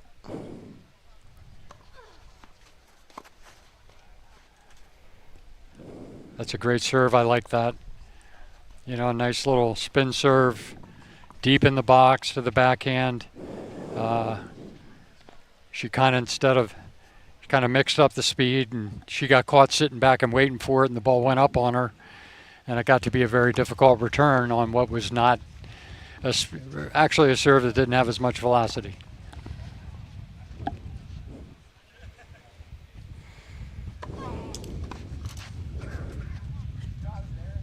(30-15).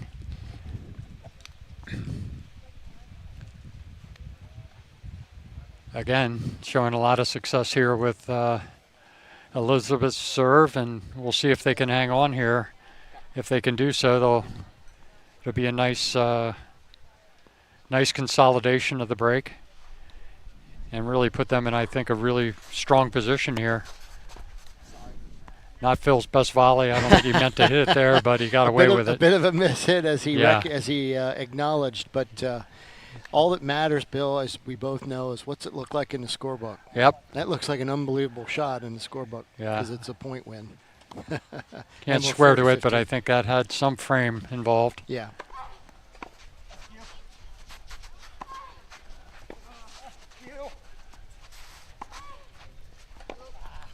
for a little much. Elizabeth again.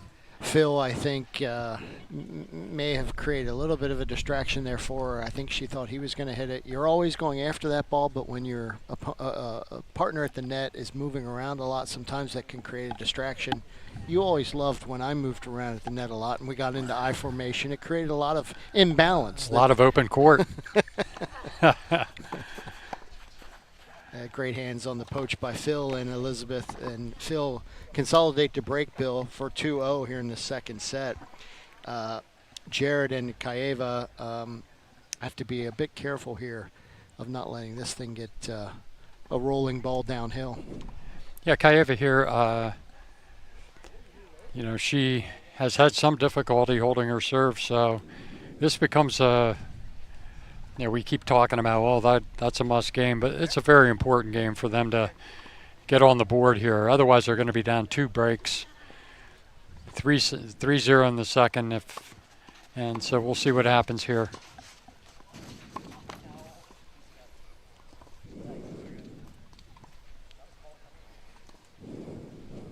Phil with a little bit of an unforced error there. Gets Kaeva off here to a good start in her service game. Always good to be playing with a little extra, you know, collateral.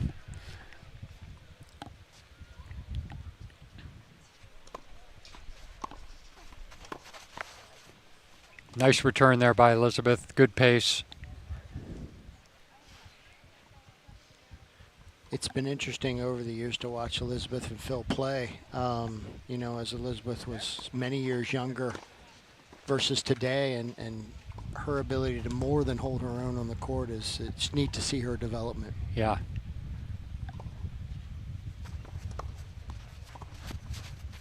Good decision for the lob there by Phil. Now we're into a forehand rally, but not really. Kaeva tried to mix it up and ended up not being a good choice.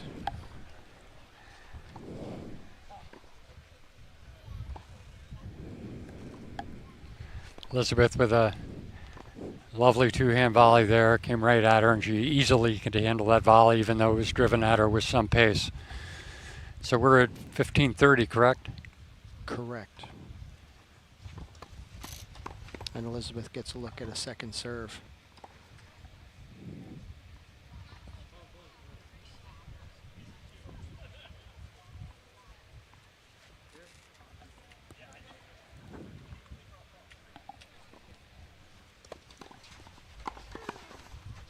Great drive by Elizabeth there. Puts a lot of pressure on you. She's got that big forehand. She walks around it. It's a second serve. Even though Jared, all he did was try to block it, all of her pace and him touching that ball on his strings pushed that out. He did nothing with that. He didn't try to follow through, but it still wasn't enough. He didn't have the inflection of his racket pointing down, and the ball goes out because of all of her pace. Yeah, and it's so tough. I mean, in that case, you know, the ball's being driven at you. You have to have your angle of your racket at exactly the right level, and it's a big reactionary thing, and it's a very difficult shot. It almost becomes luck. Yeah, and it's a real credit to Elizabeth for, you know, her ability to drive the ball like that. Double break point, Bill. And Phil gets a look at a second serve. You'd expect him to get in on this forehand and probably come to the net.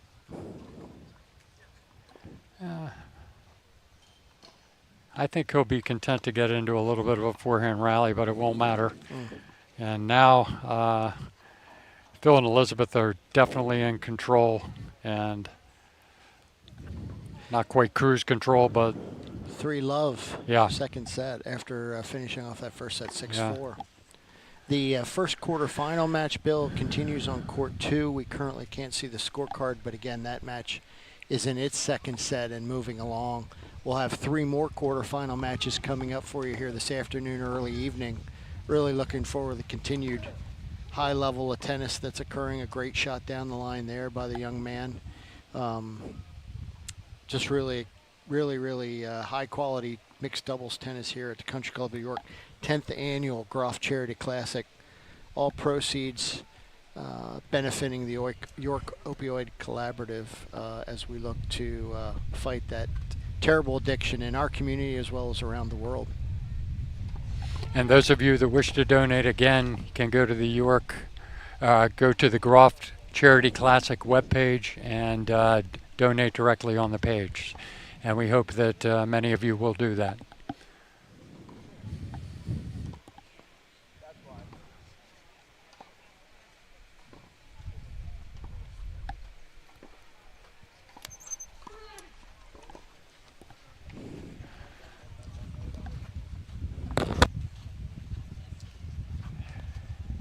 So we're looking at Phil and Elizabeth with a 3-0 lead here in the second set. Phil serving. We've talked about it at great length. I think if they can hold on to this game, it's going to make it really, really difficult for Kaiva and Jared to rally and stay in this match. And we'll see if Phil can hold on here. Oh. Nice volley there by Elizabeth. Jared wanted to get out of the way. I think it was going to go wide, but when the ball's coming at you that fast, it's easier said than done. Absolutely. 15 love.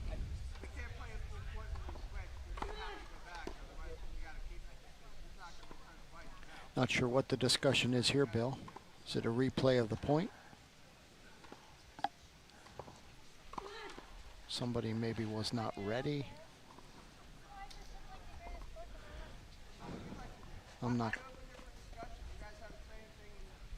sure what happened there. Yeah. Notice though, Bill, that they've changed sides. We have Jared on the deuce side now. He hits a winner. Great shot. Not sure what that interplay was. Somebody maybe was not ready. Not sure. But we're left 15.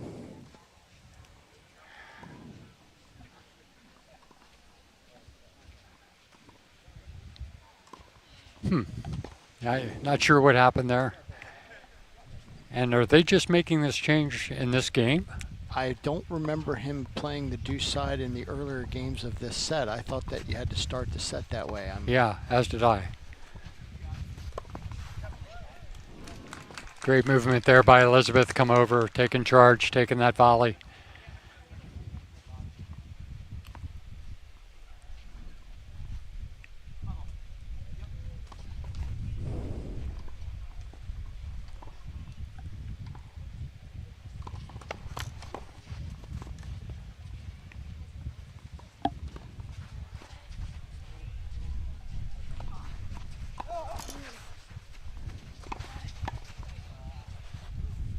Again, Phil, that ball hitting the top of the net, setting up for him a little bit. He was able to make a really solid drive, and Jared was unable to finish it. So we're at 30-15 here. Correct.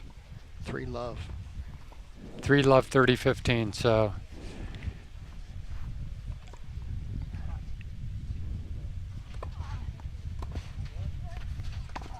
he's getting a little. Oh my gosh. You almost spoke too soon. I almost spoke too soon, so I didn't say it. He was starting to feel a level of comfort there and would absolutely love to have that ball back.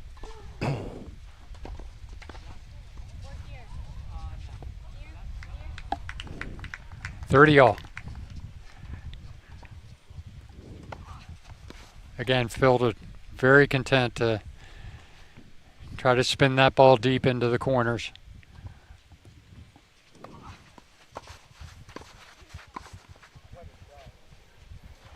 Jared, a couple of backhand volleys into the net. Last 2 points that he had. The momentum is definitely with Phil and Elizabeth at this point. Goes without saying, but they could consolidate a second break here, and it would seem almost insurmountable if they're able to do that. But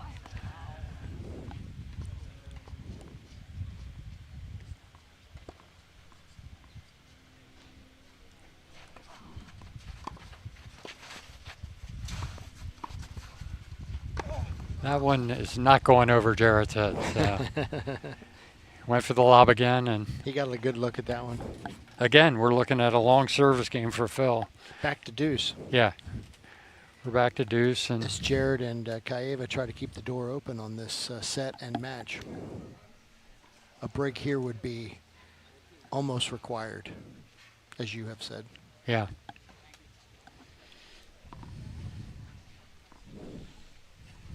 The heat plays into some of this too, Bill. Again, easy for us to say up here, boy, that was a little bit of a loose point, or what were you thinking there? It's the stamina and the heat. It's a different beast. And you can see when Phil's tossing the ball up, that sun is right in his face. So he's dealing with some really difficult conditions here.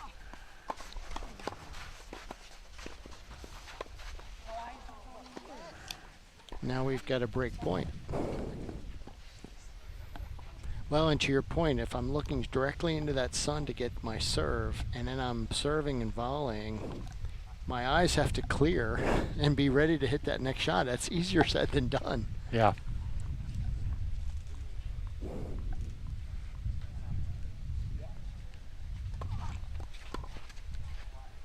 And again, they're unable to capitalize on a break point, and so we're back to yet another deuce. Players continuing to warm up for their matches a little bit later here in the day, and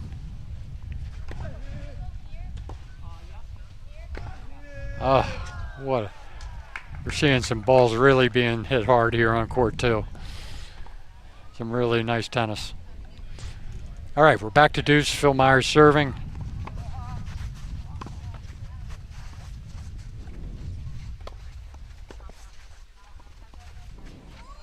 Wonderful drop volley.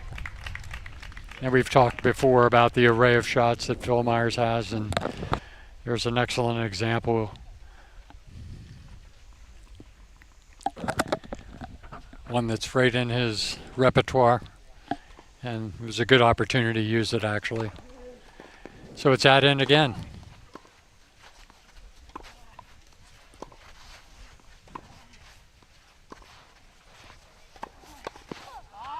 Great hands. Jared with an outstanding poach there. I mean, Phil really tried to put all on that he could. Easy after the fact, but down the line would have been the play. Would have been the play, but it would have been a difficult play. He was backing up. Yeah. Yeah. Would have been very hard shot to hit. Again, it's easy for us up here, right, Mark? Correct.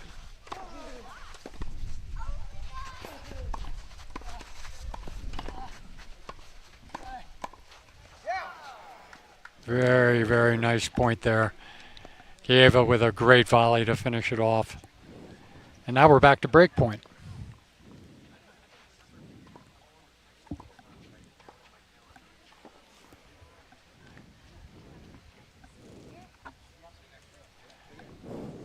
Phil just continuing to stay with his normal routine here. Spinning that serve in.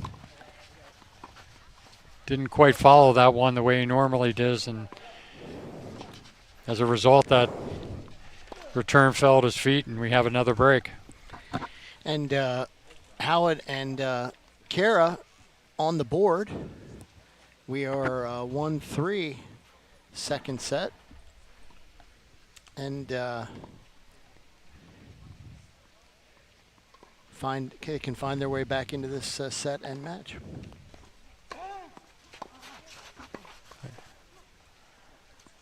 Phil has, to your point earlier, we talked about it, Phil has done a lot of serving in this match.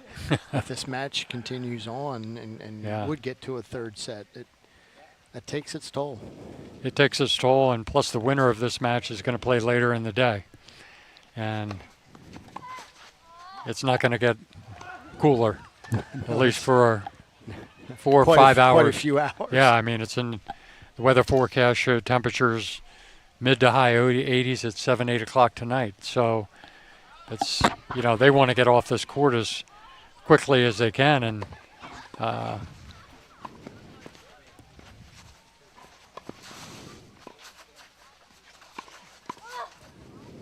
really nice play there by Jared. Nice, drove the ball low at Elizabeth's feet. Puts a lot of pressure on the net player there, as you know. You're driving it at my feet. my ability to keep that ball in play is very tough.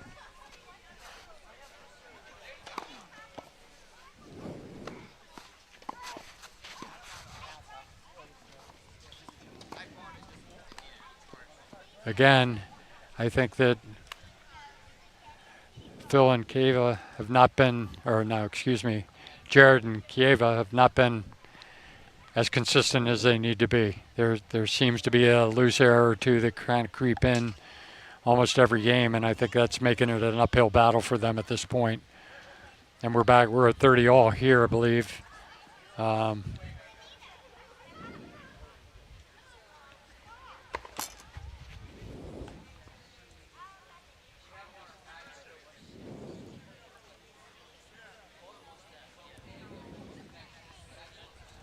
A second serve here. Again, very, very nice serve. Wide to the box. Phil just couldn't bring it back cross court, and Kieva just volleys it away. They've got a 40-30 lead to get to 3-2 in the second set, down 3-2 in the second set if they can hold. Just one break.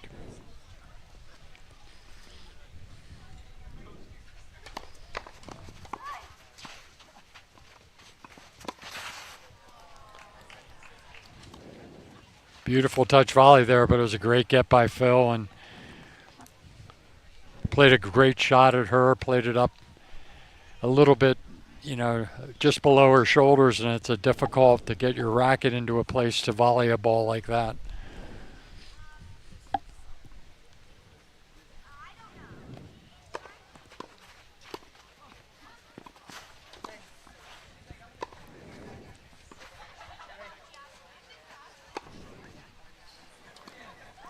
Nice, easy shot making there from Jared. Made that look easy, didn't he? Yeah, the tendency for the weekend player is I've got to hit the second over and I've got to hit it harder. He got the first one back. Well, I'm going to hit this one harder. And Jared, placement matters. Back to add for Jared and Kieva as they look to get to 2-3 in this second set. Outstanding serve. They get the hold.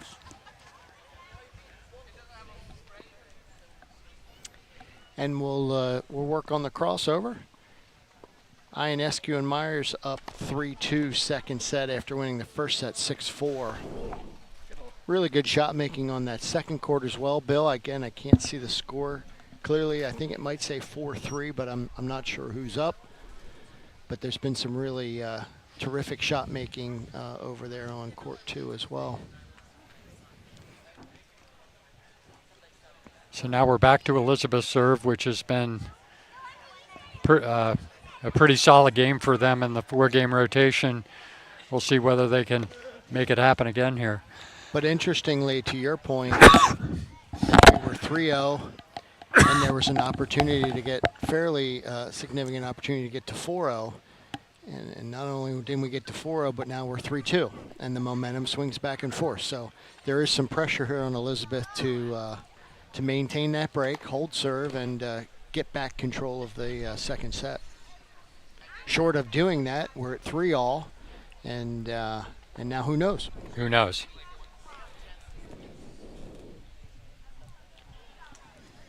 So I guess it's what you call a big swing game, that could really make this match go one way or the other. So.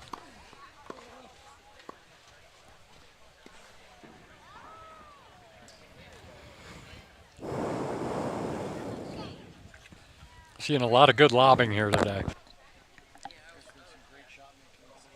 Yeah.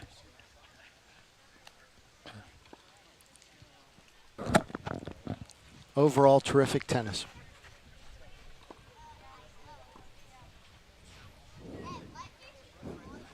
All right, Elizabeth serving.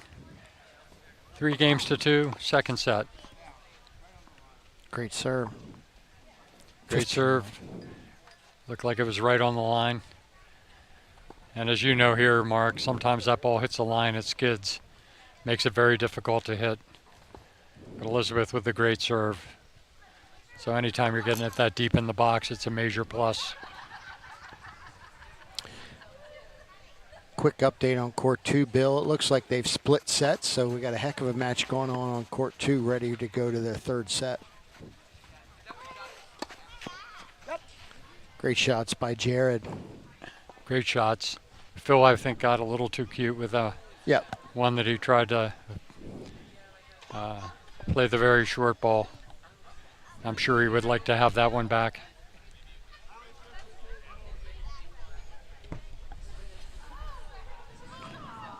You can see how hot the players are. Not really sure what it's showing for temperature in the York area. I'm just going to do a quick check here to... I can tell you, hot. It's got to be, it's both the heat and the humidity, obviously. What number did you get? 8-9. So it's 89 degrees at the moment here. Certainly warmer than that on court. Yeah, sun out.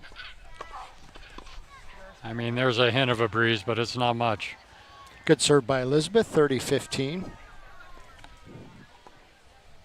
3-2, Myers Ionescu after winning the first set 6-4, 35 in this game.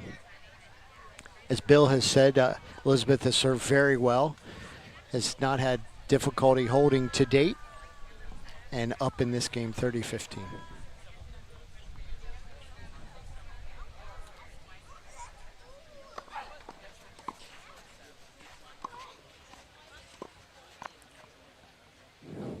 Again, great shot there by Elizabeth. 40-15 to take this to 4-2, and again, just consolidate that one break that they have left from the 2 breaks that they got earlier in the set. And another strong serve. And she's doing a great job with the serving, and the next time that she sets up to serve, they'll be at a really critical part of the match. So, you know, things are shaping up well for Phil and Elizabeth at this point.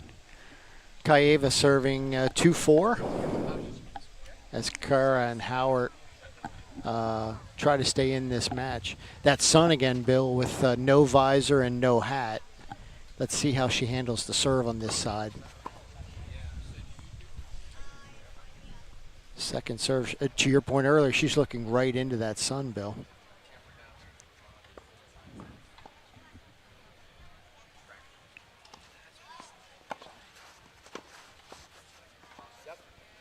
Just missed. Some players are not hat players.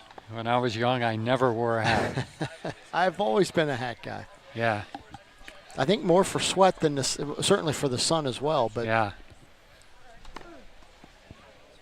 You had that long flowing hair back in that day as well, Back in the Bill. day. It was more the bandana. The bandana. Yeah. Trying to show your wild side.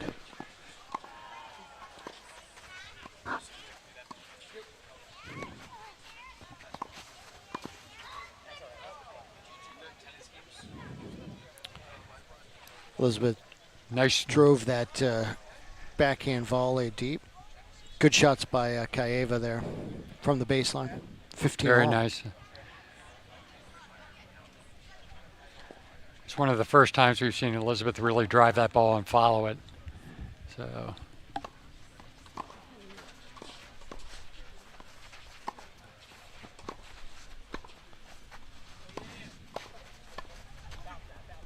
Jared trying a volley lob, unable to convert that.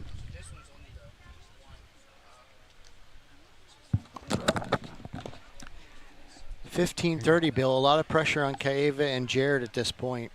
Really a critical juncture in the match at 2-4, second set, 15-30. Yeah, I mean they're obviously they're going to be in serious trouble if they lose this game down 2 breaks and really kind of up against the edge. Yeah. Great serve. Great serve. Sets it up.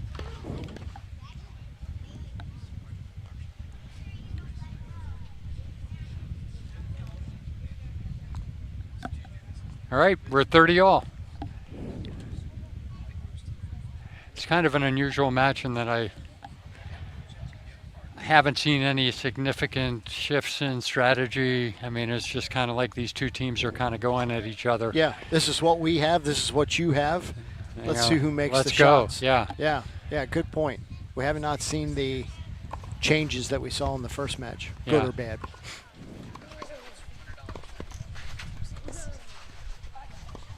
Great lob by Kaeva. Oh, great get by Phil as well. Oh, what a great. wonderful lob. Just a tremendous lob from Phil Myers there. Yeah, Phil with a great play there. Backhand lob on the run, just inside the line. After Kaeva had hit a really nice shot herself. And at a critical juncture because it creates a break point here. And I'm sure Elizabeth is going to line this up and give it a good rip. Does Kaeva, in your mind, she have to spin this in and try to get it on the backhand? I think she's got to get it deep, yeah. I mean, she did. Now you've got some pressure. Now you've got some pressure. Elizabeth's going to be looking to run around the forehand. She's got to get the serve in a good position where Elizabeth really just can't put it away. Drive it. We'll see what. I guess she'll spin it to the backhand and take her chances, but Elizabeth runs around it.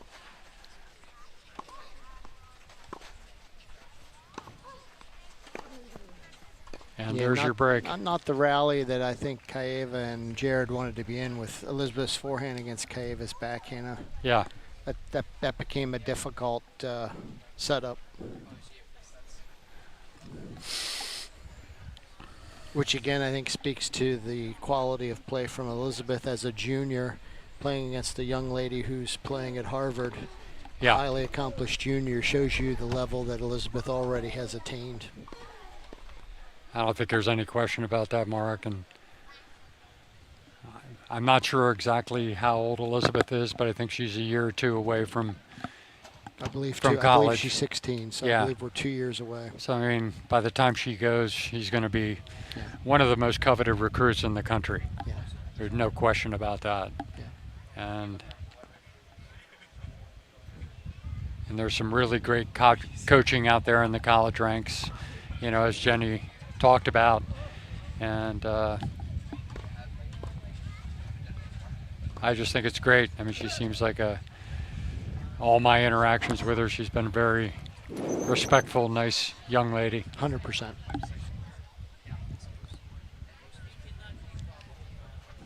So we have Phil Myers serving for the match here. 5-2. Myers and Ionescu after winning the first set 6-4. And to your point, we've been talking about it all afternoon, Bill, with the heat. The opportunity to get off the court as quickly as possible in these situations, I think, is really important because they still have another match to play this afternoon. I'm just taking a look here, Mark, at the draw to try to get a sense of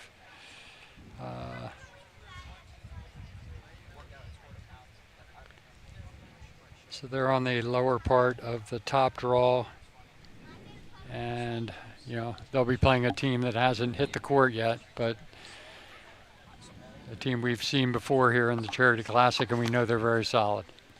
So 3 points away. 15 love.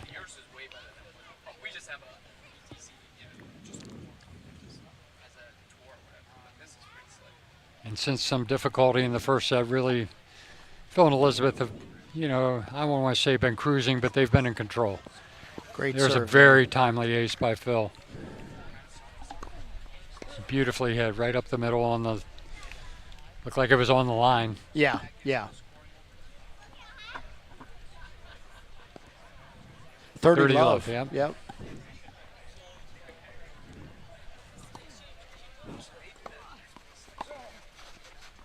Now we're triple match point here, Bill. Triple match point for Myers and Ionescu to make their way into the quarterfinals. By far the easiest game thus far for Phil. Yeah. Serving wise.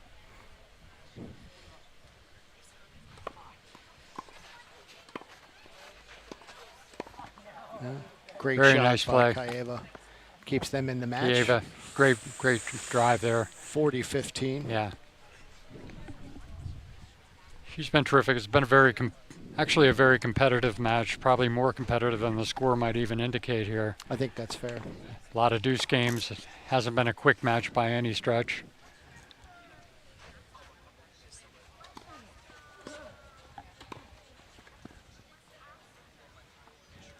Double match point. Oh, another great shot by Howitt and Kara. Yep. And we are now at 40-30. They got 2 of the match points covered. And here we are with Phil again in a stressful situation with his serve. Yeah. But still an opportunity to close out the match. So be interesting here. He's been going up the tee.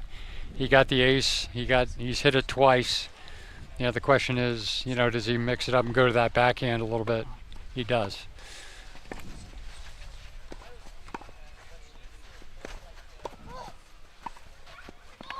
And they save another one. So we're back to deuce. It had to be.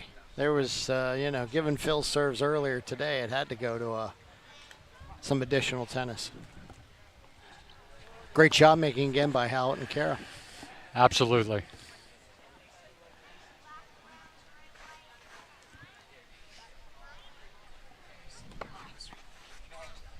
Great serve. Caught a line, are we saying, or no? Just wide.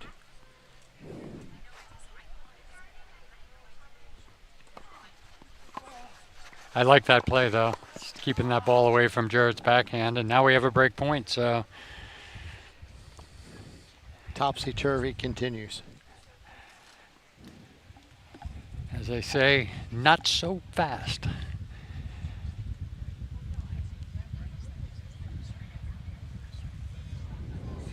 Third set on court 2. We've got One Love. Again, a very tight match over there on court 2. Some really high quality tennis here. And we expected that, you know, when we got to quarterfinal action, that there's a lot of people that could win the match. Phil again going for that ace up the tee, just missing it. We're at break point here.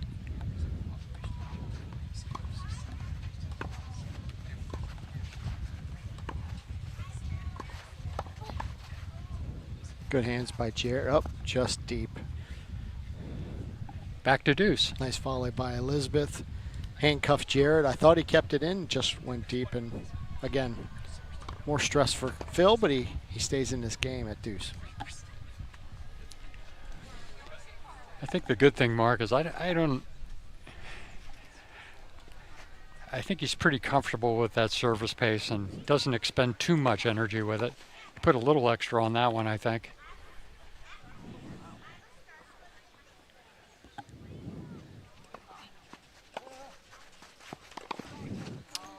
Phil got an extra hop, maybe off the line. A little surprised gives you he a missed good that one. indication, of how hot it is out there.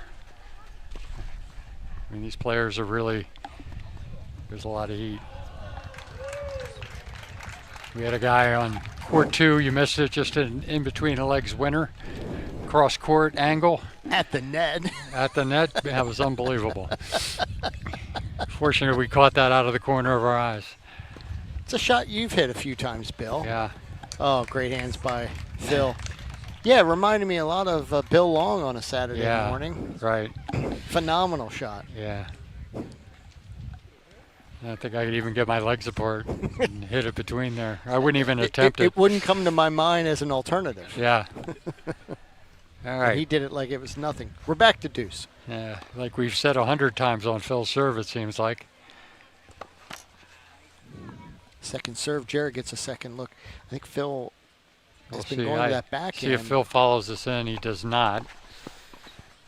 Smart lob. Oh, great lob. And Jared went for the winner. And now we've got, guess what, another match point. Yeah. That was a beautiful angle. He hit the ball out. He played it so that Kieva could have played it, and Jared's trying to move to hit it. And there it is. Myers and Ionescu move on with a 6-4, 6-2 win. Taking the final quarterfinal slot.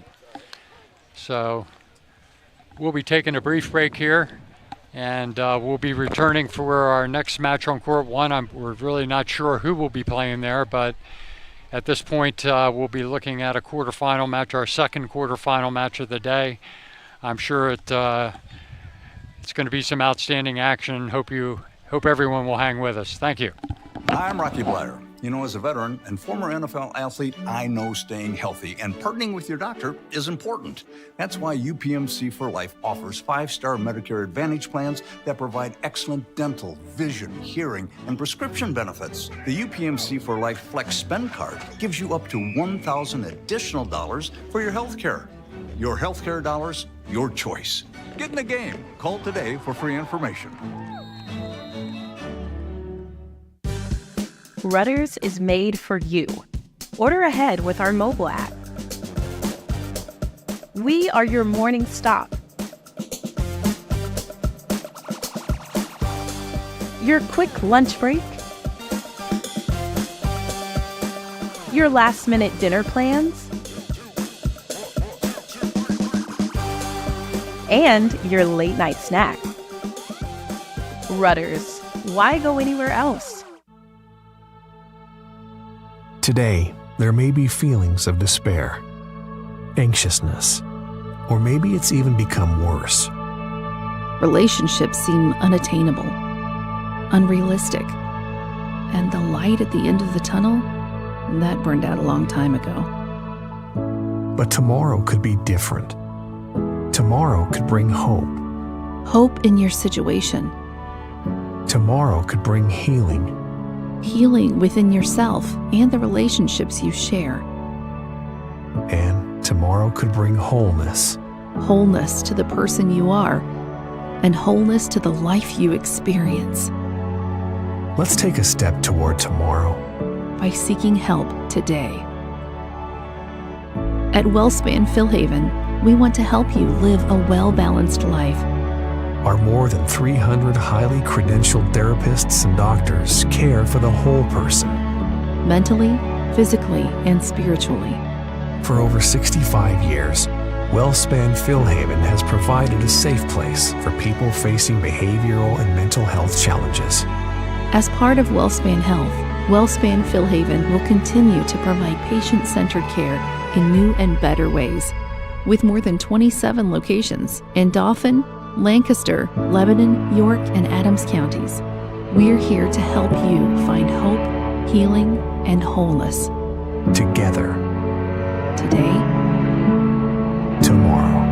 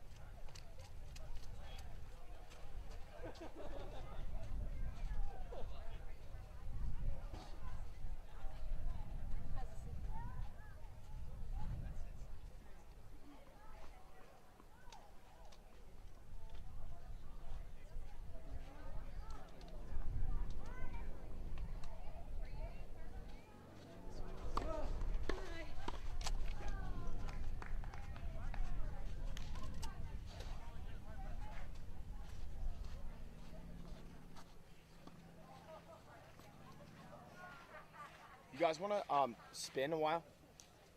Spin? Yeah. Do you want up or down? Up. Like real up, real down. What'd you say? Real up. Okay. It's down. We'll surf.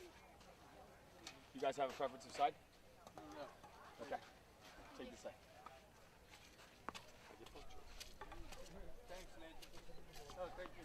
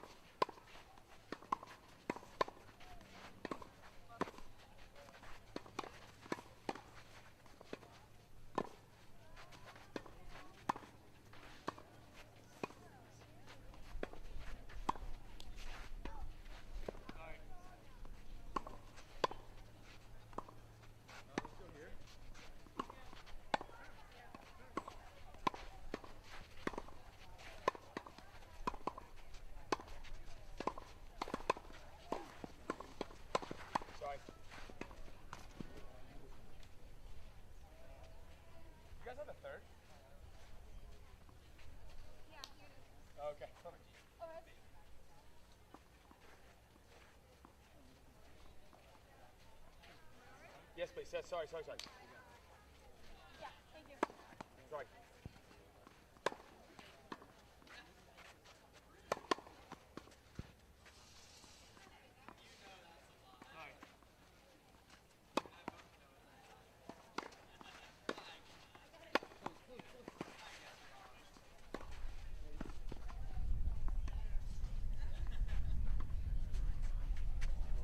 Oh, sorry.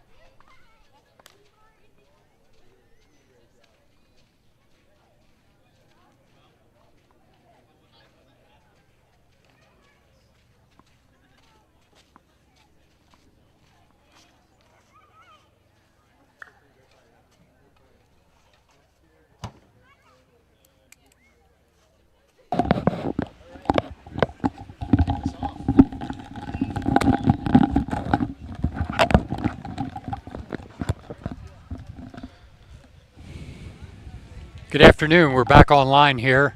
We're setting up the first quarterfinal match that Mark Wheeler and I will be calling here today at the Groft Charity Classic. We're expecting a good match. One of the teams, Ben and Lindsay Zink, come from Lancaster, Pennsylvania. Again, giving us a little bit more of a local flavor. Mark will provide a little bit more detail, and then we have KK Cannon and his partner back from their earlier marathon match that we covered for you here today at the beginning of the day. So it'll be interesting to see how they hold up given the heat that we've seen throughout the course of the day. And Mark, do you want to set the table here real quick? We're about to kick off the match here. Sure will. Thanks so much, Bill. As you mentioned, Kamala Kanan and Ava Fasora, who we saw on our very first match this morning, quite a few hours ago, won a 3-set match to get into this quarterfinal. And then we have Ben and Lindsay Zink. Ben and Lindsay from Lancaster, as Bill said. Ben is co-owner of partner in Racket Club West. Lindsay is getting ready to start her senior year at the University of North Carolina and is a part of the tennis team there. If you followed the Groft Charity Classic in the past, you're certainly familiar with the Zinks. They've made significant runs in multiple tournaments here, and obviously as a seeded team are anticipating some success here in this tournament as well. So off and running we are. Ben gets the first serve in, and Ava Fasora drives a forehand down the line. Lindsay nets it with a volley, and we're love 15, and off we go, Bill. Quarterfinals, here we go. Mark, always fun to watch the Zinks play. They play, particularly Ben, he plays with such emotion, and he's one that's not going to be afraid to play it at the female and play the ball hard. And that's what we need to expect out here today. He plays to win, and that's fully my expectation of exactly how we're going to see him operate today. They've been a very good team here. They lost in the final here last year to our defending champions who are back, and you were off and rolling here. 30 love. 15 all, Bill. Oh, I'm sorry, 15 all. No worries. No. And back to your point, you're spot on the analysis of Ben and the energy level. He almost requires that to play well. There's an energy that he forces himself to play with. If it's not there, he creates it, and is a very emotional player. There's no question about that. Great half volley there. And on a lighter note, one of the questions I think we've kidded about off the air in past years, how many shirts will Ben go through today in 2 matches? I'm anticipating 6 or 7 for sure, as he looks to with this keep kind a of shirt that's humidity, fairly I'm not dry. sure I'd be far behind him. Yeah. 40-15. Really Ben, nice, solid service game. Really, he got, I believe, all of his first serves in there. He did, and the Zinks are off and running with a 1-love start. We did finish the match on court 2.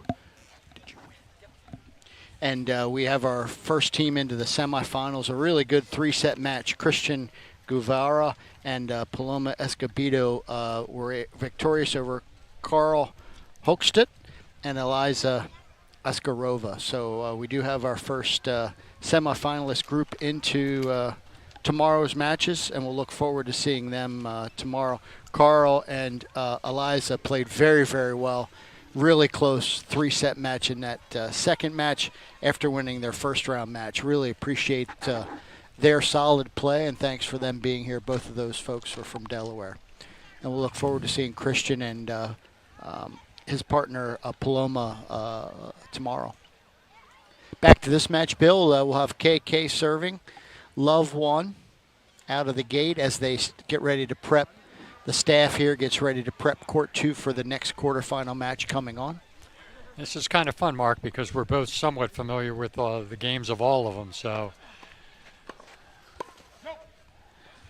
Ava gets a forehand volley, but drives it long, and we're love 15. And the big question here, Mark, is going to be, this is the Zink's first time on the court, and KK and Ava had that 3+ hour match earlier today, and how big a factor is that going to be here in the scheme of things? Absolutely. So we'll see how things unfold. They're clearing court 2, and I'm guessing that we'll see probably Coons and Scotty in their first match on that court. Given the lengthy match that Phil and Elizabeth had, I believe you are correct.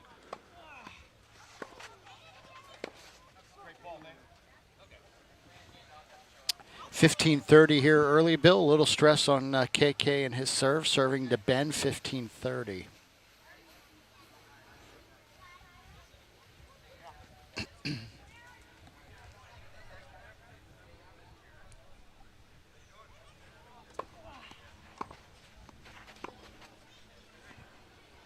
And now we've got a quick double break point, Bill, right out of the gate.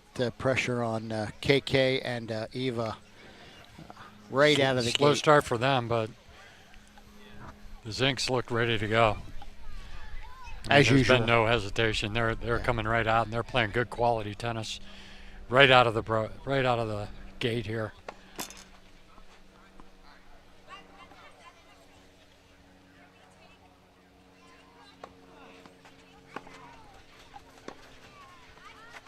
Lindsay's also looking very solid at this point, but there's Ben with that aggression. And, you know, we're going to see that throughout the match where Ben's going to move over and cut that ball off, and he's all over the court. We've seen that before. Makes him very, very difficult to deal with. And a quick break, and we're 2-love. Lindsay will be serving to try to consolidate that break. And you're absolutely right, Bill. Again, that energy level and the aggressiveness that he plays with creates a lot of stress and commotion for the other team. There's no question about that. As you had said, it looks like Coons and Scotty are headed on to court 2 for their first quarterfinal match, and we'll keep you posted on their score as we go. Defending champions. And I believe 4-time champions of this event, so they're clearly the team to beat here.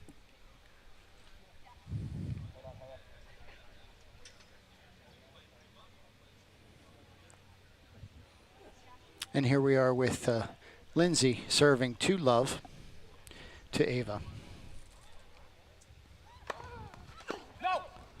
Good first serve. And as you said, the Zincs are out of the blocks in a very fast way. They look terrific.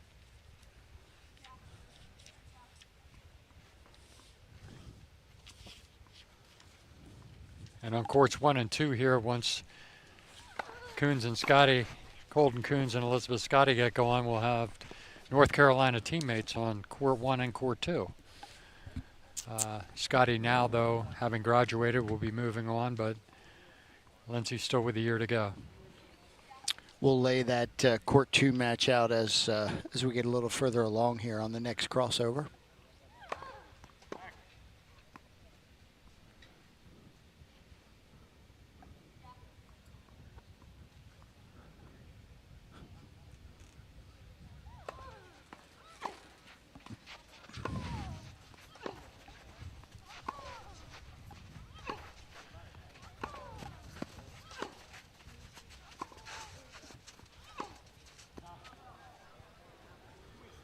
Lindsay looking very solid. Forehand rally, and Ava was feeling pushed back, so she tried to change it up and go down the line, and was just a touch late on the forehand, driving it wide.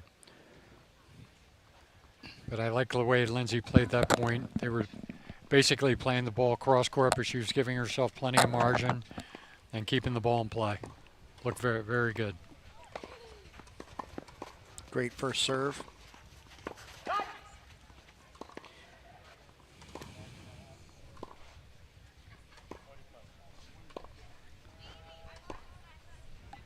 (40-15).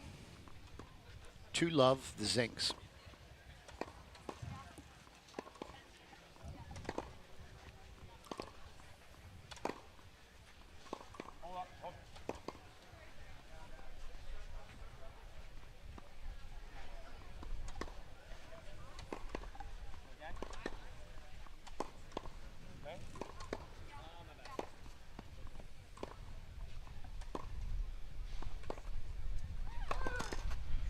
So at this point today, Mark, we've got 5 matches in the books, and 2 more on court and 1 more to go after that. So far so good. The weather's holding up. Granted, it has been hot. Ben goes for the poach across the middle. A little too aggressive there. Yeah, and actually overran the ball. Yeah, Eva ended up handcuffing him. He was so far along. 40-30, 2-love Zinks.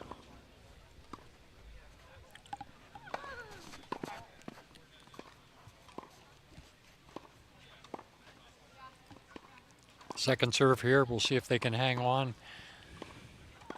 Consolidate this break. Oh, great shot Great by forehand Lindsay. there. Wow. My goodness, that's a shot that I don't know that we remember seeing that shot from her in the past. To your point, she's off to a terrific start, and the Zinks are out to a quick 3-0 lead. Let's lay the framework or the groundwork for the match on court 2. We have first round winners Tammy Ando, as a reminder, born and raised in Japan. Top-ranked junior in Japan, 12s and 14s, moved to the U.S. At the ite of 15, ended up playing college club tennis at Penn State University. His partner, Yuliko Noi, attained an ITA ranking of number 79 in singles, number 41 in doubles. Ultimately played number 2 singles and number 1 doubles at Florida State University. They were winners in their first round match and now move on to play the top seed. Holden Coons and Elizabeth Scotty, as Bill said, 4-time winners of this event. Holden Coons, again, the most accomplished player in the local area for quite some time, if not ever. Graduated from James Madison University, where he played number 1 for a few years and had great success in his COVID year. The extra year that he got, he went to Wake Forest University and had just an unbelievably successful year for himself in both singles and doubles, but also for his team as they made it very deep into the NCAA tournament. His partner, Elizabeth Scotty, an NCAA champion at North Carolina, just recently graduated as well. Back to the action on court 1. Again, we'll keep you posted on court 2 and those scores. Ava with a quick serve and an out ball from Lindsay. The accomplishments for Holden and Elizabeth Scotty, we'd spend more time talking about all their accomplishments on court 2 than we would on the points on court 1. Yeah. Very successful junior players and college players. And if the seeding holds up, we'll have our opportunities tomorrow, Mark, that's for sure. Ava with a good start to her service game, 30-love, as they look to get on the board and get into this first set. Hopefully Ava and KK can find their legs here and start to make this a better match. We're at 30-love here, so good start for Eva on her serve.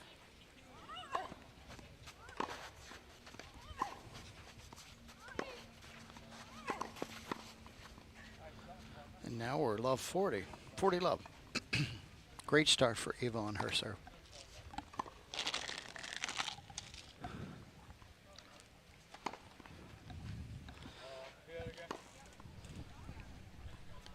We'll see what she tries to do here. I'm a little too early to identify any trends. We talk about the first 4 games as being teams kind of feeling each other out. They'll have to figure out the best way to attack. Ben and Lindsay haven't quite got the answer so far. The Zinks being extremely consistent here so far in the early going, Mark. I mean, they're just not making a whole lot of mistakes.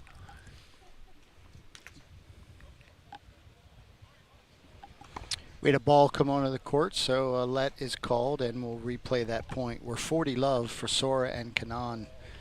Love 3 first set.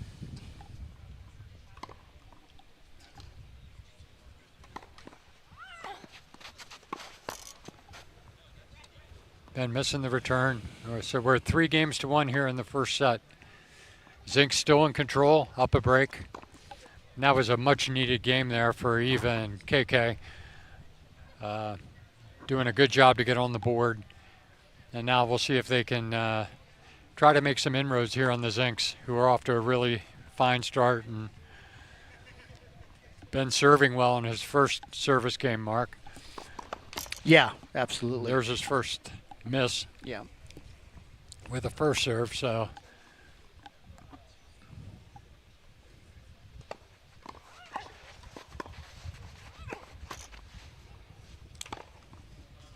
15 love.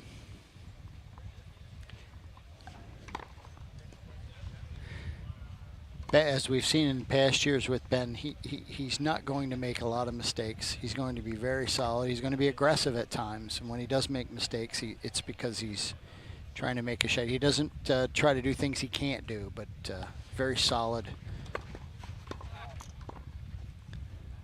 Mostly pretty smart player.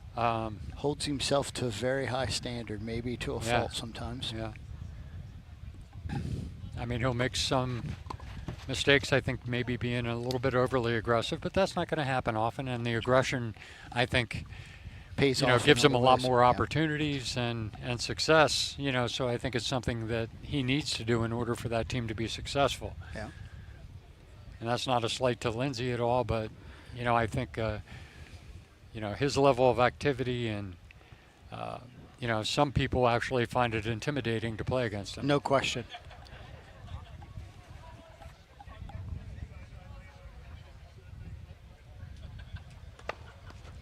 The energy level, definitely, as we've seen in the past, the kind of person that you love to have on your team, not always the kind of person you want to play against. Exactly.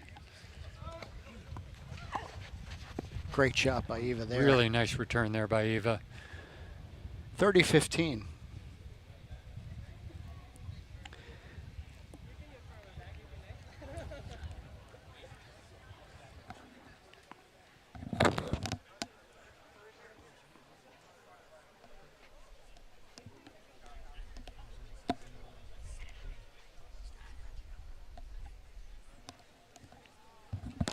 All right, we're 30-15. It's 3-1 here in the first set.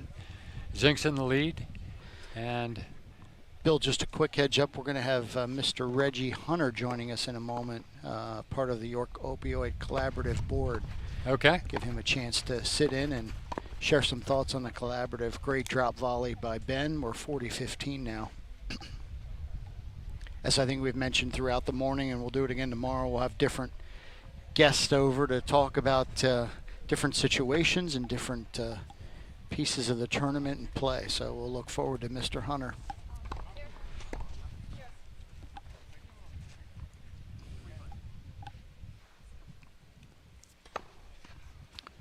Ben going for the big serve out wide.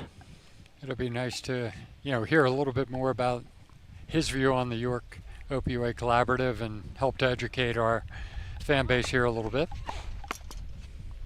Ben finishes off the hold, and the Zinks move to a 4-1 lead first set, Bill.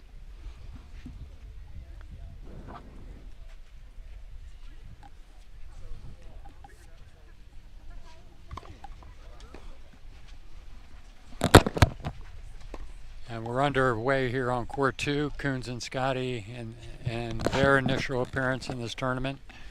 Much anticipated by the local fan base here.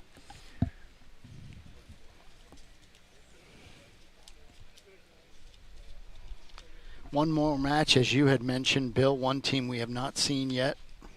Elia and his partner, Margarita, longtime participants in the tournament. They'll be facing off against Phil and Elizabeth, who we saw in the last match.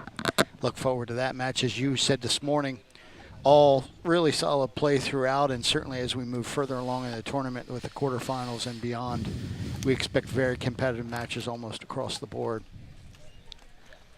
4-1 here on court 1 as we get ready to start the action back up. KK serving to Lindsay. Holden with a quick hold on court 2. One love for Coons and Scotty, as we'll keep you posted on that match. KK serving on court 1. 1-4.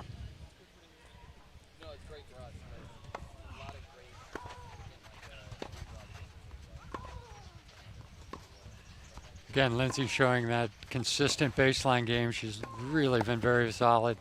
Eva trying to make the cut there, but unfortunately drives the volley long, and we're at love 15. So to that point, Bill, you could see Ben and Eva both looking for their chance to poach. Ben was not in a rush with it, though. If it wasn't there, he held back, as you've been talking about, where Eva felt the need to get over there. Ends up pushing the volley long. And it's great because, you know, what that points to a certain degree is Lindsay's ability. Look at that play. Great Wow. shot making. Both players. That's just terrific play by both KK and Ben. They both hit 2 or 3 shots that I can't hit, Bill. Yeah. That point would have been over earlier if I was on the court. But back to that with me on the conversation, shorthand. you know, Ben was content to stay, Yeah. you know, in his place. Lindsay's playing very consistently, so he doesn't need to rush it, you know. Yeah, absolutely.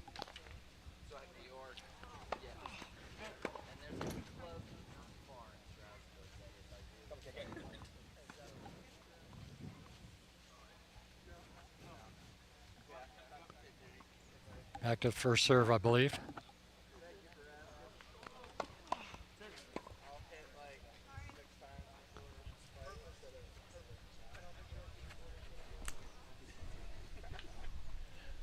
We're at 15 all in this game, Mark? 30 love. 30 love, I'm sorry. Love 30, excuse me. Love. Now you're having me question it. Yes, love 30, Bill. Ben hit a winner, and Eva just drove the volley long. Love 30. There's Ben again being very aggressive. Had it right. Cutting that ball off. And we're love 40 now. 4-1. As we move along in the set, the Zincs have taken control here in this first set, no question about it.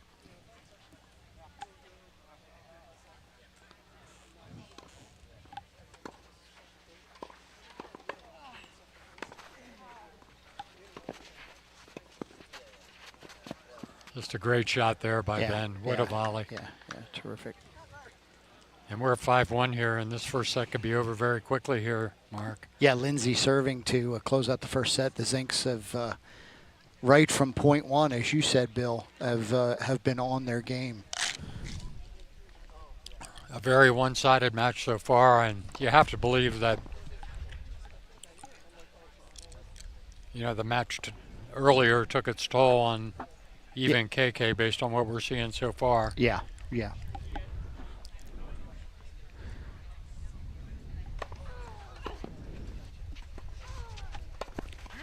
Good shot making there. Very nice play there. Yeah, you think about 3+ hours in the first round, and now here we are back a bit later. It takes a toll. That's a tall mountain to climb.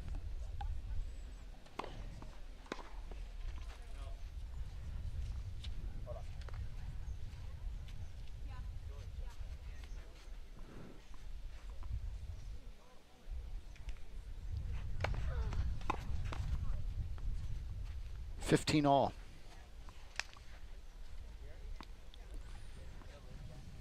My memory serves me right, Bill, as I recollect Lindsay's game last year. That I definitely see another level of improvement from her, her game as well.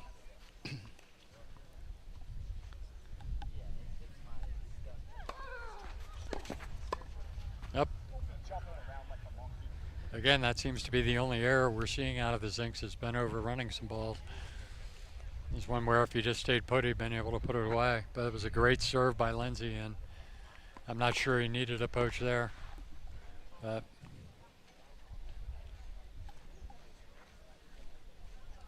Coons and Scotty really out of the corner of our eyes asserting themselves early over there. Seem to be off to a quick start.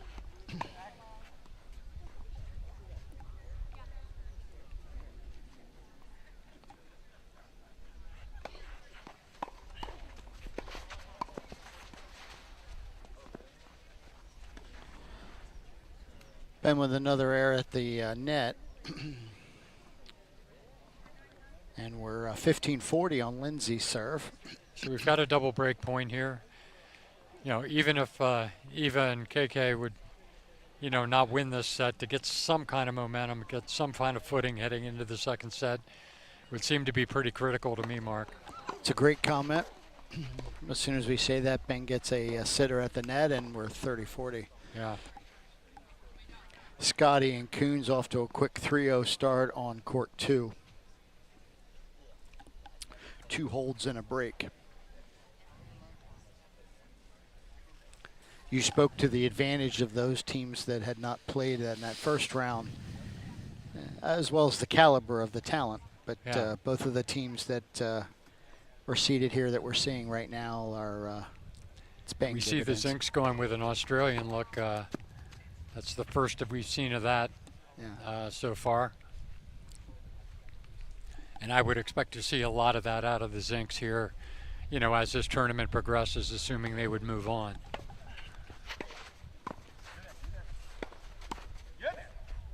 And we're now back to deuce.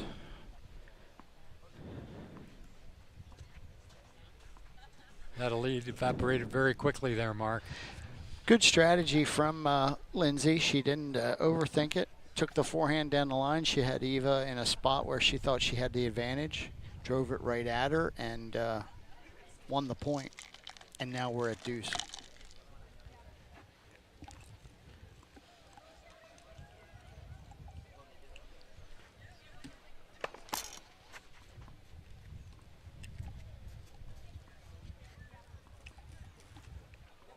We'll see if the Zincs can hold on here and close out this first set. Boy, ball got on Ben there a little deeper than he thought. He'd like to have that one back. And Eva and KK have another break point. 5-1, Bill.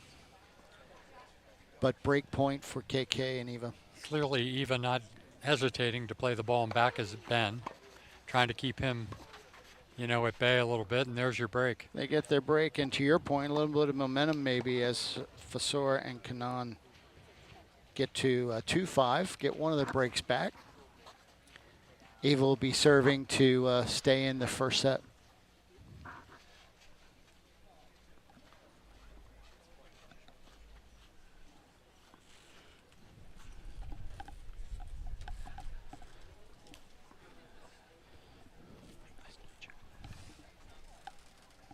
How you doing? Bill Long.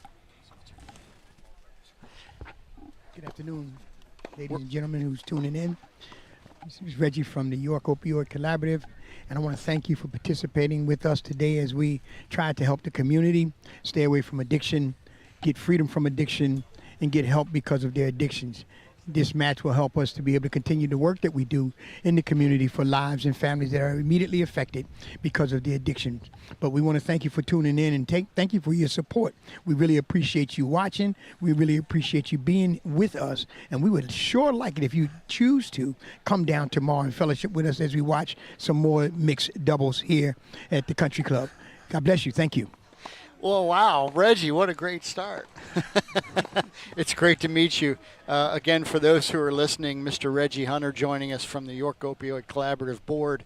Reggie, thanks so much for joining us. We'd love to keep you for a little while as we watch some of this tennis. Bill will keep us in touch with the match as we go, but really appreciate you joining us. Talk a little bit, Reggie, if you would, about the opioid addiction. How it's impacting our community and what you're seeing and what you and the board are seeing in what's going on right now with opioids.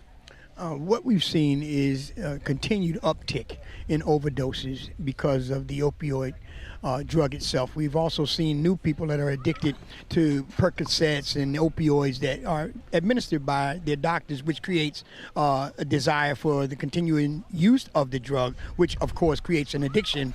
And what we're seeing is that the numbers have not yet gone down and stayed down. Recently, in the last 2 years, we've had over 5,000 deaths in the Pennsylvania area alone. We're averaging over 100,000 deaths a year that are directly related to the opioid use and the overdose use of that drug.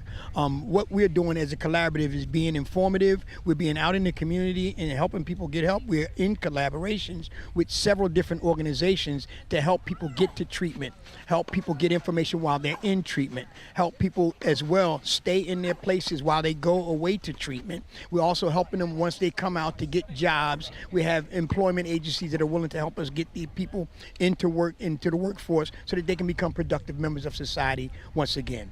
No, thank you for that. And as you educate folks, including myself and Bill, and you talk about Pennsylvania, while York is not one of the largest communities in the state, we are unfortunately at a higher risk or have a higher occurrence of opioids. Is that true? We have 193 overdoses in the last year in York alone. One of the problems that we have being located in York, it's a centrally located area, and the people from Jersey, the people from New York, the people from Baltimore, the people from Philadelphia find it convenient to come to York and distribute the drugs, which creates a problem for us in the York community, having that much drug influence and drug flow into the city of York, which in turn creates a higher level of dependency.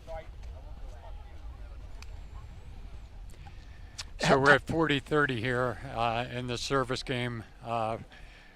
Eva serving to kind of keep them in here in the first set. That's a 3-5, but it's at this point, so they're, or excuse me, 2-5, right? 2-5. 2-5. So we're looking for a service hold to get them back to 3-5 here. I'm sorry. Go ahead with. No worries. Let's get this point in. May result in a game point. Let's see what we get. We'll keep Reggie with us.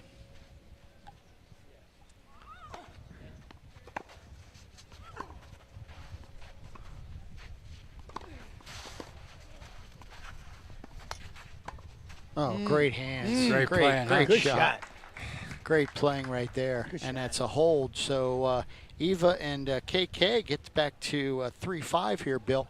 Reggie, a lot of our community, a lot of the folks who may be listening out there today, we say the word opioid, and I don't know that everybody knows exactly what that means. Can you spend just a moment talking about what exactly is an opioid and why is it, what are the features of it that make it so addictive? Good question. Opioids are drugs that are depressants, drugs that are used for pain medication, drugs that are used to hold down the level of pain from operations such as the Percocets. And what they do is they slow the metabolism down enough that the person feels a hallucinated or heightened state of existence. And what that does for the person is it gives them that level of, I would say, peace in the beginning, or that level of tranquility in the beginning. But what happens is the body becomes addicted to the drug, and the endorphins that it emits, the body gets used to those being emitted. And when you stop, you go through what they call withdrawals, obviously. But the problem with the opioid addiction of any kind, morphine, what's another one, Percocets, you have several different ones that have been prescribed. And what happens with the body is that when it has to stop that, it's not just put it down and it's done. The body has to go through a withdrawal processes, which is very, very, very difficult for the body to go through. So some people will even stop taking the regular opioids and begin to take heroin because it's cheaper to get on the street than what it is to get Percocets on the street, or what it is to get opioids on the street. So what that does is it takes one addiction, replaces it with another addiction, which doesn't stop the problem. And oh, by the way, again, I might be wrong, but if we start to talk about heroin and some of those other things, that might even be another level of severity in the type of drug it is as well. Is that correct? Absolutely, because when you start taking and getting heroin on the street, it's not even regulated, and we don't know what's in it. And that's where the fentanyl now becomes a part of it, because what they're doing is they're cutting the drug with fentanyl, and people are not overdosing from the heroin anymore, they're overdosing from the fentanyl. They even have a new thing that they're putting in the drugs. It's called Trank. And what Trank is an animal tranquilizer that they put with the heroin, or they put with the fentanyl, and a person ingests that in whatever way they do, intravenously, orally, or nasal, and they ingest it. And what happens is it's causing them to overdose immediately. The drugs are so strong. There's people who have touched the fentanyl and overdosed, never even ingested it in their system. So it's continuously morphing into even more detrimental drugs than what it is just the opioids. Wow. We're at double set point over here with Ben Zink serving. So far, very solid service game for him. So they have. It was 5-1, Bill. They did let but KK and Eva got back into this set. As you said, maybe some momentum there, but Ben looking to finish it off.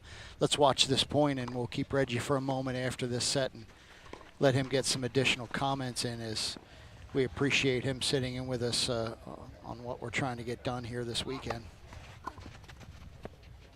Great serve, and as you said, closes out the set. Reggie, Really appreciate your time. You ready to go out there and play, Reggie? Absolutely. I have the wrong sneakers on. I think I'll run home and get the right sneakers so I can go out and play a little bit. The one thing that I would tell you about Reggie, given the 4 minutes that we spent together, he absolutely can rival Ben Zink for energy level. So Yeah. I'm excited about that. I've got no issues about whether or not Reggie we've got no would issues be with with us. energy level. Reggie would absolutely be with us from an energy standpoint, which is awesome.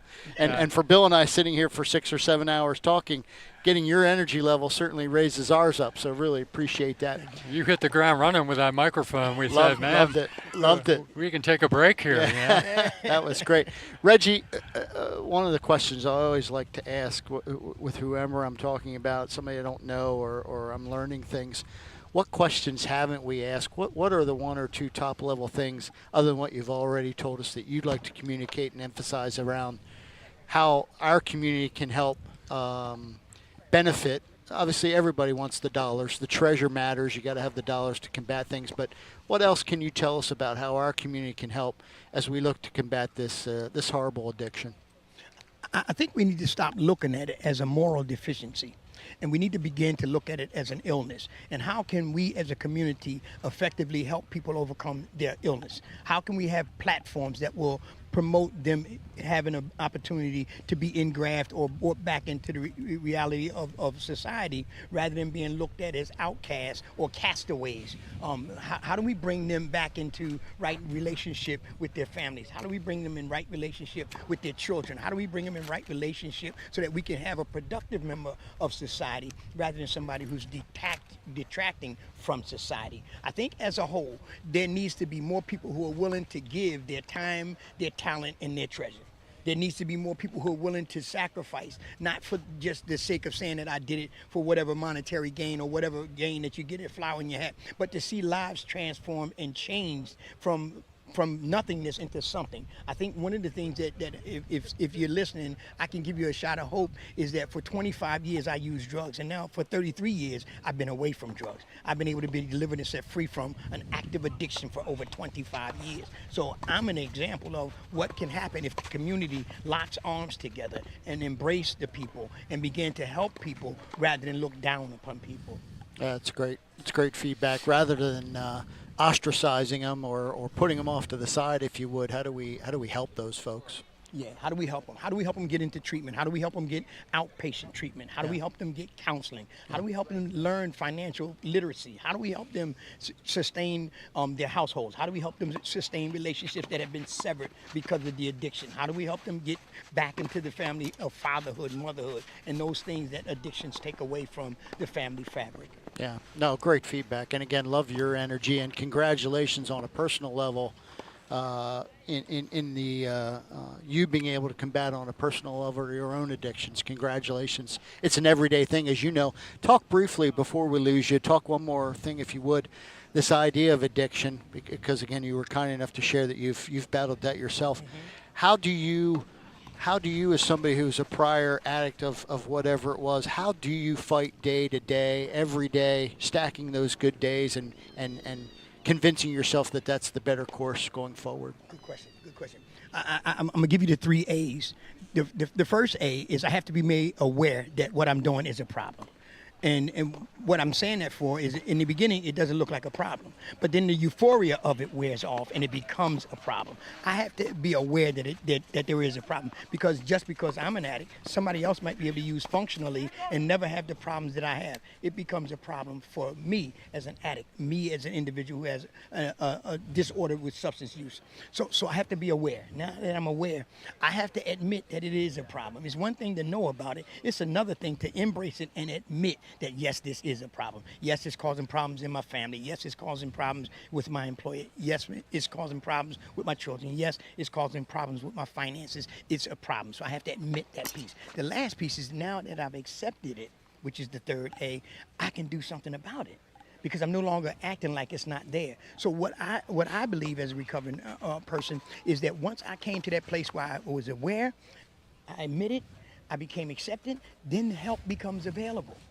then I'm willing to listen to the possibility of help. Then I'm willing to listen to counseling. I'm willing to listen to the probation officer. Then I'm willing to listen to those entities that have power over me. Here in New York, we have drug court. So that may be a route for some people. They may not be able to lick it on their own. They have to go to court. They go to jail. They get convicted of a crime, and then they go through drug court, and drug court monitors them for a year and helps them get to that place where they're able to be set free. So there's many different avenues. Some go to faith-based recovery. Some go to 12-step recovery. Some go to count. There's many different ways to get it. But I think as a recovering addict, it was a choice that I had to make, to be aware of it, to admit it, and to accept the fact that I need help and I need to do something about it. That's great. No, appreciate you taking us through that. Thanks for the clarity on that. Again, love your energy. Love what you're doing. Continued good luck with everything. Let us know how we can help. Yes, sir. Thank you. Thank you. Appreciate you guys. Thanks for being here. Reggie, thanks for joining us. Whoop. Thank you. Yeah. So, started the second set here. Zinks with a very solid break on KK's serve. We're second game of the... Oh, good hands, but not quite. Real quick on court 2 as well, Bill, Coons and Scotty did finish off that first set. I think it was 6-1. So both matches are now into their second set. Sorry to interrupt you. The Zinks got that break. Yeah. And but KK and Eva get the first point, so we're love 15. And something I may not have updated you on is Ben is on his second shirt.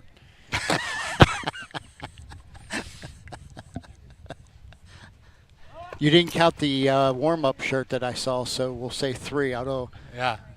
Let's see where we go. But the Zinks continuing to look very solid. I mean, it was a really just a game that they won actually fairly easily with some really outstanding shot making. Yeah. And it was great to have Reggie with us, and you know, his passion really brings to light the things that are going on in our community, and it's good to see individuals like him approaching what can I do and doing it in such a passionate manner. And absolutely.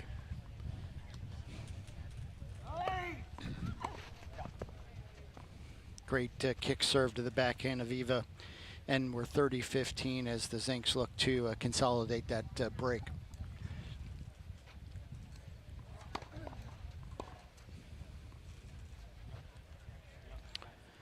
To your point, the Zinks going with a bit of an I formation right now. Not quite Australian. We'll see how they play it. So they're mixing and matching, trying some things.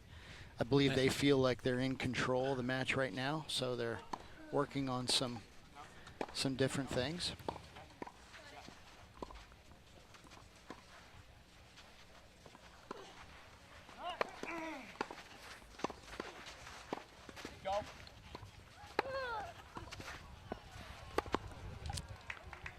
That one's in the swimming pool.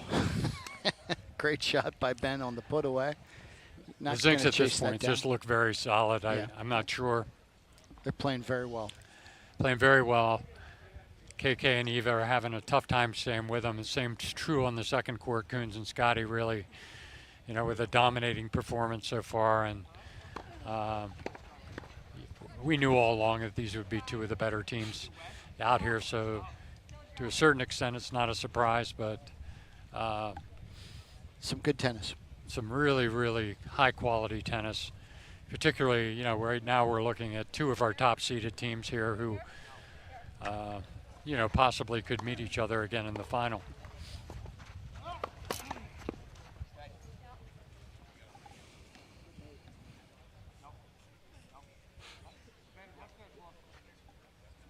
Again, a lot of college teams, really kind of going with this kind of lineup where, the net player is exactly right in the middle, and they're making a call as to which way they're going to go, and it makes it just really, it puts stress on the returning team. And as you really with every point. Yeah, and as you had talked about the Zinks, that's really a goal of theirs when they come out and play. They're looking to and we're quickly at 2-love here. Yeah.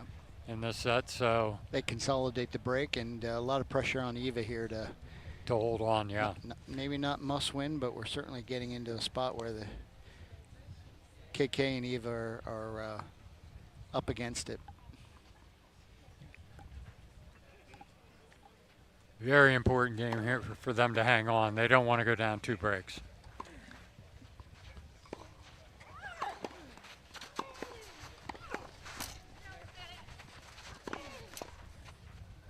Lindsay trying to go down the line, unable to convert that. Yeah, net cord changed the momentum. It looked like Ben was going to cut that off with a poach, but probably created a little bit of a concentration issue maybe.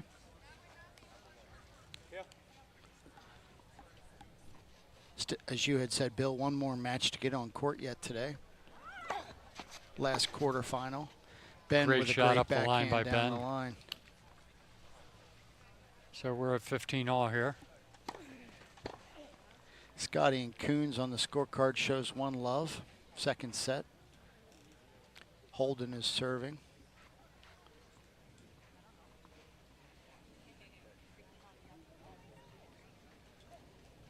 We'll see where Eva goes with the serve. Lindsay's really been both solid off of both sides.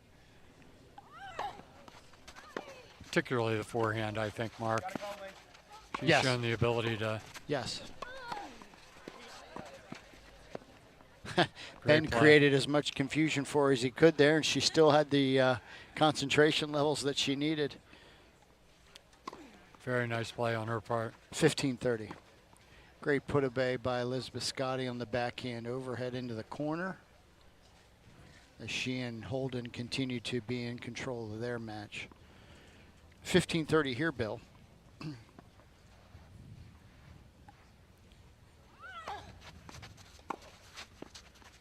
Just back 30-all.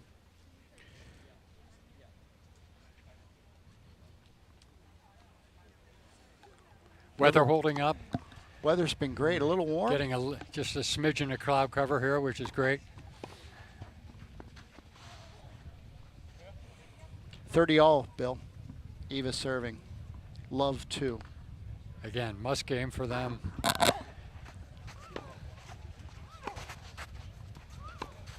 Forehand rally again. Eva breaks that up.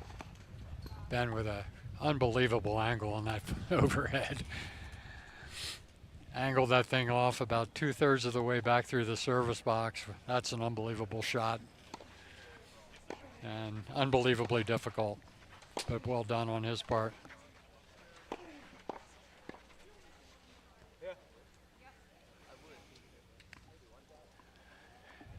So big danger time here, break point. Ben misses the shot down the line. We're back to deuce. See if Eva and KK can hang on here and get this service hold and try to get some footing here in this set, Mark. It's key. This is a big game. That cloud cover has to be helping a little bit for all the players. A bit of a reprieve. KK gets the quick poach, and all of a sudden, not all of a sudden, but KK and Eva have a chance to get the hold.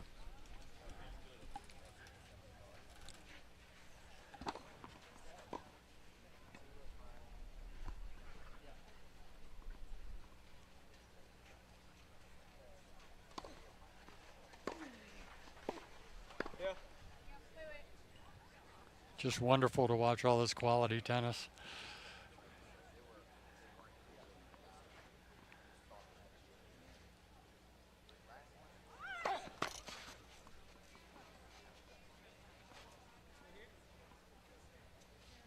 See where she decides to go here.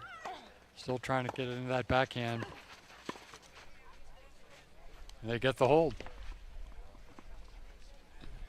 So KK and Eva are on the board. 2-1 Zinks here in the second set.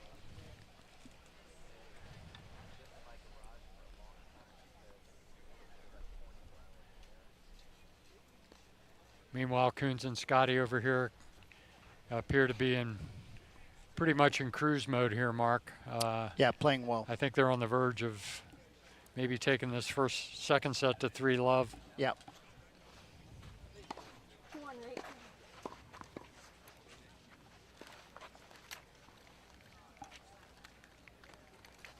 Looks like everybody's trying to play as fast as they can now with the sun in. Yeah, particularly if you're over here serving to boot and have to deal with it. But we'll be moving on here, and it's a lot of tennis for KK and Eva here today. A lot of tennis. You know, we're pushing into 4+ hours. People don't realize the toll it takes on you in that heat. I mean, we watched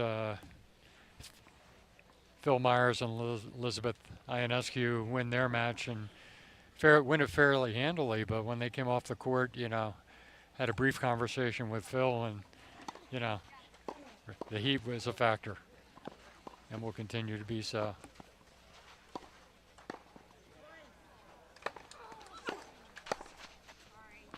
Great serve there by Lindsay. Yeah, Ben, exactly. Yeah, all over that net. Great serve. Reminds me of the days when you had those powerful serves and I'd be at the net just clipping them off. The heat's getting to you, isn't it? Cherry picking. Another great serve by Lindsay. Yeah, definitely a nice body serve into Kay. And think about that from a mental aspect. You know, you just get the hold. You're feeling like, okay, we're in this match, and then Lindsay comes out with 2 really big serves and says, not so fast, my friend. Yeah, and just like that, 30 love. They have you back in the same position you were in before you. And now 40 love. Yeah, it's just Lindsay serving terrific. Yeah. And at this point, I'd say Eva and Kay, you can see a little bit in their body language that they're a little bit discouraged here. Yeah. They're not quite sure what the answer is going to be here. And we're at 40 love, and you know, just focus on Ben here at net and watch how he moves. Boom. Great shot by that KK. Took a great shot to get Had by to be him, right there. And that ball barely got by him, so that's... Yeah.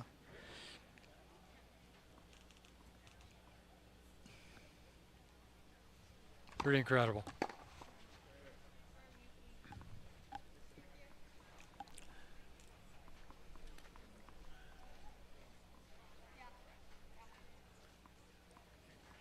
All right, 40-15. Can the Zincs close this game out here? Beautiful serve, right up the tee. She's played very, very well. Holds very easily. We're at 3-1.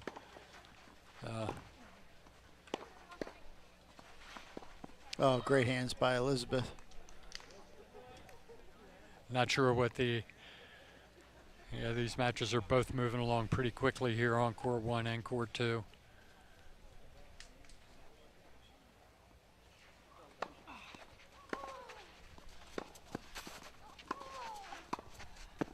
Great shot making there by KK. Great shot making. Ben went for the poach, missed it, and then was out of position, giving Kay a really pretty easy shot to hit behind him. But when I watch that, it is amazing at how quickly Ben can recover on some of that stuff, even when he makes the wrong move. Yeah. He's got such quickness.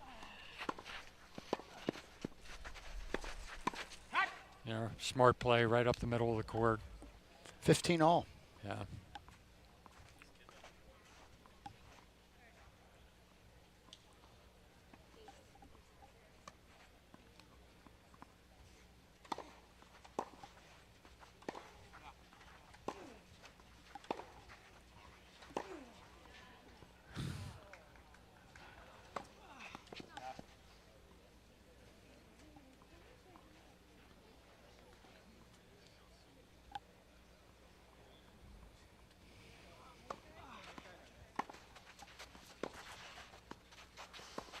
Great shot by KK.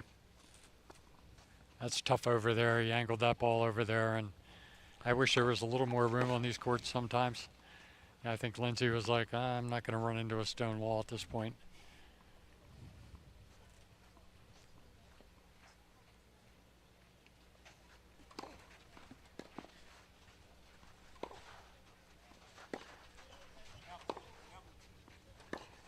We'll see which way Kay goes here with the serve.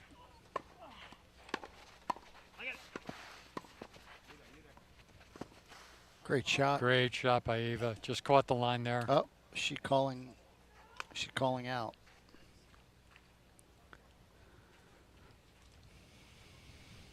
think we're 30 all. I believe the call on that Yeah, ball we're was unsure out. what that call was over there. Yeah, I'm playing it as they called it out. I'm scoring it.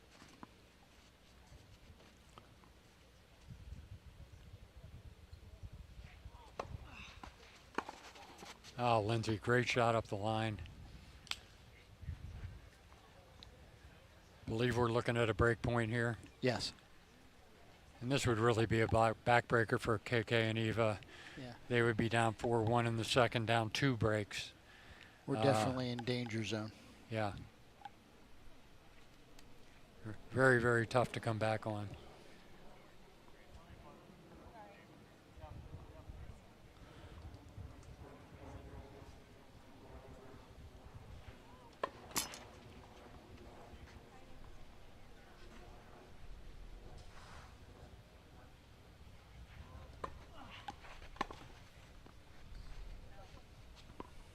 That ball was long. Oh, and they must Yeah, have called must that have ball the score in. wrong there, Mark. Yeah, that is a service Well, it was the hold. ball we weren't sure of, remember? Yeah. They must have made that call as in. So they get a hold, and it's a 3-2, Yeah. Zinks. And that's a different story. Yep. And Yep. Zink's still up a break. Yep. Ben looking to consolidate, and so far they haven't had any ability to do much with that. And at this point, Coons and Scotty continuing to cruise over on court 2. I think they just got a little bit too much for their opponents.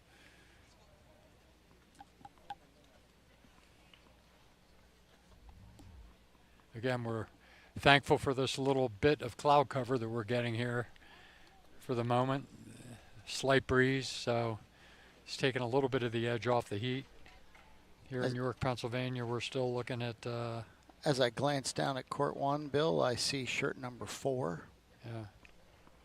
No, that's an important stat that folks are wanting to know. What temperature you have now?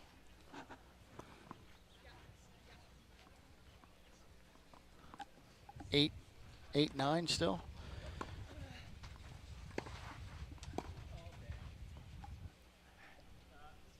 Eight, 9. 3-2. 9-1. It's 91 now. 91. So we're 3-2. Zink serving.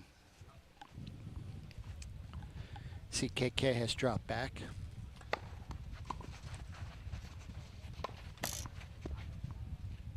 We've seen quite a few players miss that backhand overhead. It's a tough shot, Bill, especially back in mid-court. It was a really good lob by Eva. Sun is not in the way. Ben turns the hat around.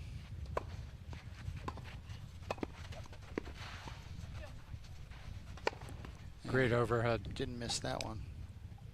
Really teeing off there.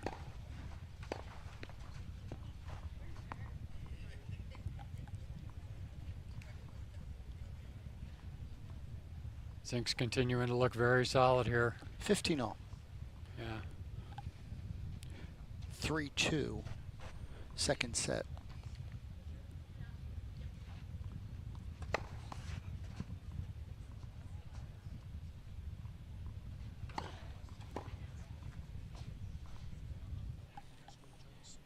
We're good. Just some water. Thank you.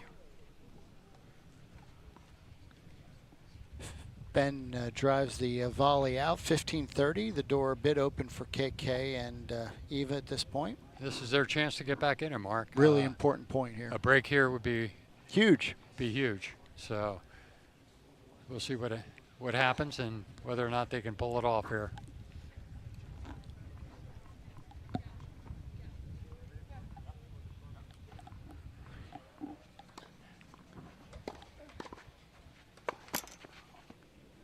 KK gets a look at a second serve. Here's your window, Mark. See if they can get the break here and get right back in this set.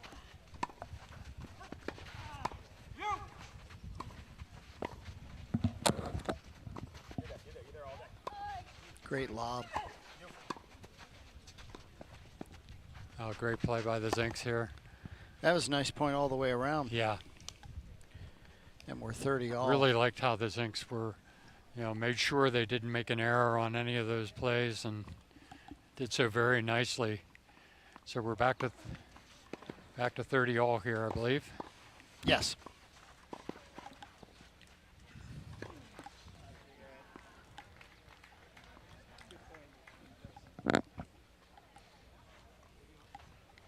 Obviously discussing what they're going to do here.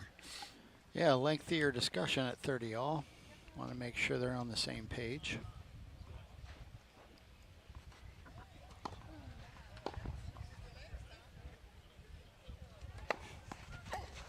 Terrible bounce, unfortunately for Ava. Good serve. That's the hard true there. A bit of a bad bounce. We haven't really seen bad bounces today, but a bit of a kick on that one.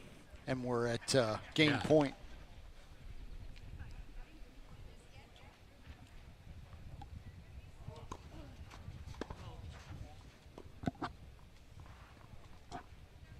Ben serving, 3-2, 40, 32nd set. Zink's got the first set. Following it in, serve and volley. Touch volley, drop shot. Very nice play by KK there. Lindsay, he didn't really have a lot that he could do with it. Yeah. In retrospect, I think Lindsay should have been closing that off a little bit more at net, but it gave him the opportunity to play it at her feet, and they were able to get the point on it. Back to deuce.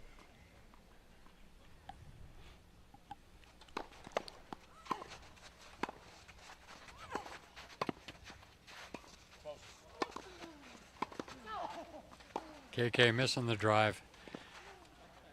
I think was anticipating that Ben might go, and he didn't, and that's just the kind of pressure that aggression that he has on the court puts on the opposing team. It's really, very tough for them to deal with.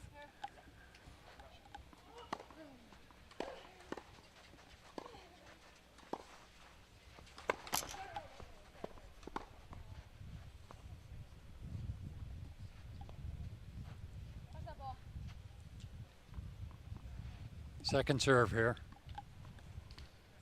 Both players back.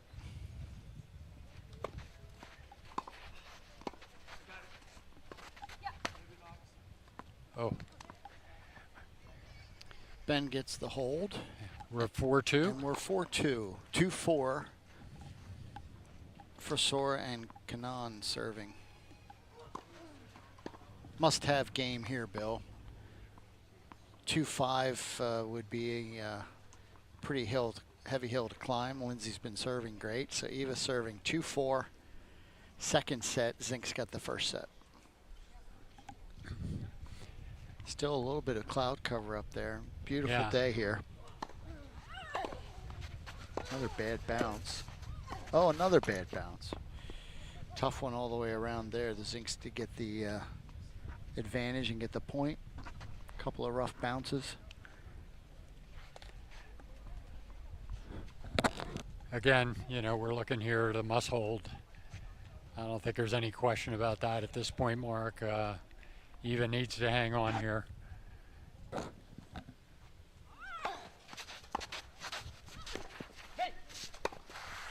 The Zinks have just been too solid. You got to love the way that ball floats, and Ben closed that net off and gave himself that angle and back at KK. Picture perfect. It was just, that's just out beautiful of a tennis. that's out of a tennis magazine. What are you supposed to do on a floating shot? You close the net. Well done. They've played well today. Love 30. Lots of pressure now for Eva and KK. Yeah. Lots of pressure. Staying in this match. Coons and Scotty, as a quick update, they're up 5-0 in the second set. Yep. Lindsay gets a look at a second serve here.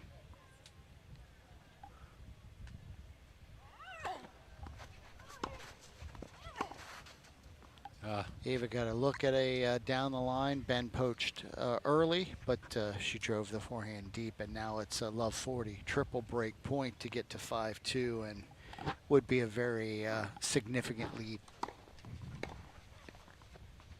Coons is serving on court 2. That match, as you said, Bill, serving for the match over on court 2 as Coons and Scotty work through their quarterfinal. One more match still to come today. Yeah. And Mark, it appears Coons and Scotty will advance, and we're really looking forward to calling that match tomorrow. You know, they're always so much fun to watch.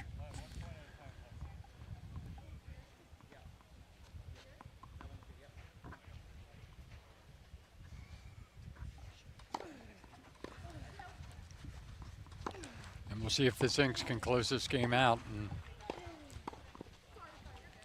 put themselves in the driver's seat. 15-40. First serve.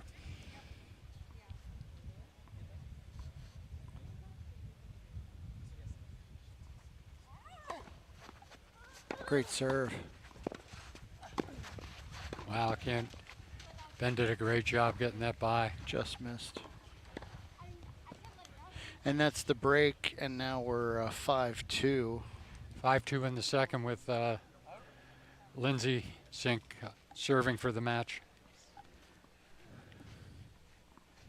So it looks like both these matches are going to close out here fairly quickly, Mark. Yeah, and again, we'll have 3 of our 4 semifinalists all set. Just one left.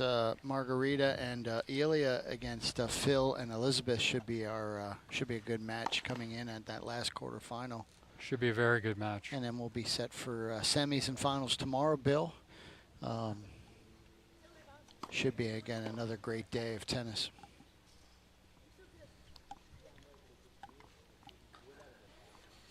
And it's nice not to be rolling through these matches without a threat of thunderstorms. At this point, knock on wood, you're not seeing anything on the radar. We've had some challenges in the past with a little bit of rain, haven't we? Yeah. Yeah, with this heat, all kidding aside, sometimes those storms pop up, and thus far in really good shape.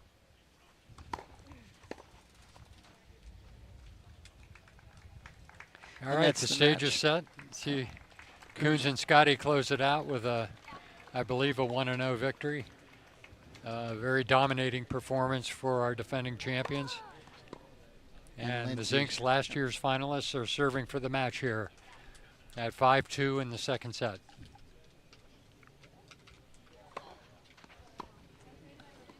Lindsay with a double fault, not the way she wanted to get off on, the foot she wanted to get off on in this game, Mark.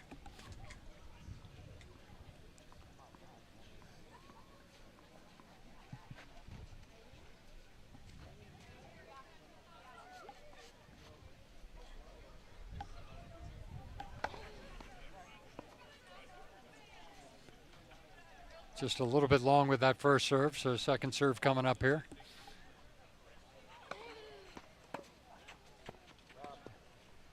KK pushes the return wide. We're 15 all. Yeah.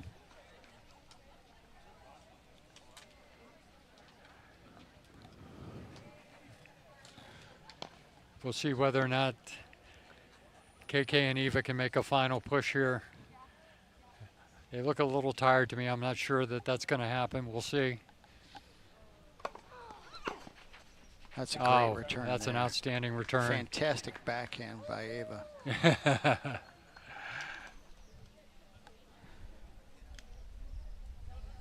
Eva with a great return there. Very, very well played.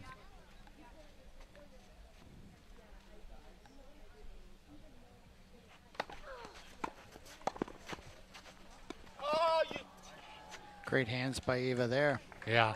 And now we're 15-40. Eva and KK working hard to stay in this one.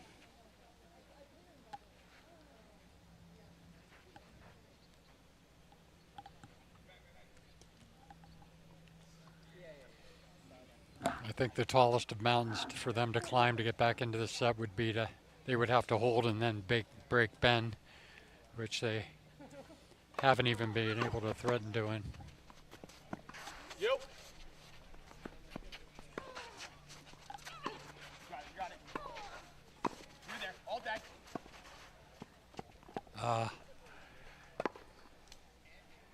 And she missed the easy one. Yeah, KK and Eva get the break. Yeah. Staying in this good fight. We are 3-5 second set. That's a big break for them.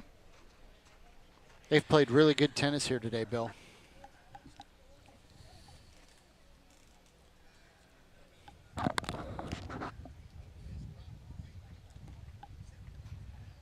It's fun watching the Zinks because Ben's, he's all over the court, but Lindsay does a great job in backing him of adjusting, covering, and moving around. Yeah.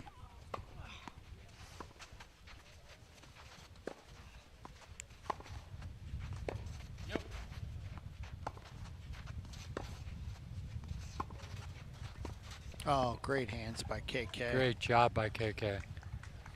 Again, they've both played very well today. Almost nonchalant. It looked like, really a fine play. Terrific shot. 3-5, 15 love. They're hanging in there, Mark. They absolutely are.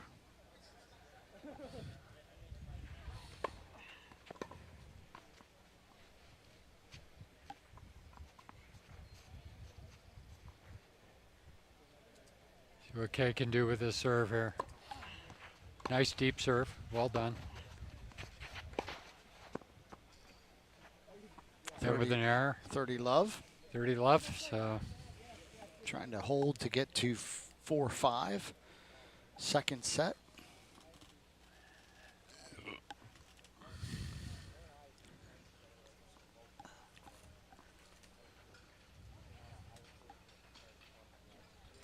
Just when it looked like it would be over quickly, this match is extending.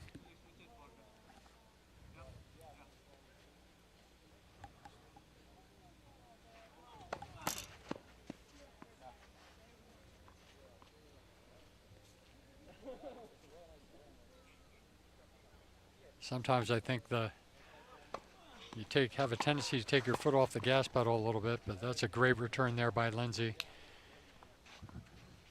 Puts it at 30-15. We'll see if the Zinks can get back in this game or whether they're going to force Benda with a service hold to close this thing out.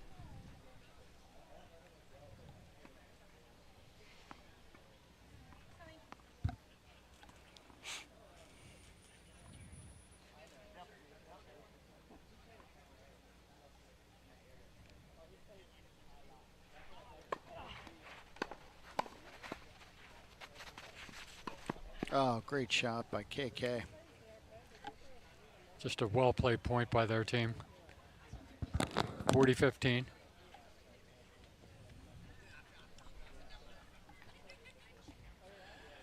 It's been a long day of action here at the Mixed Doubles Charity Classic. At this point, we've got the field down to 6 teams. Possibly be the end of this match here. Shortly.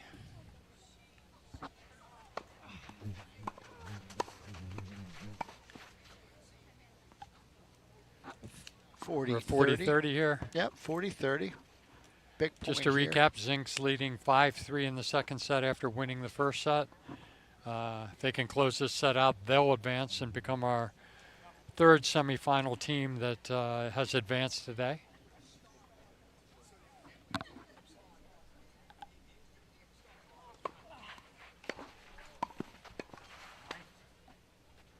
KK gets the hold, and we are 5-4 for the Zinks. Ben will be serving to close out the match. KK and Eva looking to get a break to get back to 5-all.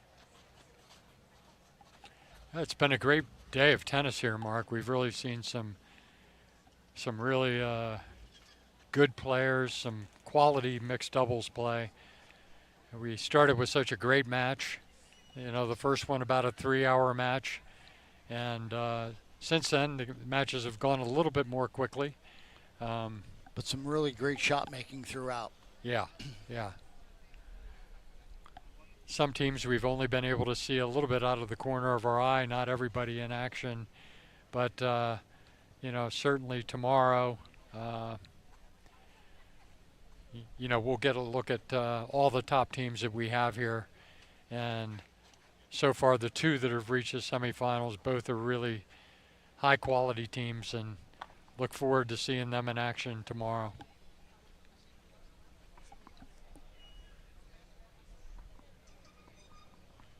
In what will prove to be another, I guess, hot and humid late morning and early afternoon. I know not sure the exact time that we'll be kicking off semifinal action tomorrow, somewhere in the 9:30, 10 o'clock range, I would think. And I know that information will be available on the website. That serve made it through the fence all the way onto the paddle court. Ben gets that first point. KK drops the forehand into the net. Ben on shirt number 5. I guess as evidence of the heat we have here today, nobody is leaving their chair to go retrieve that ball down there on the paddle court. I don't think the players are interested at this point either. So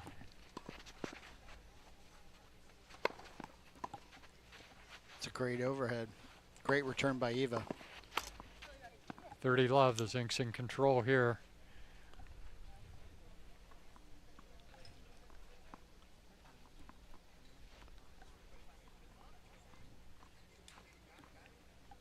Again, Ben making a smart play there, had this short ball, hit it deep to Eva. She got a good racket on the ball, almost made a tremendous shot, but caught the net. So we're at 30 love here. Zincs looking to close it out. Just wide with that wide serve. Thought he might actually get an ace out of that.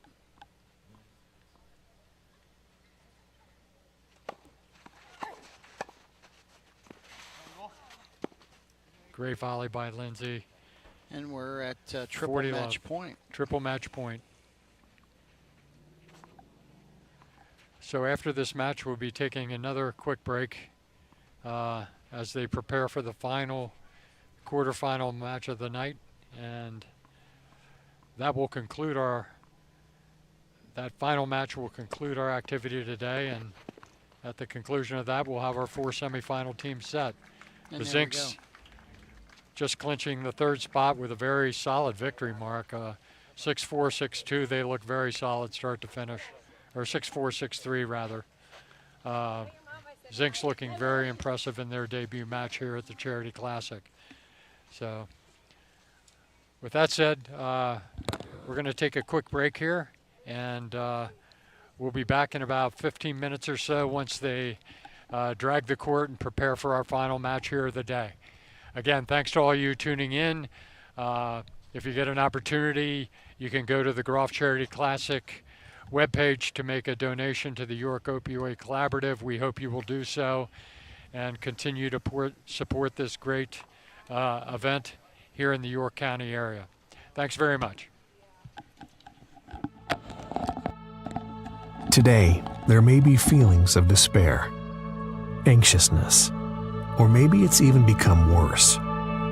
Relationships seem unattainable, unrealistic, and the light at the end of the tunnel, that burned out a long time ago. But tomorrow could be different.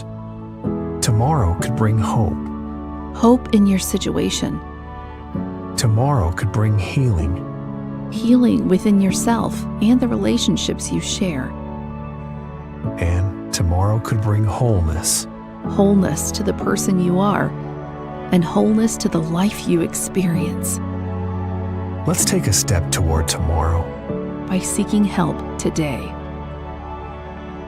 At WellSpan Philhaven, we want to help you live a well-balanced life. Our more than 300 highly credentialed therapists and doctors care for the whole person. Mentally, physically, and spiritually.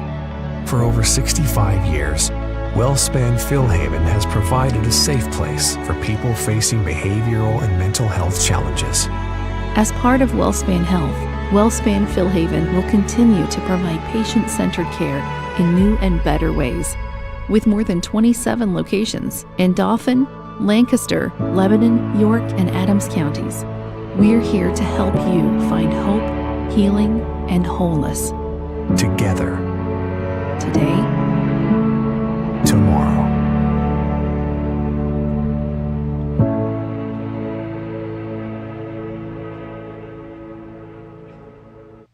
Hi, I'm Rocky Blyer. You know, as a veteran and former NFL athlete, I know staying healthy and partnering with your doctor is important.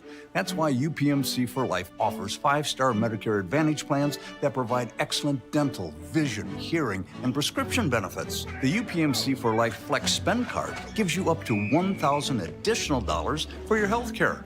Your healthcare dollars, your choice. Get in the game. Call today for free information. Rudders is made for you. Order ahead with our mobile app. We are your morning stop.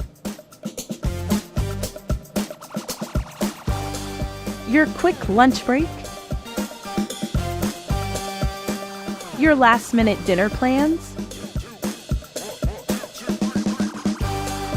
And your late-night snack. Rudders. Why go anywhere else?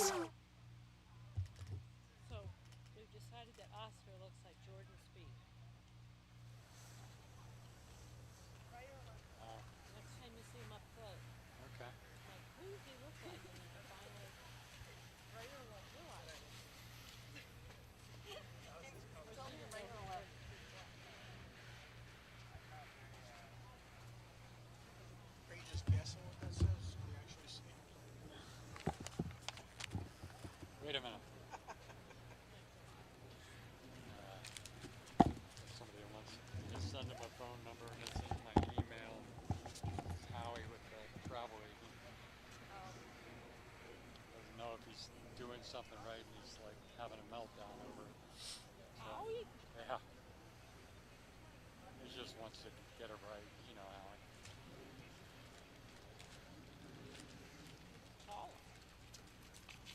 I could do that now, couldn't I? Well, no, I have the number. I know I messed up. There it is. Tell us. I have one. I'm good. You good? Did Jen go home? If you need one, just holler. Hey, Mark, I haven't even said hello to you. You and I have the same idea.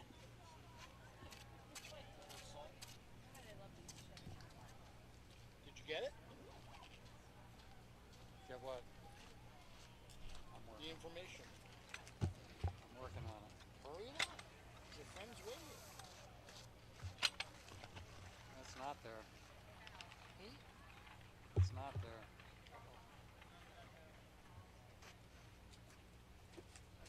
Your email's there.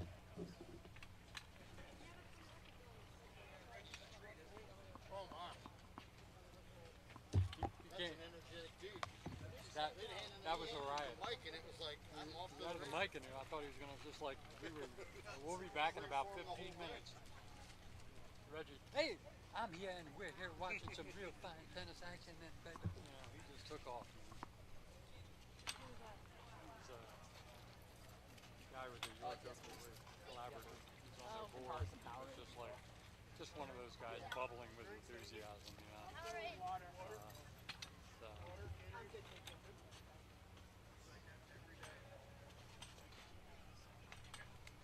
Loving life.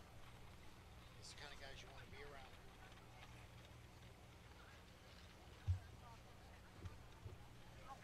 Look at that.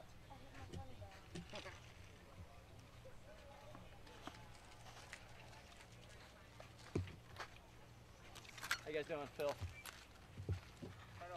What's your name again? It's not memorable. They said that we got a watch for your line calls. There's been some Middle States line calls going around. I'm sorry, my bad. Forgot my name. They said you had a really bad attitude too. That's my partner. Yell, come on after every shot. That is Middle States. Yeah. Oh, we're in. You don't need to do the doubles on this side. They're only allowed to hit in their singles. Hello. Anything here is out. I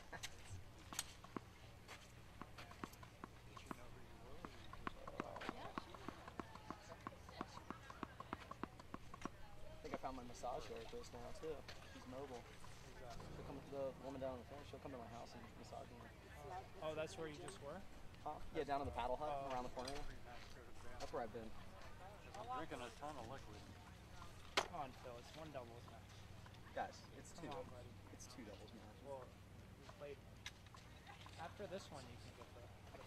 I can't spend like a whole year like talking to both of you every like multiple times every week and then like not show up for the match. You really can. We won't be offended.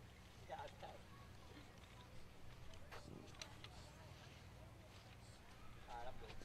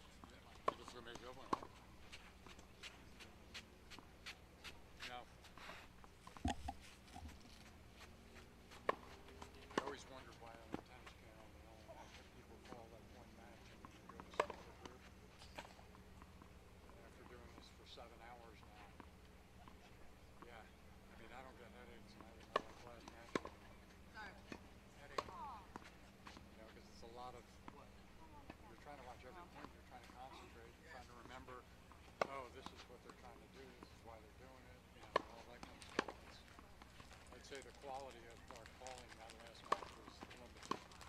Yeah, a little more dead time than we had when we were more energetic. I think this is the first time we've ever done 4. By himself. Mark and I sat down and he gave him the mic and said, Mark and I are kind of laughing. But we had a really great exchange. Yeah.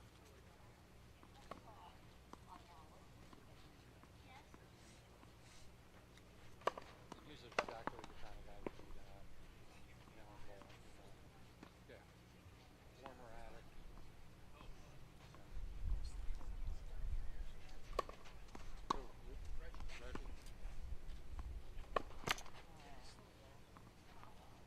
That's impressive.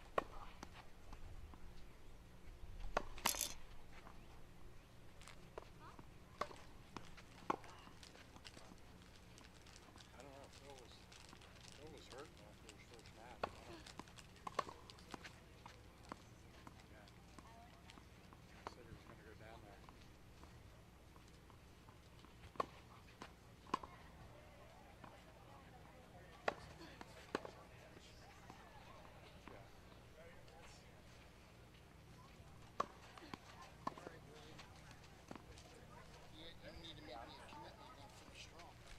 I am going to finish strong. Get your head out of your ass and let's go. Is that what he said? I'm not trying to call a match. I'm like, let's go. Up or down?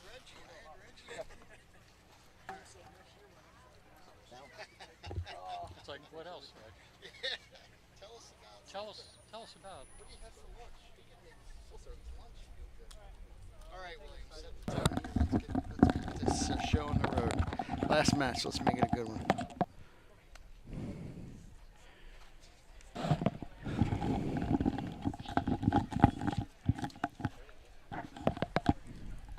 Welcome back, everyone. We're here for the final match of the Groft Charity Classic. We've had an outstanding day of tennis here.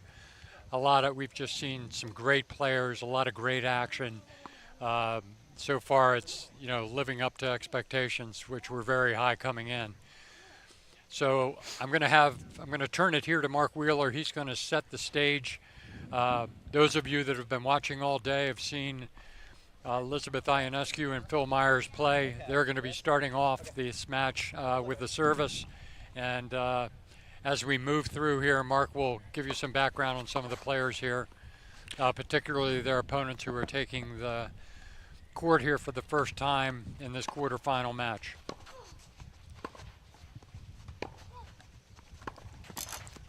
Mark, one thing I would note right out of the chute was... Yep. You beat me to it. was Elizabeth, basically being the first server. Yep. They were they were clearly more effective with her serving than Phil in the first match, and so they've made that adjustment, and we'll see how it works out for them. Yeah, and Phil, as you had commented, Phil came off that first match, said he wasn't feeling that well. That's going to be a key item to watch in this match. We believe it'll be a very competitive match, so his health will play key into that. We're 30 love early, and as you had said, the first item of note is Elizabeth serving first, which we almost never see, having the female lead off. So 30 love, first game. We have some cloud cover. The player's probably enjoying that. And that's going to make a big difference here. Oh, great shot by Margarita. Margarita, that's just a great volley. Let's get into those names real quick, Bill. Sorry to interrupt you, but Yeah. On the other side, all four folks have been participants in the Classic for a number of years. Ilya Shatasvili and Margarita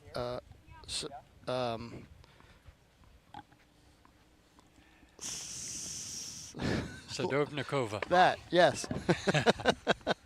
And I know Margarita too, and a fabulous double player. She actually plays some doubles with my son, so it's a joy watching her play doubles. But Ilya and Margarita played a number of years in this tournament and are very accomplished doubles players. So we expect this to be a very competitive match. Elizabeth, moving off of the backhand rally, chooses to try to go down the line and pushes that wide. So we're 30 all, first game. And there we saw Margarita really go toe-to-toe with Elizabeth with those, the cross-court backhand battle. I think can look to see that continue throughout the match. This should be a very, very competitive match. And great serve by Elizabeth sets up the easy put away for Phil, and we're 40-30 in game one.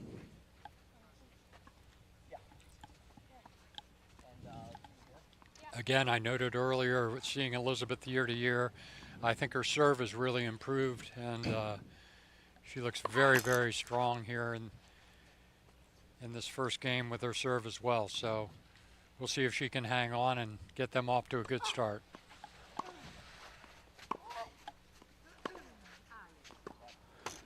And she holds. She wins that battle of cross-court backhands, and one love out of the gate. Phil and Elizabeth take that one zip lead here. And it's been great to see. We still have a lot of spectators here. We're moving obviously into the late afternoon, almost dinner time, but a lot of people, they're just not leaving, still hanging out to watch these matches. Well, and the other thing it's finally died down is the autograph line for you. So Yeah, that's been good to see. That finally has died down after all this time. Ilya serving, love one. We both remember Ilya through the years, has played a number of years here, a very accomplished player. I jinxed him on the serve, so a double fault, and on the first serve, love 15. Began playing in St. Petersburg, Russia at the age of 3 as a junior ranked top 20 in the United States. After winning an Ivy League title at Columbia University, went on to a career high of number 87 in the U.S. So again, a very, very accomplished player in his own right. Missed that serve up the line. Margarita, also born in Russia, was a top 20 player on the Russian tour, and the underage 16 was a member of the national team, a Division I athlete as well. And again, a very accomplished player. Plays a significant amount of doubles in the local area for USTA teams.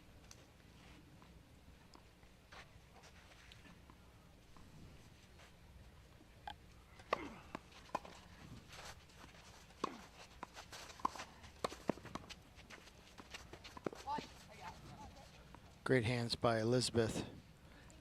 Again, I think that ball might have drifted out, but she had a play on it and chose to play it, and we've talked about that throughout the course of the day. But if you're not sure and you have a chance to hit it, hit it. Great serve. Ace up the middle.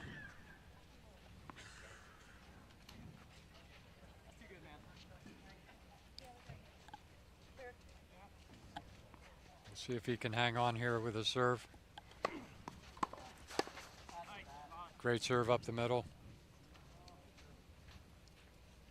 Phil unable to get that ball cross court. He did a nice job of bringing that ball into his body a little bit. 2 great putaways. Yeah.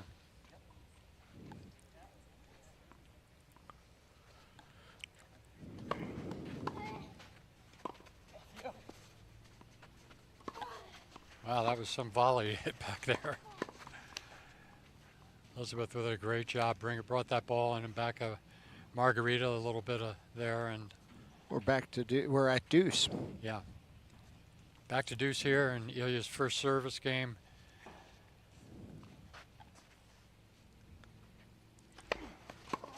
Great serve. Nice solid serve there. They got the ad again here. We'll see if they can close it out and bring this match to 1-1 here. The temperature change again with that cloud cover, Bill, is significantly improved. Much more comfortable. Ilya holds, and we're 1-1. Yeah. First set. Significant serve there, Bill. He's got a lot of pace on that ball. That flat and the ability to hit both down the middle and out wide is going to prove to be tough for Phil and Elizabeth, you would think. 1-1. Big game here. Again, Phil struggled in that first match. Number of service games. Big early point to see how he's feeling and how he's doing here with his serve.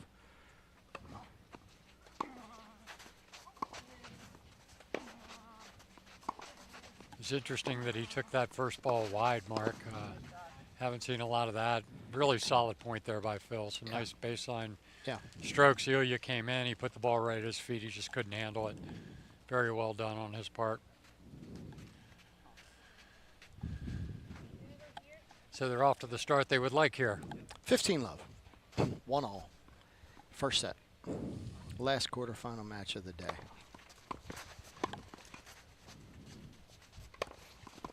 Great hands by Ilya, but not good enough there.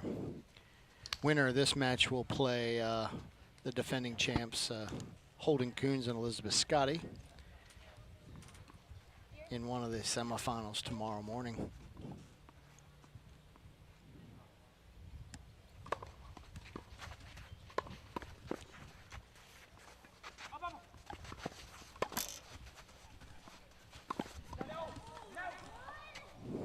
Some good shot making there. Up the net, yeah.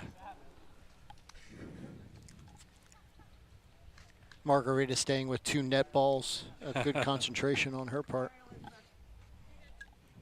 And that's a point that Phil and Elizabeth really should have come away with. They had some really good opportunities to end that point there pretty quickly. Yeah. 30-15. Sun peeks through some of the clouds.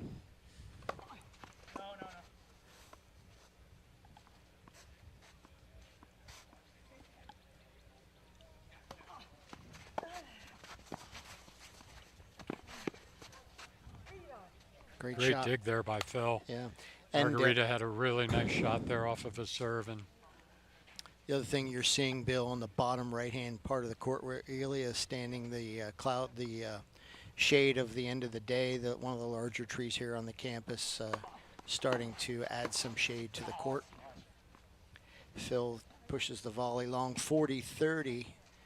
Phil and Elizabeth looking to hold here in game 3, 1-1, first set. It appears to me, Mark, that Phil's looking for a little more velocity on the serve than we saw the last match he played. Could be wrong about that, but it just appears to me that way. And they get the hold. Myers and Ionescu go up 2-1, first set on serve. They'll switch sides and Margarita will take over the serve.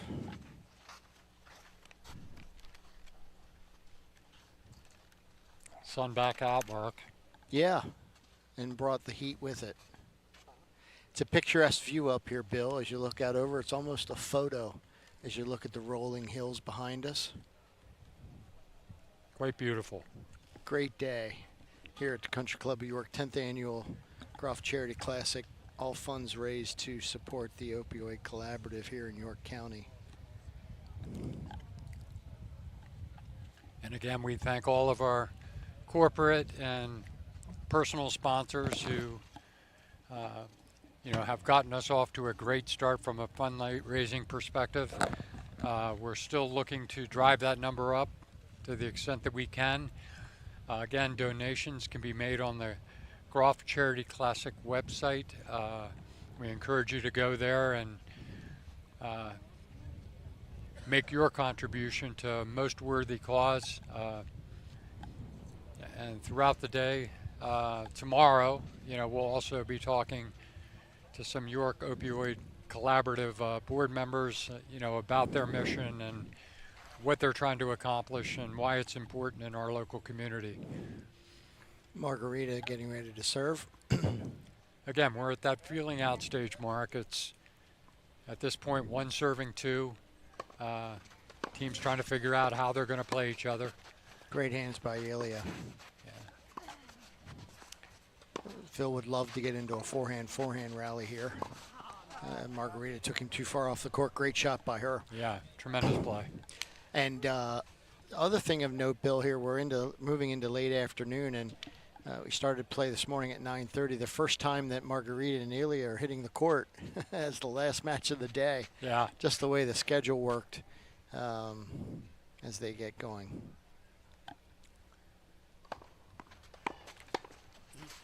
Mark, while I'm sure they would have rather played earlier, they also have avoided playing twice today. Correct. All the top 4 seeds, are really going to only have 1 match, and so far, all the top 4 seeds are advancing.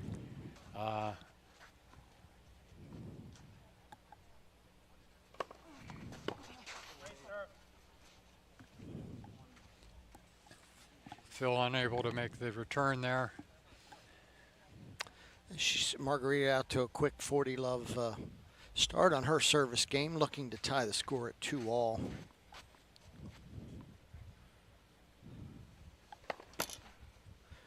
Elizabeth gets a look at a second serve. Yeah. But her serve looks solid, Mark. I think that impressed with what I've seen out of her play so far. Great poach by Phil to get the Myers Ionescu team on the board. 40-15. That's great because it's going to give Margarita something to think about. Yeah. If Phil's going to be that active out there. Yeah. I thought to a certain extent in their first match they were not active enough, and it looks like they are making a concerted effort maybe to change that a little bit here. I think that would be to their benefit in this match and in the long run should they advance. Great return by Phil, and now it's 40-30. If Phil and Elizabeth can find their way into this next point, trying to push back into a deuce. 40-30, Margarita and Ilya looking to tie up the first set at 2-all. What was an easy game has turned a little bit more complicated.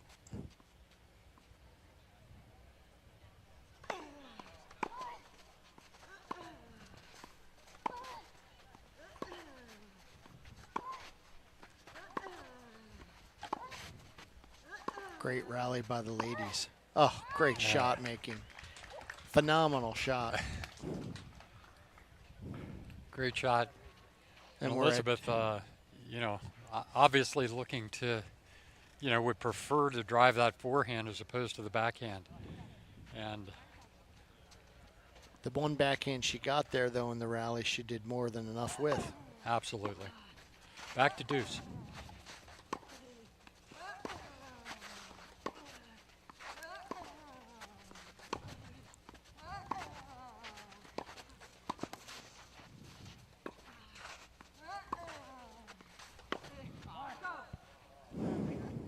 Phil lost his patience there a little bit. I thought they were in. Yeah, they were in a rally kind that of was pattern. fine. I think that Phil and Elizabeth would have preferred there. Yeah, an interesting choice, Phil, going down the line there to try to end that point quickly.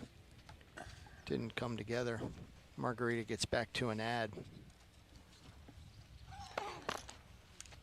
Elizabeth gets a look at a second serve here, Bill. Absolutely. It's out. She double faults. And we're back to deuce. Yeah. So they're making it a little difficult here on. Yeah. Yeah, Margarita. Margarita here in the early going to hold her serve. She had the 40 love right out of the gate. Looked like it was going to be a stress-free game, and has turned into anything but.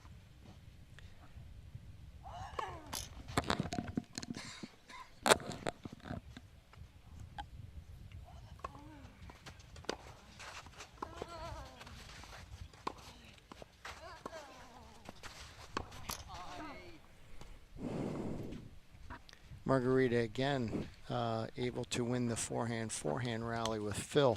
Yeah. And a little bit surprised by that pattern. I feel knowing how solid Phil is with that forehand. That in. Elizabeth again will get a look at a second ball.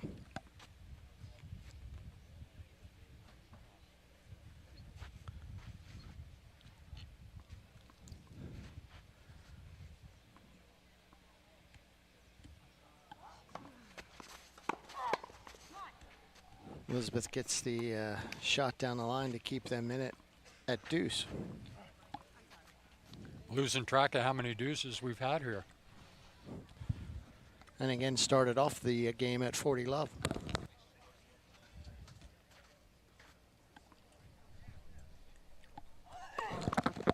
Phil gets a look at a second serve.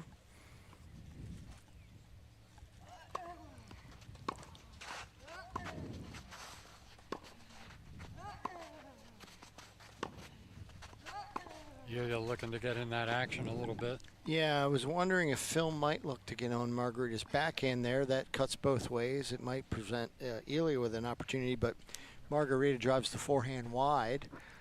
Felt like she needed to do a little bit more, and now we've got a break point here, Bill, for Phil and Elizabeth to go up 3-1.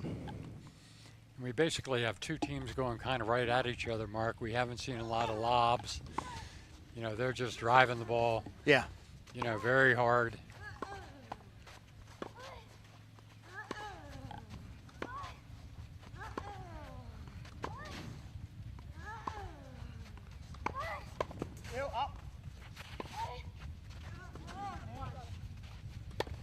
Great play. Elizabeth again more than holding her own in the backhand rallies, backhand forehand rallies, back court rallies. Ultimately, Margarita goes for the lob at short. Phil puts away the easy overhead, and we've got a break, and it's 3-1. Phil and Elizabeth get the early break with Elizabeth serving. Definitely off to a really, really solid start here, Mark. And as you said, Elizabeth really has been very, very solid from the baseline, and she's looking very, very good so far. And all right, feeling here? Yeah. Yeah, this? Okay. Yeah, I thought a lot of local fans have been following her, had probably some pretty high expectations, and she's definitely living up to them.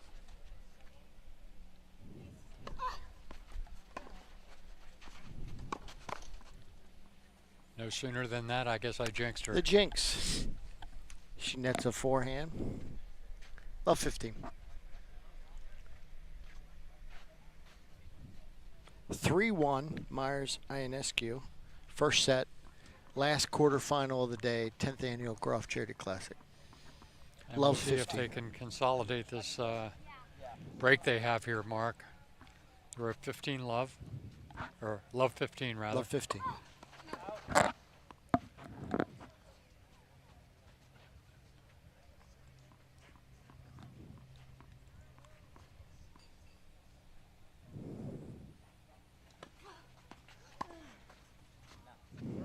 Margarita drives the serve deep. Second serve, good spin by Elizabeth. We're 15 all.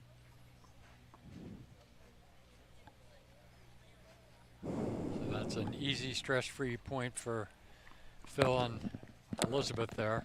You know, missing on the return of serve, going for just a little too much.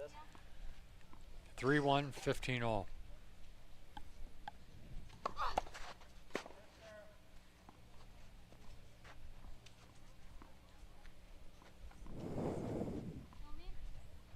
Second serve.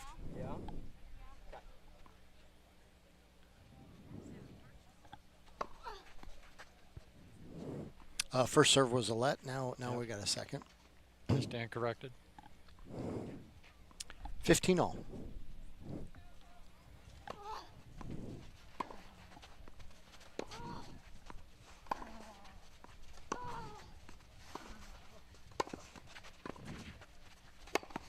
Elizabeth wins the forehand rally very directly. Elia feels like he's got to cut the forehand. It sets up a shot for Phil. He then puts the overhead away, and it's 30-15. Again, Elizabeth continues to account very well for herself in these backcourt rallies. And that's really the strength of her game. We know that. She's a consistent ground stroker and also hits the ball with power. And that's a very lethal combination, as we both well know. Kind of struggling a little with this game with her first serve, but reasonably deep serve there. Kind of got up on Margarita a little bit. She drove it into the net. 40-15.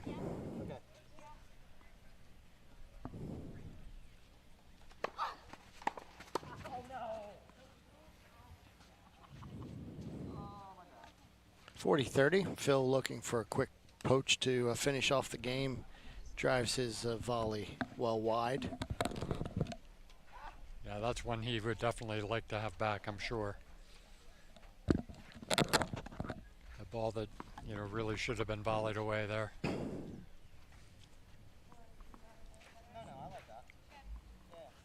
So we'll see whether or not they can hang on here and take a 4-1 lead in the first set.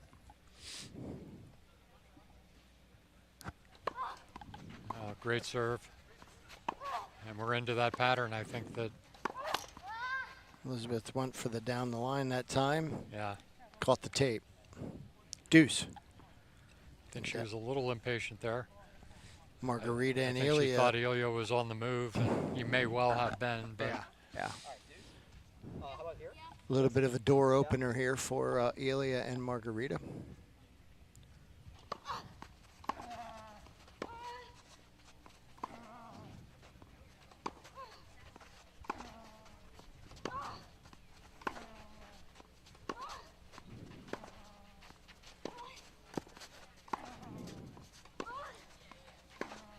What a great forehand battle there. Again, Elizabeth continued to more than hold her own pace-wise from the baseline. Total confidence in staying in that forehand rally. She didn't even look. Margarita had a couple opportunities where she tried to get her attention. Yeah. There was no desire to get out of that forehand rally.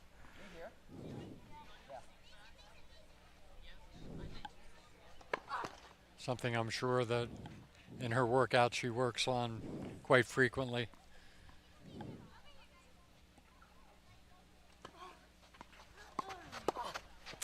Phil again not helping his partner with a poach to go way too far and drove the volley out, and we're back to deuce.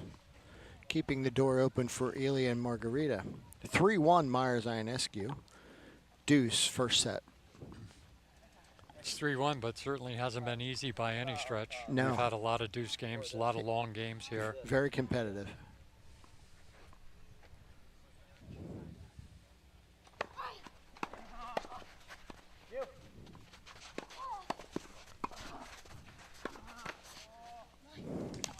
Nice plays there by Phil and Elizabeth, getting the ball by the net person, but putting the person in the back, leaving him with a fairly difficult shot. So great play in both cases. Indeed.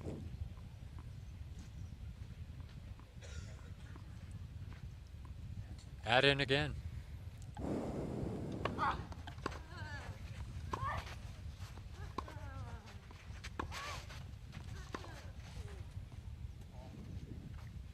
Phil and Elizabeth get the hold, and they move, as you said, looks more comfortable than it's been, but 4-1, first set. Certainly in the driver's seat here, as far as this set's concerned, Mark. Elia's the only game that Elia and Margarita got thus far is Elia's serve, and he'll be serving next at 1-4. And even that game they had to work to win, so I would expect more of the same here, Mark.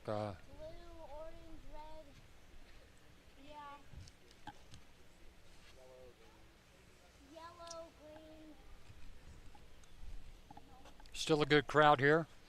We're in the last match of the day to determine our final semi-finalists for tomorrow. We're in the middle of the first set with Phil Myers and Elizabeth Ionescu with a 4-1 lead here. Off to a really solid start. The fans here are enjoying their local flavor.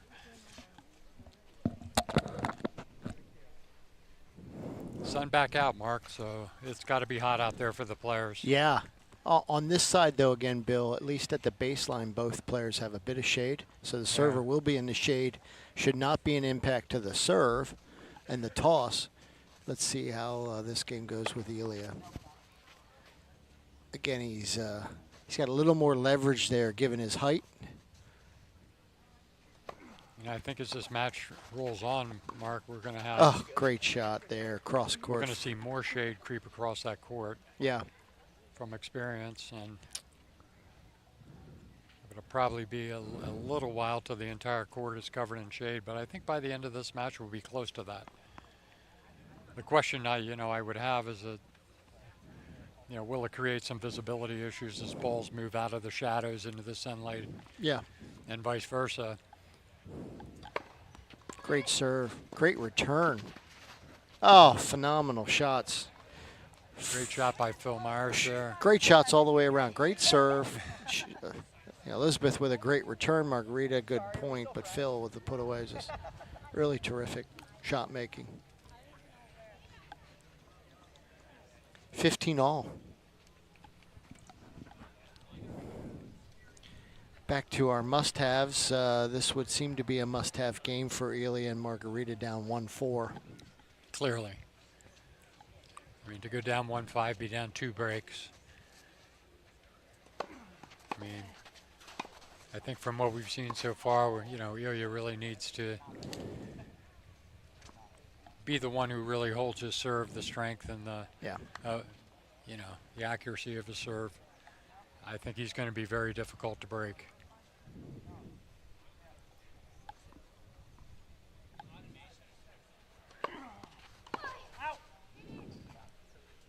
Another solid serve. 40-15. Yeah.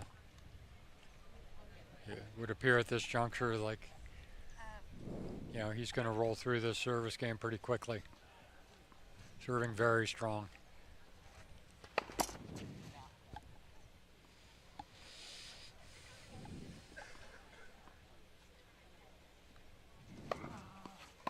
Great serve. Fairly easy hold for Ilya again, and they cut the gap to 2-4. Phil will be serving 4-2 first set. Our last quarterfinal match of the day.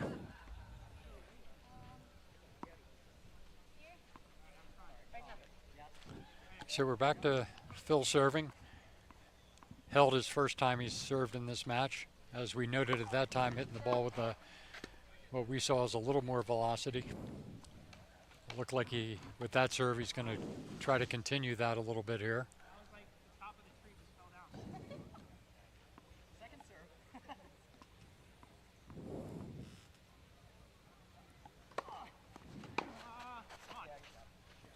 Great return there. Great return.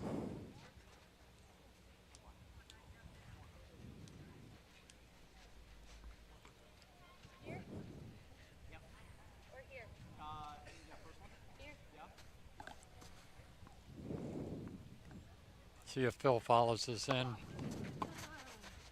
He does. Good serve. 15 all.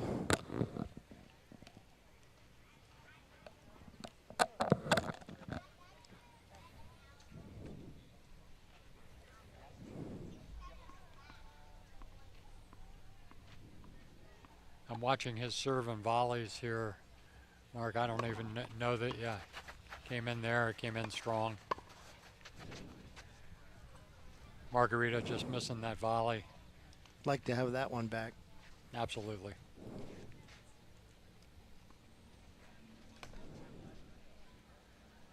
So Phil and Elizabeth with the 30-15 advantage here.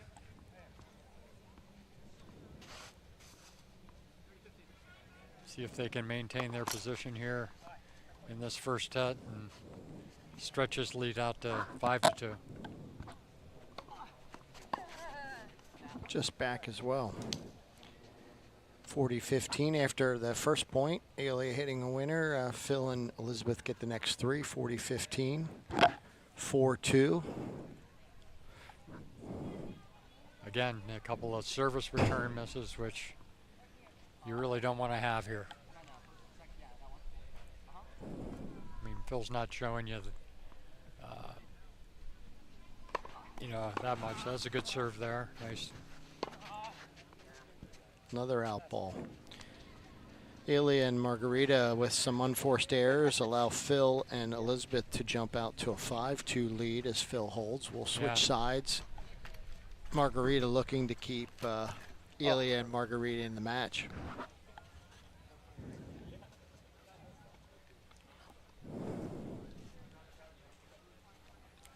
They're clearly in the driver's seat in this set, and they broke Margarita last time. We'll see if they're able to do it again. The beauty of that would be their ability then to start off the second set with Elizabeth serving again and keep that momentum going. Yeah. We haven't really touched on that today as you're closing some sets out, and you close that first set out. If you're able to get that break and then you're able to serve right after that, that first game of that second set is so key sometimes momentum-wise, so certainly something to watch.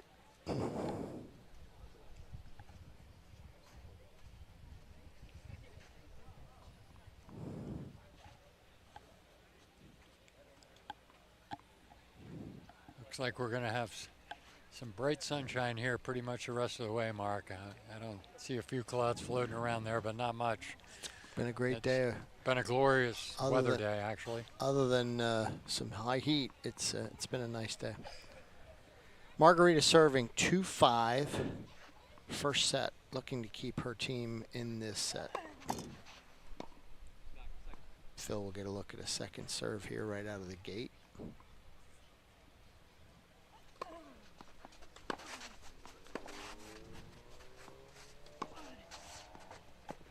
Great shot there by Phil. Nice cross court. Again, serving in. And Phil trying to establish that cross court pattern with Margarita with his forehand to her forehand. And Phil's really, I think, brought it up a little bit of a notch. And that's no longer a good strategy for Margarita to kind of stay in there. I'm kind of expecting Ilya to get a little more aggressive here. He was looking for the poach there. Yeah. They're going to have to do something a little bit differently. Yeah, I agree. Whether that means her going down the line, Elizabeth, lobbing Elizabeth maybe, trying to get over her. The forehand rally is, they could also go Australian. Well, as soon as we say that, Phil throws a forehand Ilya out. took like one step, and that was enough to really knock Phil off his game there. Like Phil thought he was going, and then he didn't go, and Phil had kind of adjusted his shot and was unable to kind of pull it back together.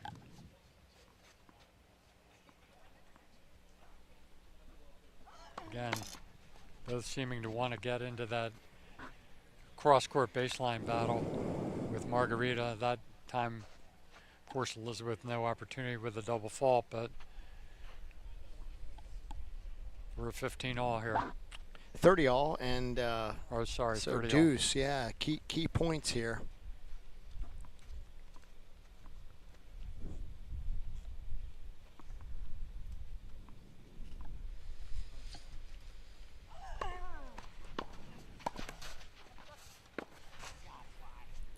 Phil chooses to hit a much more difficult shot, cross-court backhand, trying to drive that down. It didn't work. Margarita looking to get the hold at 40-30 to stay in this first set. I think Phil kind of looking for that shot in back of Ilya to try to keep him home. And so far, it's not been effective. Great to get there by Elizabeth. A little too much there. And they get the hold and will force Elizabeth to try to serve out this first set. 5-3 Myers Ionescu. First set, last quarterfinal match of the day. In her first service game of the match, Elizabeth was having a little trouble getting that first serve in to with the percentage that she probably would like. We'll see if she's able to pick that up here in this game to close out the set. Excellent serve there. Excellent return.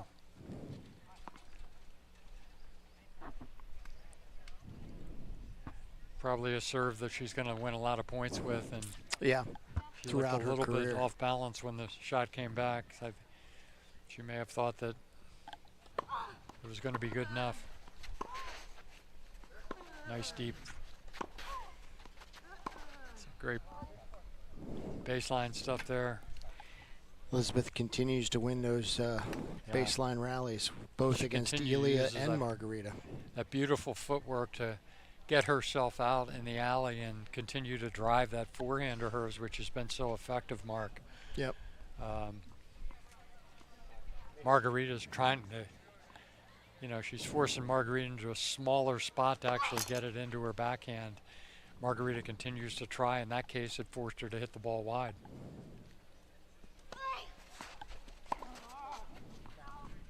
Phil doing a good job holding off hitting that. 30-15. The second serve was not necessarily that deep, but had a lot of spin on it. Yeah. And Elia tried to do a little too much with it. We're 30-15, as you said, 2 points from the set. At this point, if you're Phil, remember the last time she served, he got a little bit anxious at the net. Just let this play itself out. She's winning points in the baseline rallies. No need to get too aggressive.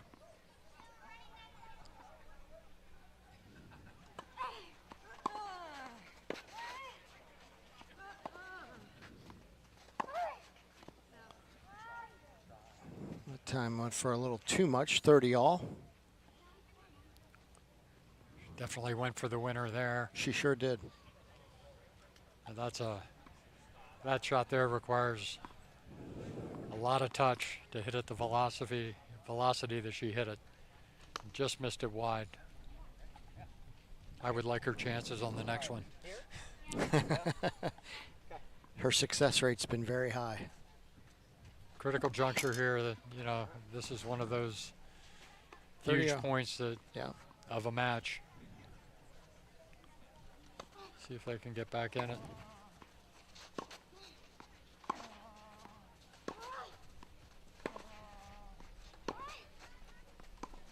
Should catch a line. Tremendous baseline shot there by Elizabeth. 40-30 as the ball comes down off of the roof of the pool area. Kevin May with a great play over there. It really was. Pretty standard, one hopper, and then a left-handed throw back into the court. And we have set point here, Mark.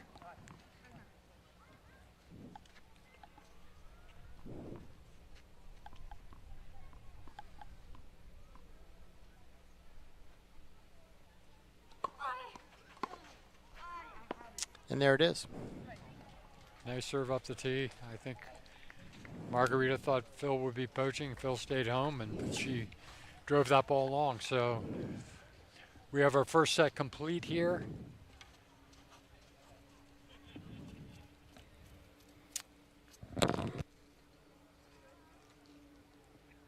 Looks like we're going to have a little delay in action.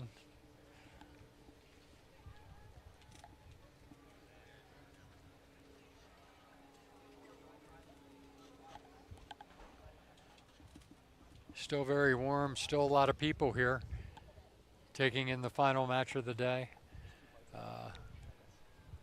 Again, we do have a little bit of a local flavor here with both Phil and Elizabeth from the York area, so a lot of Yorkers very interested in this match. We'll see if Phil and Elizabeth can get off to a strong start here in the second set. Yeah, right out of the gate here, Elia and Margarita obviously looking for a hold. that will be key as they look to get off to a good start.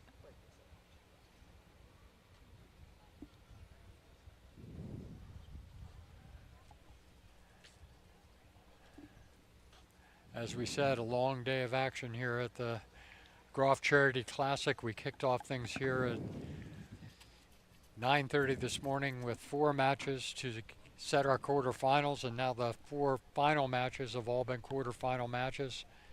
And we're at the final one right now, and that sets the stage for the semifinals, which will be tomorrow morning.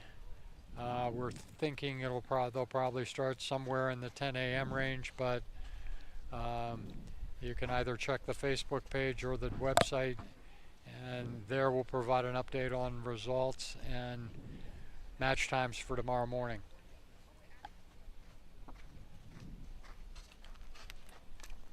Sun back in here momentarily. Nice cover. That all feels good. We get ready to start this second set. Ilya still serving on the same side.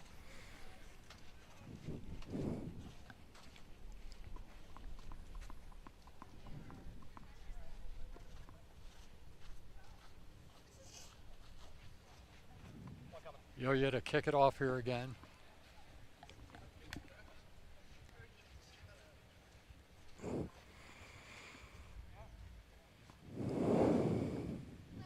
No change in the service order here.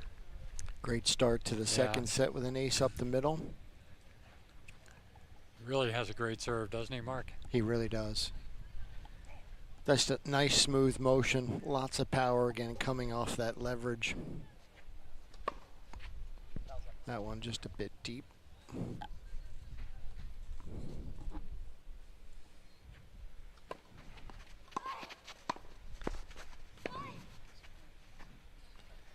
Elizabeth going for a little bit too much off the back foot, and Ilya off to a great start here, 30 love. And I think it's really important here for Ilya and Margarita to get off to a strong start and try to stem the tide here in this match. They don't want to fall into a deficit here in the second set.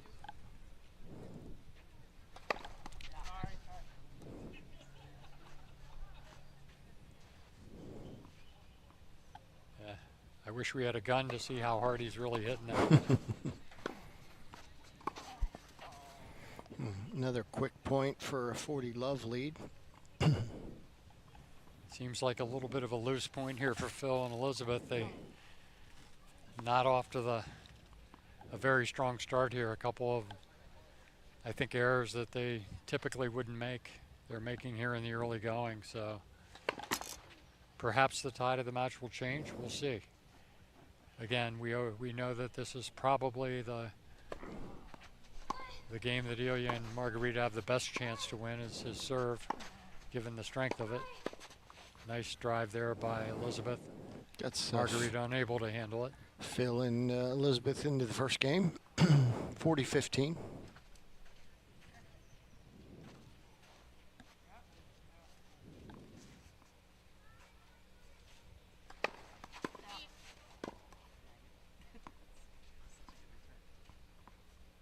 Second serve. Indeed.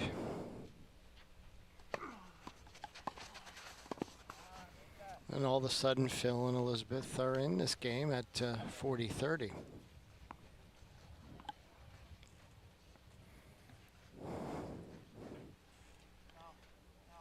Well, he's got a nice kick on that second serve, too. And he says that's that's the end of that. And Ilya holds beautiful ace up the tee. First game. Ilya and Margarita with a 1-zip lead here in the second set. Clouds again covering that sun. A little bit of respite here for the players and the fans and the announcers.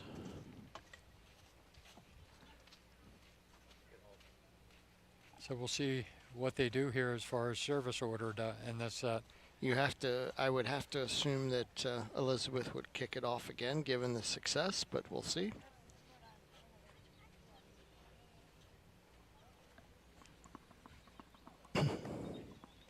You are correct. It appears that Elizabeth will serve to start the second set here. Again, she's been very solid so far.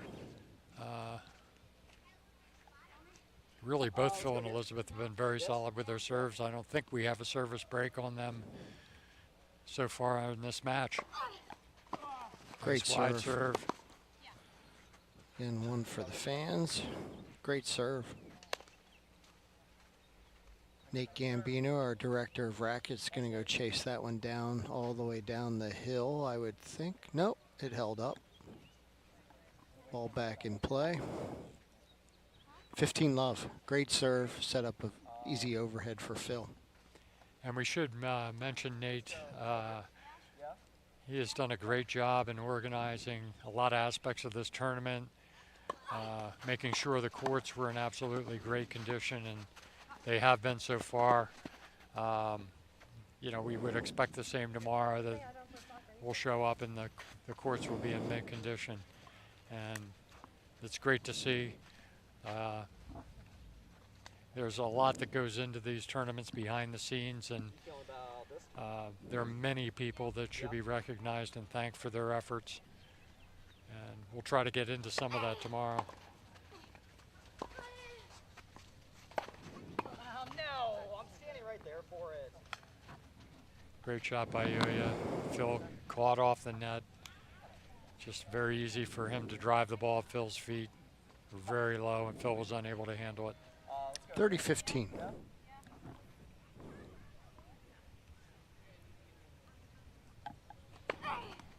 Nice serve there.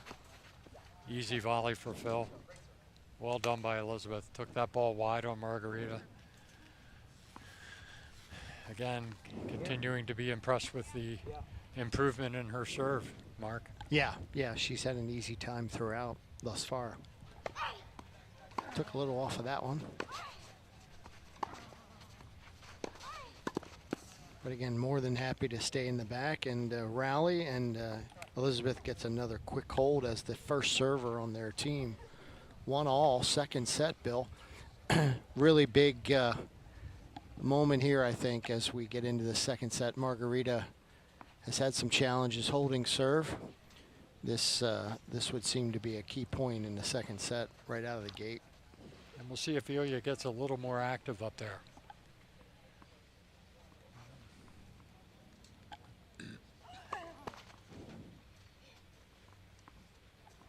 I expect Phil to, drive the forehand, try to get into that forehand to forehand battle as you see they're into already here. And that's proven to be a really solid strategy over there. As you had said, he made a couple of adjustments after the first game or so where that was maybe not as successful, and they've won the majority of those points. And I mean, so far Ilya hasn't been able to get aggressive enough up there. I think Margarita's leaving a lot of those balls short in the court, Mark. Yeah. And yeah. It's making it easy for Phil to drive it deeper. I mean, yeah. It's a battle, obviously, of keeping the ball in the court, but the deeper you hit it, the more you can bring your net player into play. Yeah. Because it gets harder to hit the ball past the net person when the ball lands deep in the court. Again, here we're back in the same pattern. Elizabeth getting a little antsy, just so that she was going to poach. Yeah. Margarita caught her a little off guard going down the line. Yep, that was a good move. Recognizing that, that was an all too familiar pattern that has not been working as effectively for her as she'd like. She takes the shot at Elizabeth, and again, there's the example. Elizabeth ball hitting just inside the baseline. Margarita unable to handle it. May have been mishit just a tad, but I think that ball was loaded with spin and was going to be very difficult to handle. Double break point here.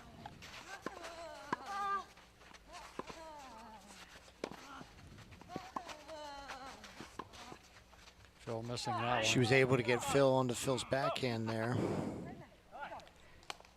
30-40. Still a break point for Elizabeth and Phil.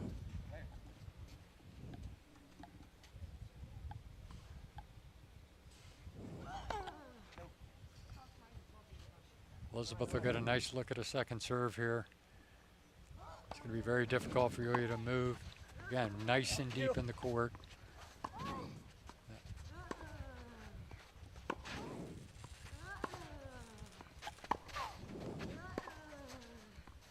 And she has Yulia very concerned that she's going to basically try to go down the line, and great shot there. Super volley there. Deuce. So 2 break points saved. Held off those. Yeah. Very important for them to hold serve here. Try to get a little bit of an advantage here, Mark, in the second set. After, really playing kind of come from behind tennis. Again, nice play. Phil with a nice volley there. And we have our 3rd break point here. We'll see if Phil and Elizabeth can break through here and start to take charge here in this second set. Elizabeth will get a second serve here. See if she can drive the ball back deep. Another double fault. And that one's costly. That's going to give Phil and Elizabeth the break and a 2-1 lead here in the second set.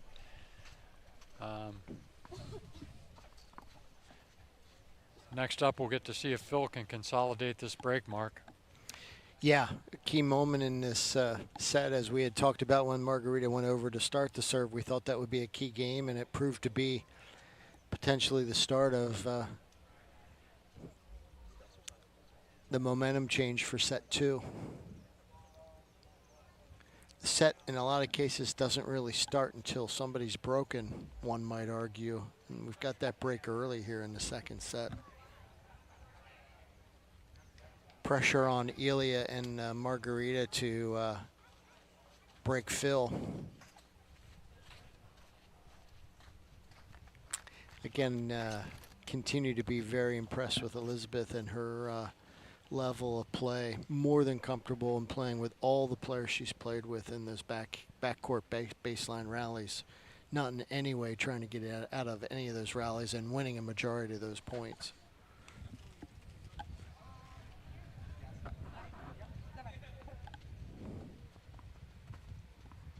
All right, 2 serving 1 here, second set.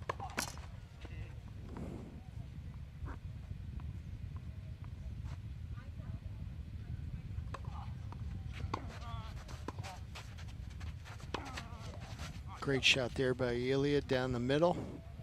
Talked about that earlier when Jenny Goodling was with us.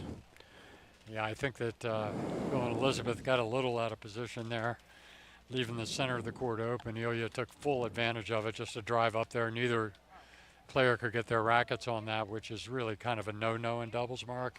Yeah. You know, the middle of the court's where the net is lowest, and you have to expect your opponent, you want to force your opponent to go over the higher part of the net and make the lower percentage shot. And nice second serve there by Phil. Very well done. 15 all. 2-1. Yeah. Second set. Myers-Ionescu got the first one. And Phil looking good with his serve. He's really picked it up in this match, as opposed to the match we saw earlier today where there was a bit of a struggle. Yeah, great hands there. Yeah. Again, a little cat and mouse, 30-15.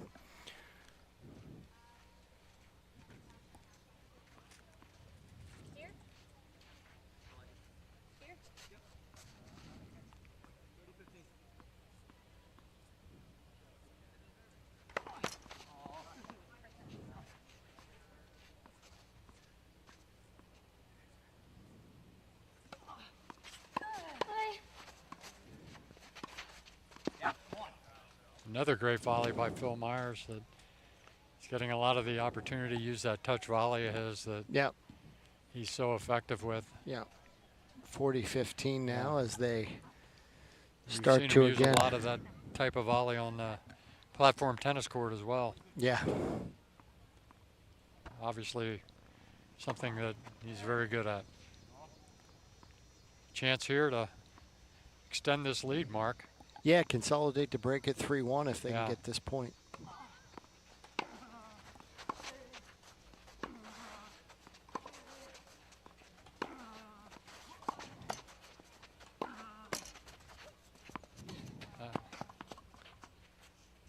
Incredible net shot there, huh? Or no, landed on. Landed wide. Yep, and, sorry. Okay. They consolidate the break, and it's 3-1. 3-1. This is where they've had the most success. They absolutely have to have this game, Bill. This has been their must main have. game is you serve and Must have it. yeah. Wow. Elizabeth with a nasty volley backhand, driving She in has for been an very easy impressive, winner. Mark. She absolutely has been very. This is a must-have game here, Bill.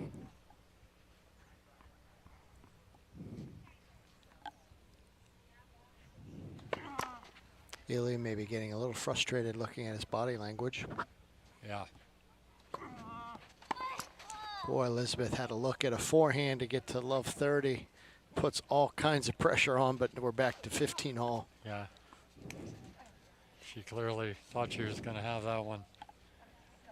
She liked what she saw and really went for it. Just caught the tape.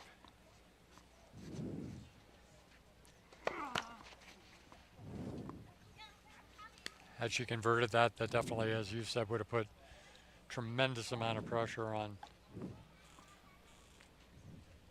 Ilya and Margarita here. Great shot.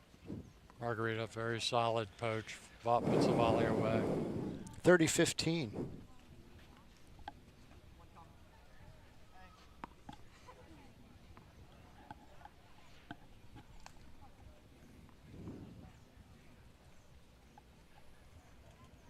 I expect him to try to go for the ace up the middle here. Elizabeth really giving him some space there. He just couldn't convert it. And he did. Oh, and a double fault. 30 all, Bill. We're at a key stage with a key point right here. This is match time kind of stuff right here.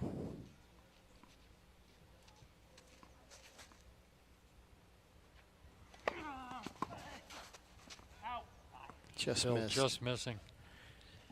Ilya gets the ad, 40-30.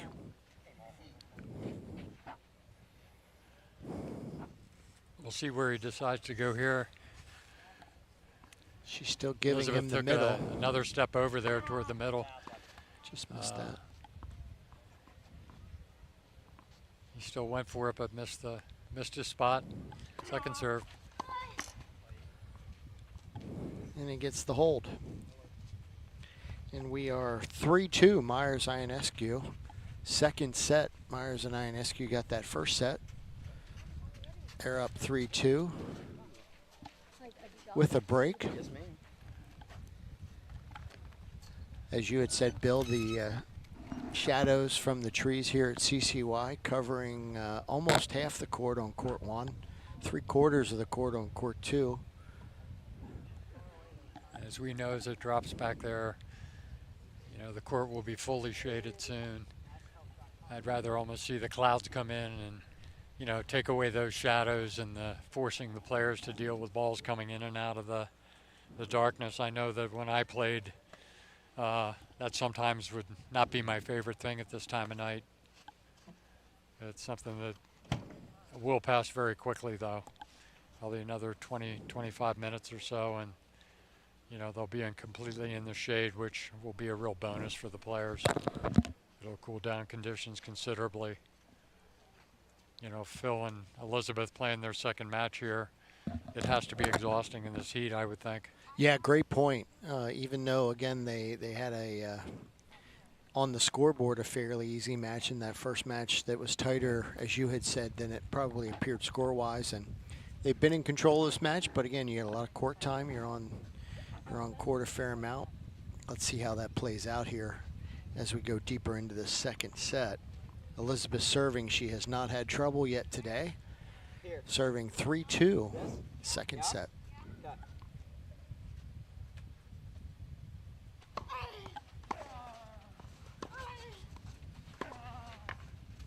That's a great shot. Lost her footing there.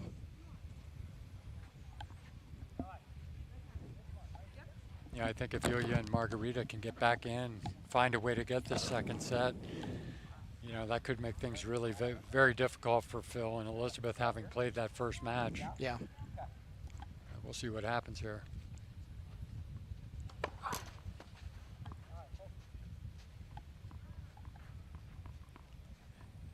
So far, this has been kind of their money game. I don't think Elizabeth's had her serve broken all day. She has not. Even in the first match. And yeah.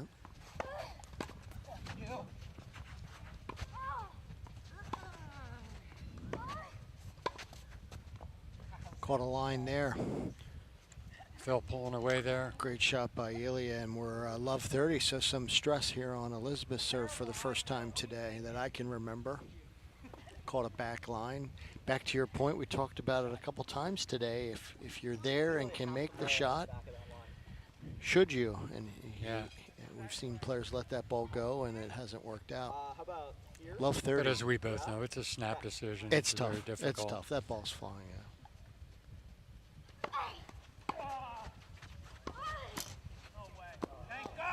Oh. That stayed on our side, on the side here. Bill, is that love 40? That's love 40. Okay. Triple break point. Looking to even up the second set at 3-all. Could the tide be turning here, Mark? Yeah, we shall see.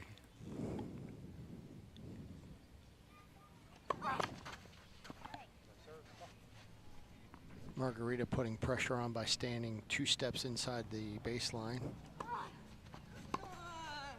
Great angle. And then delivering a really strong backhand, and they get the break. And, so we're back on serve here, Mark. We are 3-all second set. Margarita serving now, and the pressure will revert to her serve. Let's see how Phil and Elizabeth handle that bit of adversity. Phil gets a look at a second serve here out of the gate. And as we know, this has been problematic, this game. Very difficult for them to hold. They've kind of had a stranglehold on Margarita's serve. Again, that forehand to forehand pattern, we're back to that. And there's where she looked for something different. And yeah, back to your point, you've really nailed this. Margarita probably feeling some pressure, like, boy, I've been in these rallies. I haven't won many of them. Do I need to change it up? Love 15. And the stress starts.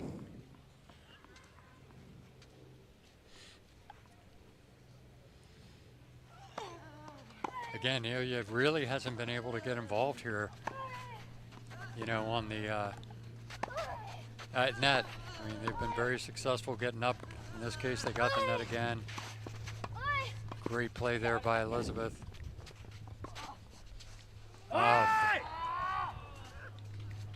Really good point there.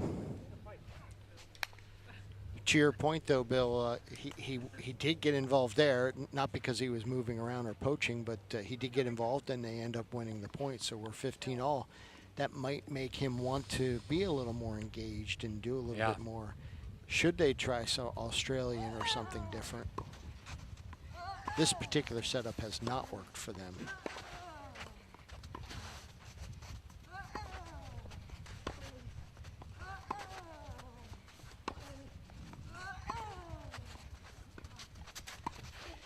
Phil went for the backhand slice, and Ilya was there. 30-15. There's Ilya again getting involved 2 points in a row and turning the tide of this game. So they've gone from a 3-1 deficit to 3-3 and 30-15. So clearly the direction of this match has changed somewhat.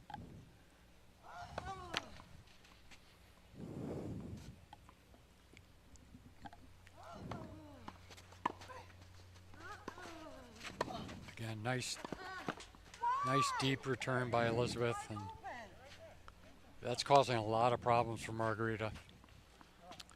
Is the depth of which, not only the power, but the depth that Elizabeth is hitting the ball. 30-all. Again, Phil being very consistent, but there's a nice deep ball. Not But so again, he's much not there. hitting the ball as deep as Elizabeth has been. That one better. We'll see where this point ends up. Yep, that same pattern, Mark. Yeah, you've nailed And it. I give credit to Phil for sticking with that. Yeah. And That's where the money is. That's the money shot. yeah. And I think Ilya's got to force Phil to go up the line once or twice. Yeah. You know, make him do something a little bit different than he's been doing. So far, he's just staying put. He's, Yeah. you know, moving around. And they haven't chosen to, again, put Ilya in an Australian or move him over there at all. Yeah. It's a great first serve by Margarita.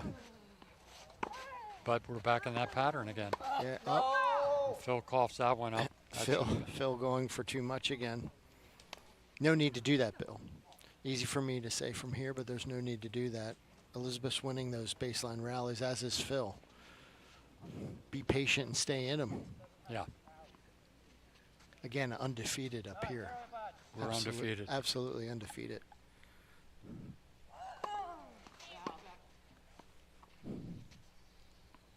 Second serve. Again, you know, I think we'll up another double fault. There, and now we're back to break That's just point something again. you can't do at this point. Yeah. That's a critical error.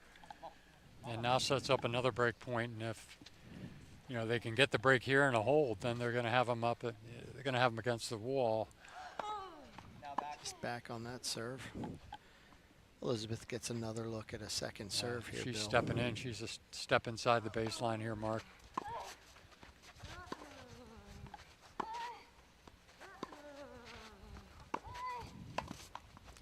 Ilya feeling the need to go do something. Trying And to we've got change our the break. pattern. And Yep, we've got our break. Yeah. Not feeling like, again, that stress. We've talked about it, that stress of continuous points that we're not winning on the baseline. He felt the need to go get something that wasn't there. Credit Phil and Elizabeth to stay in that pattern, as you said a little bit ago, Bill. It absolutely paid dividends there, and now we're 4-3. Myers and Ionescu get the break, 2 games from the match, and filling out our semifinal bracket for tomorrow.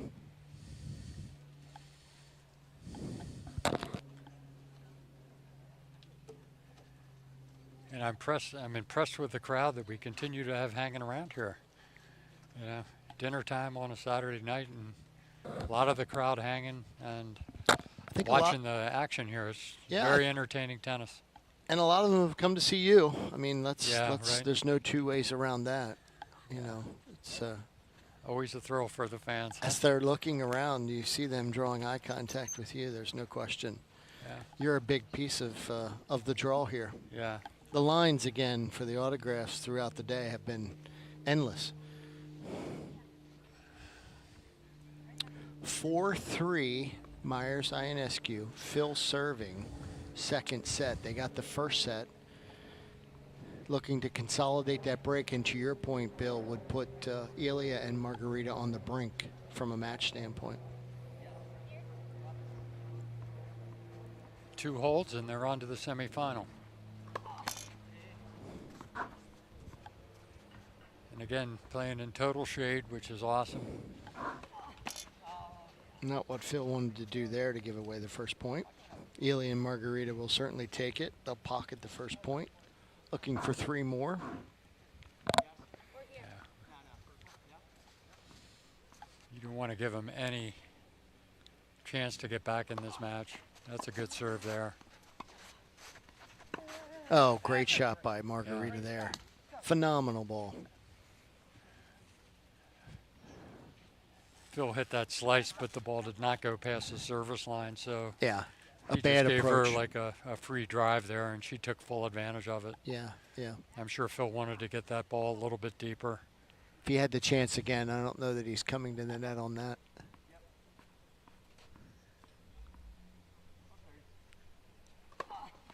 Great serve.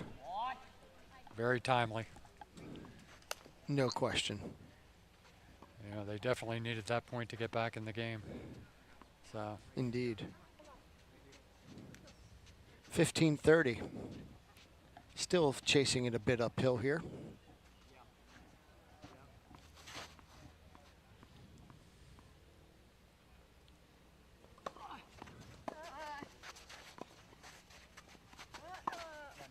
Margarita drives it deep, and now we're 30 all.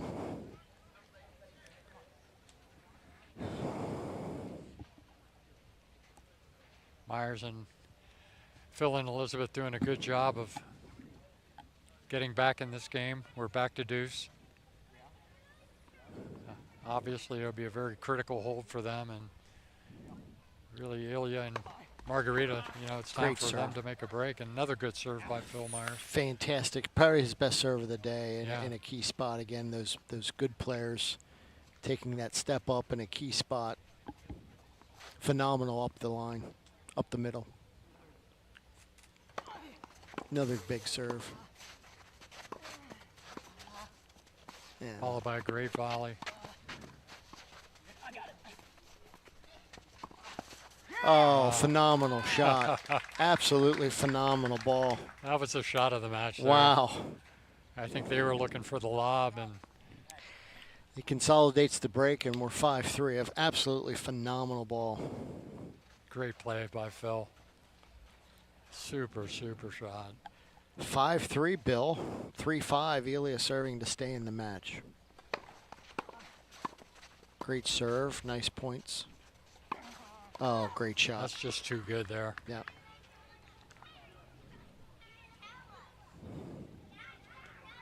$15 love. Ilya has looking for a hold here to keep he and Margarita in this match.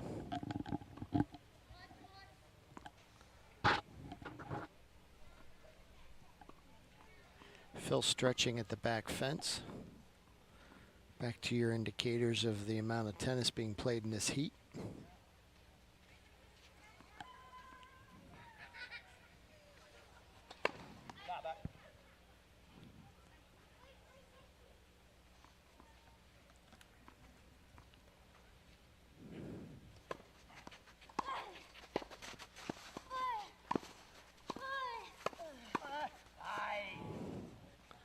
Phil missing the volley there. Great point. Good hands by all around.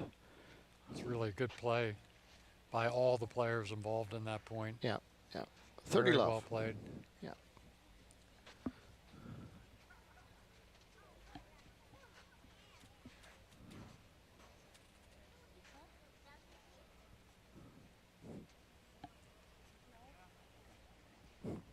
$30 love.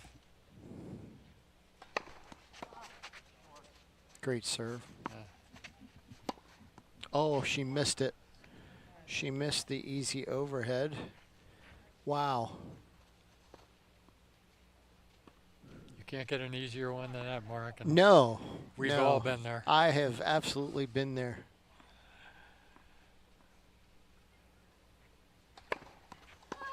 Great return after a great serve. Yeah. Redemption. Really solid play. I'm glad to see them. Redemption on the forehand Yeah, volley put redemption, away. yeah. Terrific ball. There were some great shots hitting that point, weren't there? Forget the overhead. 40-15. Looking to hold to get to 4-5 second set. Last match of the day. Great day of tennis. And spectacular, Mark.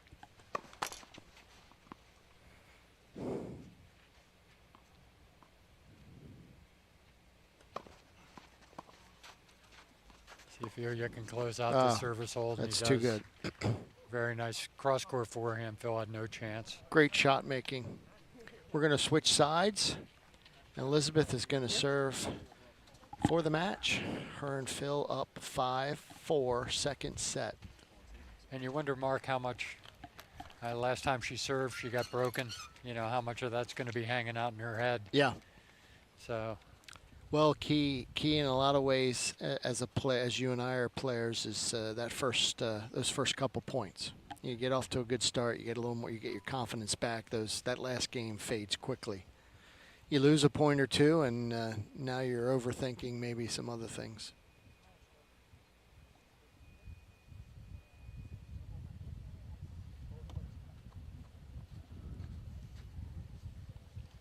Cloud cover again, as you said, Bill.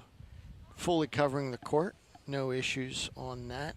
Probably has taken the temperature down a little bit again. 5-4. Elizabeth, and as we've talked about at the beginning of this match, Elizabeth serving first. Interesting that we potentially would have her serving last as well here to close this out. Right. Let's see how that plays out. And we'll see whether the strategy was ingenious or not, huh? You know, based on the fact that, you know, his serve has been much more solid in this match. Yeah. So, all right. Here we go. INSQ and Myers here serving for the match. Great first serve. Elia hitting that ball harder than he had been, I think.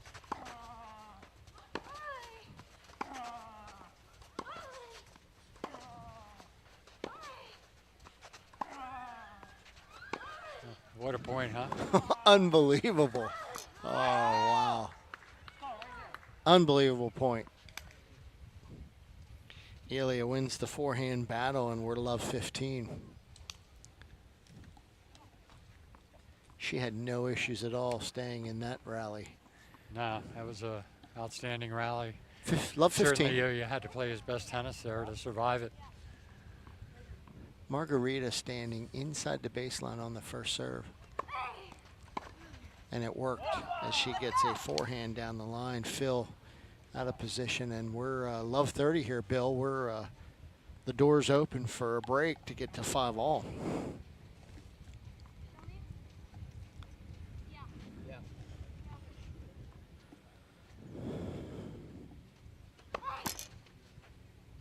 Misses her first.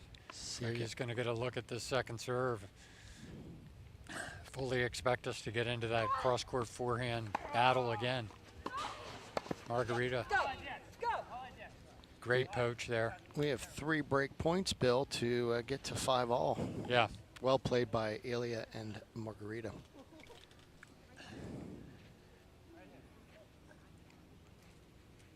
And this is a repeat of the last cycle that we had here, where,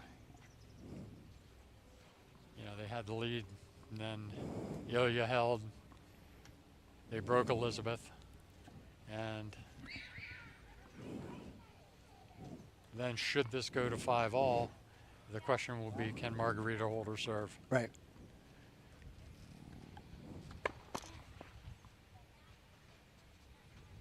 We've got a second serve here. I think Margarita might actually try to go down the line here on Phil. Nope.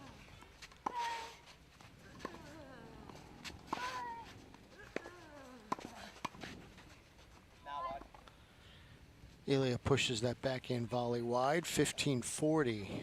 Elizabeth and Phil get a little bit of life into this game.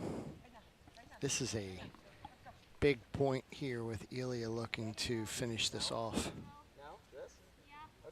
If I'm Elizabeth, I'm looking to get the serve on his backhand, Bill. If possible, absolutely. There it well is. Done. And it works. And we're 30-40. And now all of a sudden Elizabeth can find her way back with Phil to a deuce point with 1 point win here.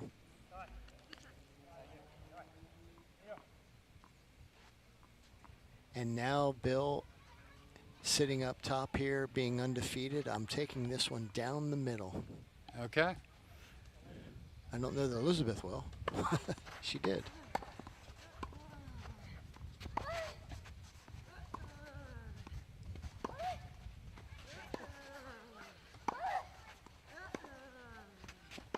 Here we are in that old familiar battle, huh? Yeah, great tennis. Look at these women hit the ball. Phenomenal shot making. I can do what you can do.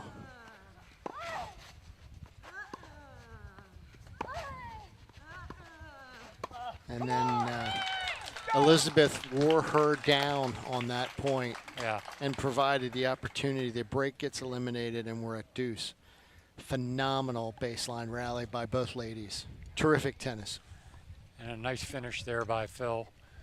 He got the volley that he needed. Nice little cut angle volley. Creates a deuce. So 3 break points avoided here. Yeah, again, just speaks to the growth in Elizabeth's game. She's played very, very well. Today we're at deuce. And again, Bill, given your druthers, I'm looking Right to get down this the backhand, huh? get this thing on the backhand. Not fearful of the forehand, but I think the money's on the backhand. So She heard you. Now the question is, does she go back there now? Or go for the mix out wide? What would you do? What would I do? Yeah. I go up the middle. Me too. I go up the tee. Me too. Stay with it.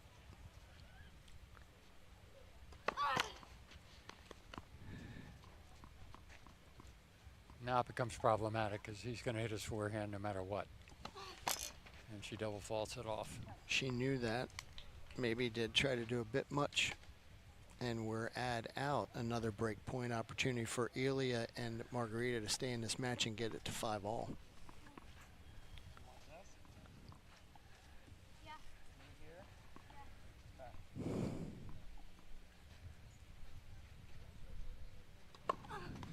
Great serve. Here we go. Yep, not nearly as long a rally that time. And we're back to deuce. It's continuing to be really effective strategy that in that ad court, you know, is getting in that cross court kind of pattern. That's proven to be effective more often than not. Probably what, 75% of the time it's been effective, Mark? Yeah. And I had to believe Phil said, let's spin this thing into the backhand side. This is the point that's been problematic for them is the in the deuce court. Oh, she tries the forehand. Now we're into the... Oh, great hands by Phil. Reflex volley there. And we're all of a at match sudden, point, Mark. all of a sudden we get to match point. Great hands by Phil. He's made a couple terrific shots here in the second set.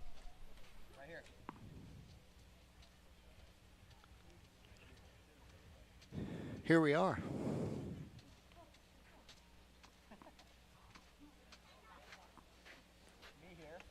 Again, you know, a lot of these matches come down to a few big points. Obviously, this is a huge point. Oh, big hop.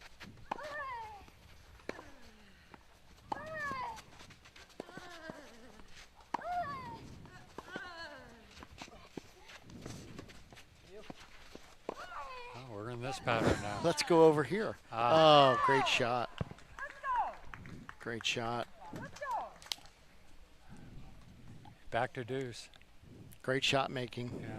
You go from it could be match to potentially 5-all, you know, depending on what happens here from deuce on out. Yeah.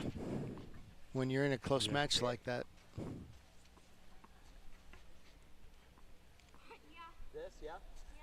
I was kind of waiting for Elizabeth to take that one down the line because here you kept taking another step and another step.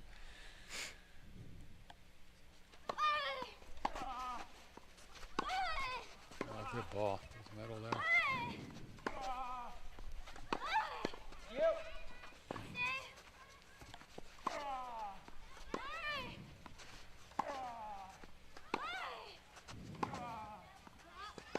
Great shots.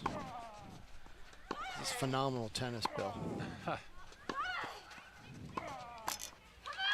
Unbelievable tennis. Come and get some. Yeah. I'm going to be right here. I'm not going to be hard to find, Elizabeth says. I'm right here. Keep hitting it to me. Wow. That's great shot making. Great shot making. She's played phenomenally. That's a great point. It's good tennis. And we're Great back tennis. to match point. And, you know, you're looking there at a very experienced, strong male player, and you know Elizabeth, who's still developing, is obviously very quickly, and will be a force to be reckoned with, I think, in women's tennis. Phenomenal. Match point again, Mark.